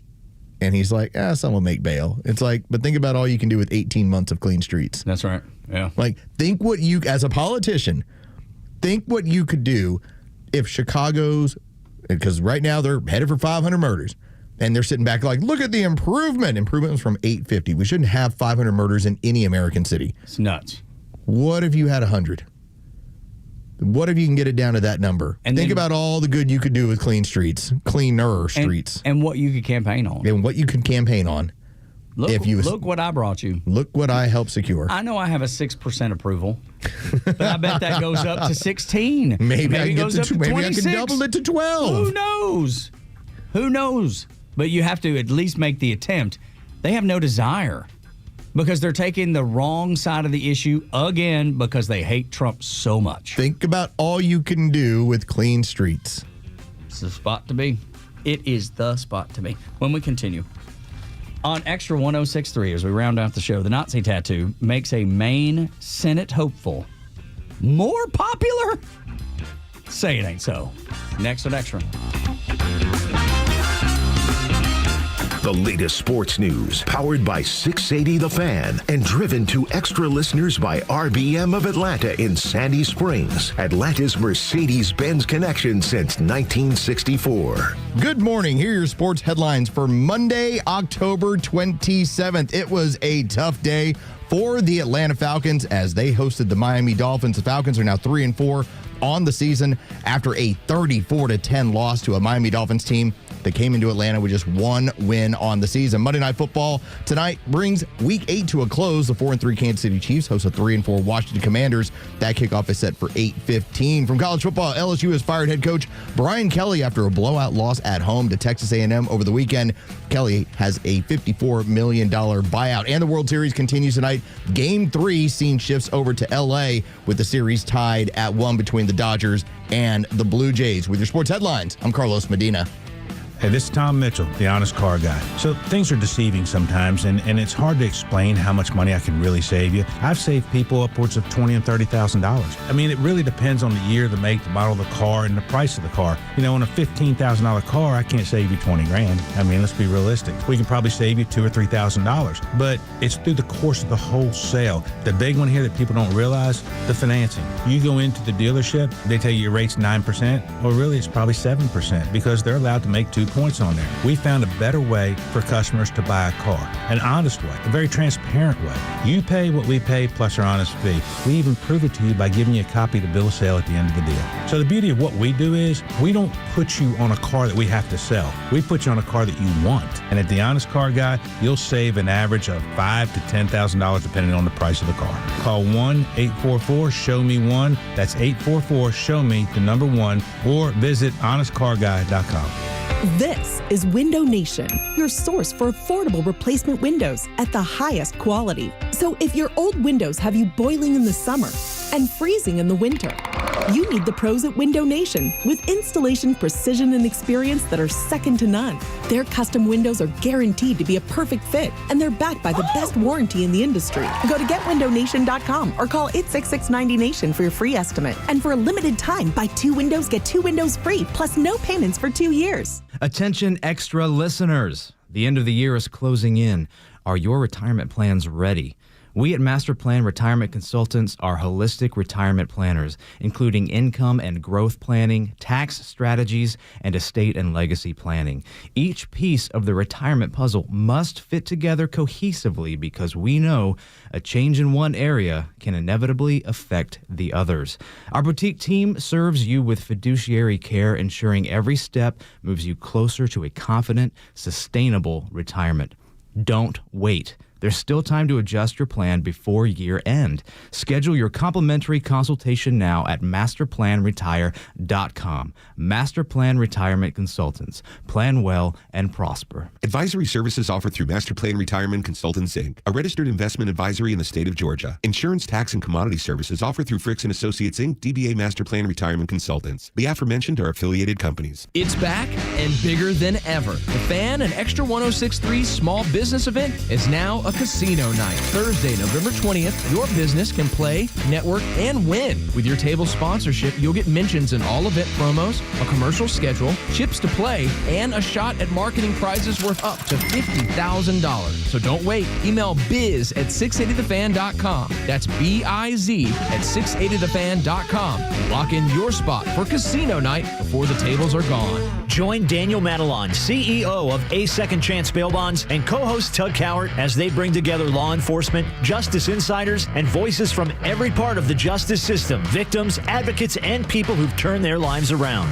It's not PR, it's not fluff. It's an honest talk about what's working, what's broken, and how to build a better path forward, one second chance at a time. This week's guest is the founder of the W. Scott Smith law firm, Scott Smith. Justice Unfiltered.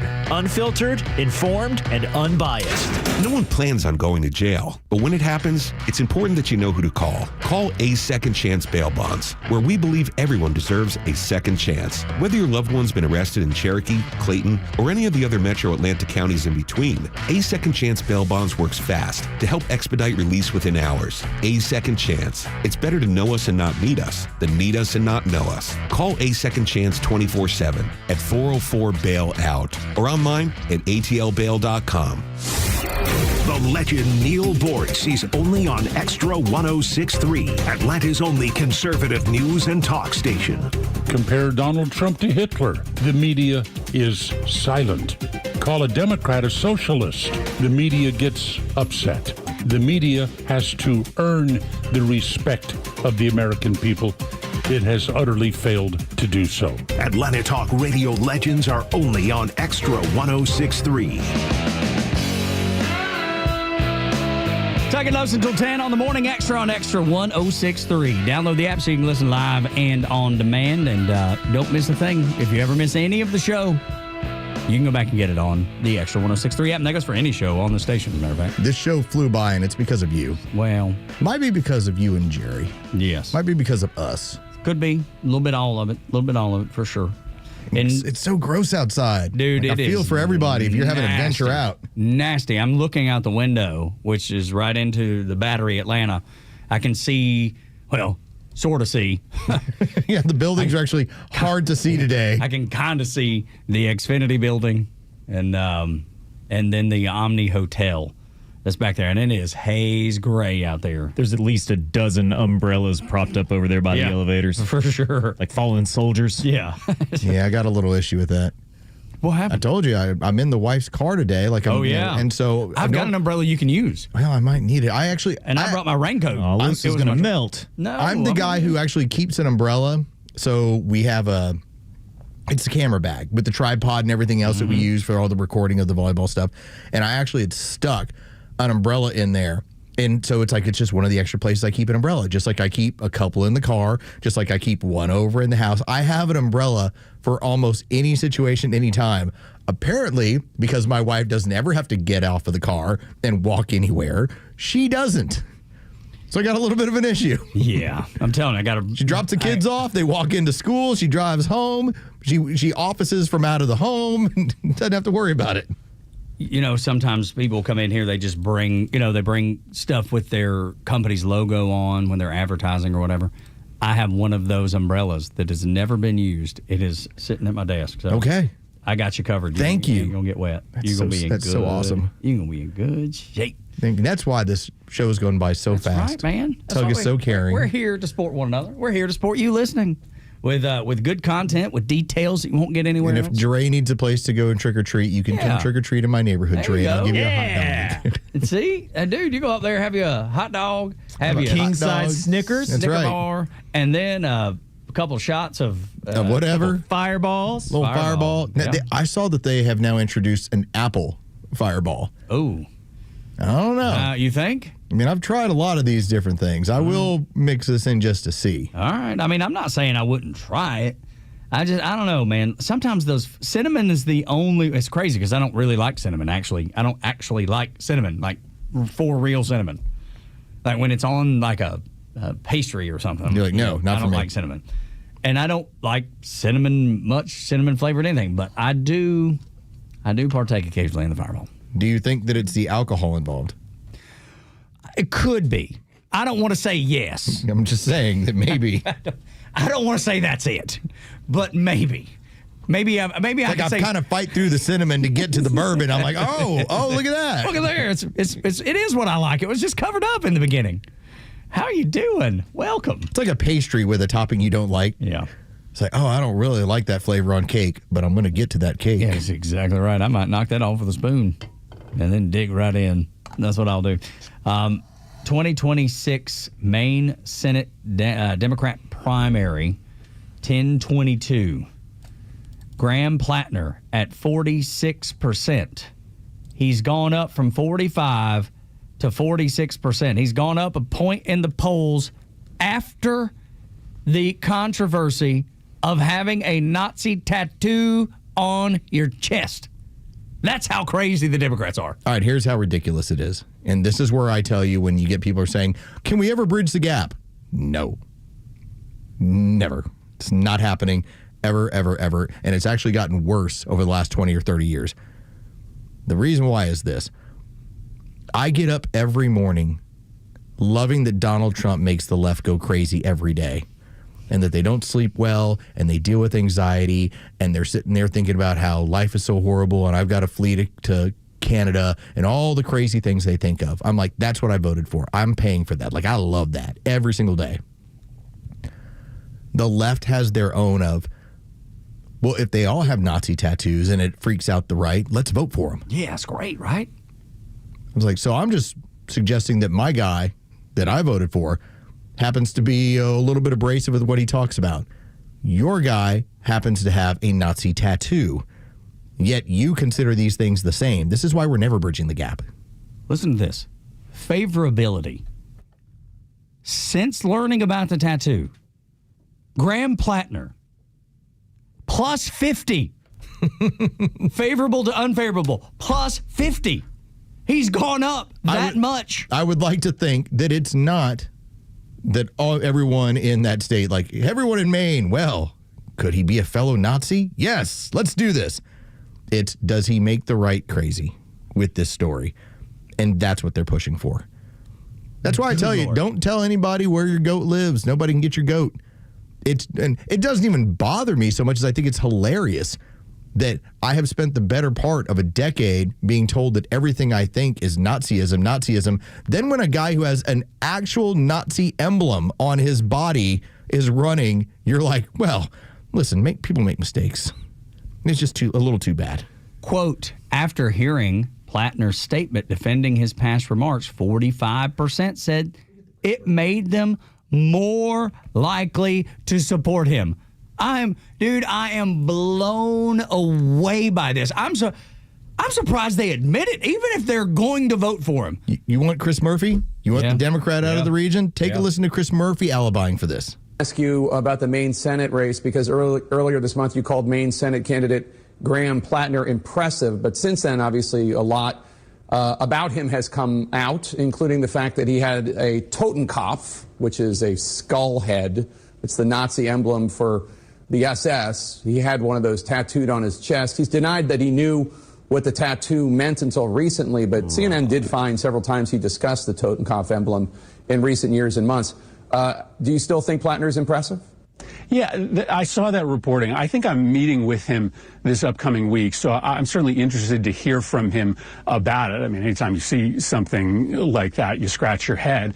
I've also listened to him talk about, the difficult time that he went through in his life, and frankly, it's not unfamiliar to a lot of soldiers Nazi tattoos. Who came back from service and had a very difficult time readjusting. So he sounds like a human being to me, a human being who made mistakes, recognizes them, and is very open about it. But certainly, I'm looking forward to sitting down and talking to him about it. What are y'all going to talk about? Nazism was just a little mistake. Yeah, it was just a little mistake. It's like you stopped at the wrong gas station. Oh, man. Or you pulled on the wrong side. We got off at the wrong exit. Yeah. Oh, man. Little arrow that points to the right side of the car, and you pulled onto the left side. Ever since my service, I've been having trouble figuring out which exit's mine. Yeah, that and who's a Nazi and who's not. Because they keep calling him Nazi, but I'm the one with the tattoos. You know what I mean? It just makes no sense whatsoever, dude. It gets a rise. I never want to hear them call Donald Trump a Nazi again, ever. It gets a rise, and so that's the reason why they're like, well, more support. Yes, that's right. It makes them angry. In the same way that I know Aunt Peg goes to bed every night, or I like to joke around about it, I have people that will post at me on X at all times of night. And the funny part is, I don't think about you one bit all night. Ever. Not one bit. Unless I'm focused on it, preparing for the show, or conducting the show. That's when I think about it. I'm just saying that I'm living rent-free in your head. All the time. You're not living rent-free in mine. Ever.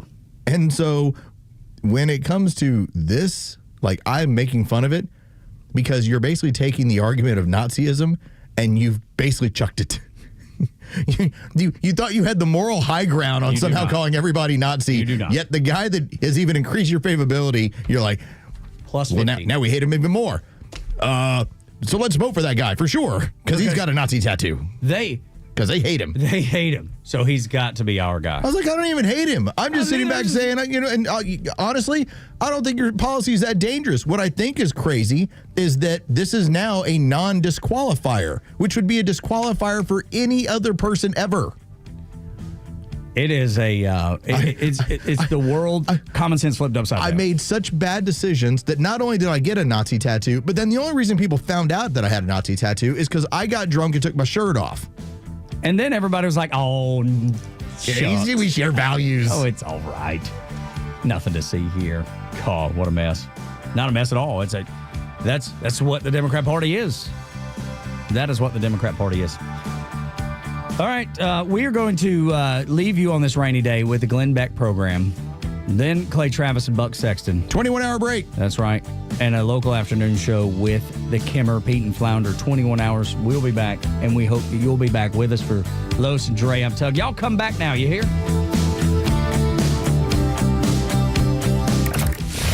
President Trump is restoring freedom, bringing justice back to America, and restoring power to the people. And the conservative voice of Atlanta has his back and will always bring you the national and local voices you need when it matters most. Extra 106.3 FM and the Extra app.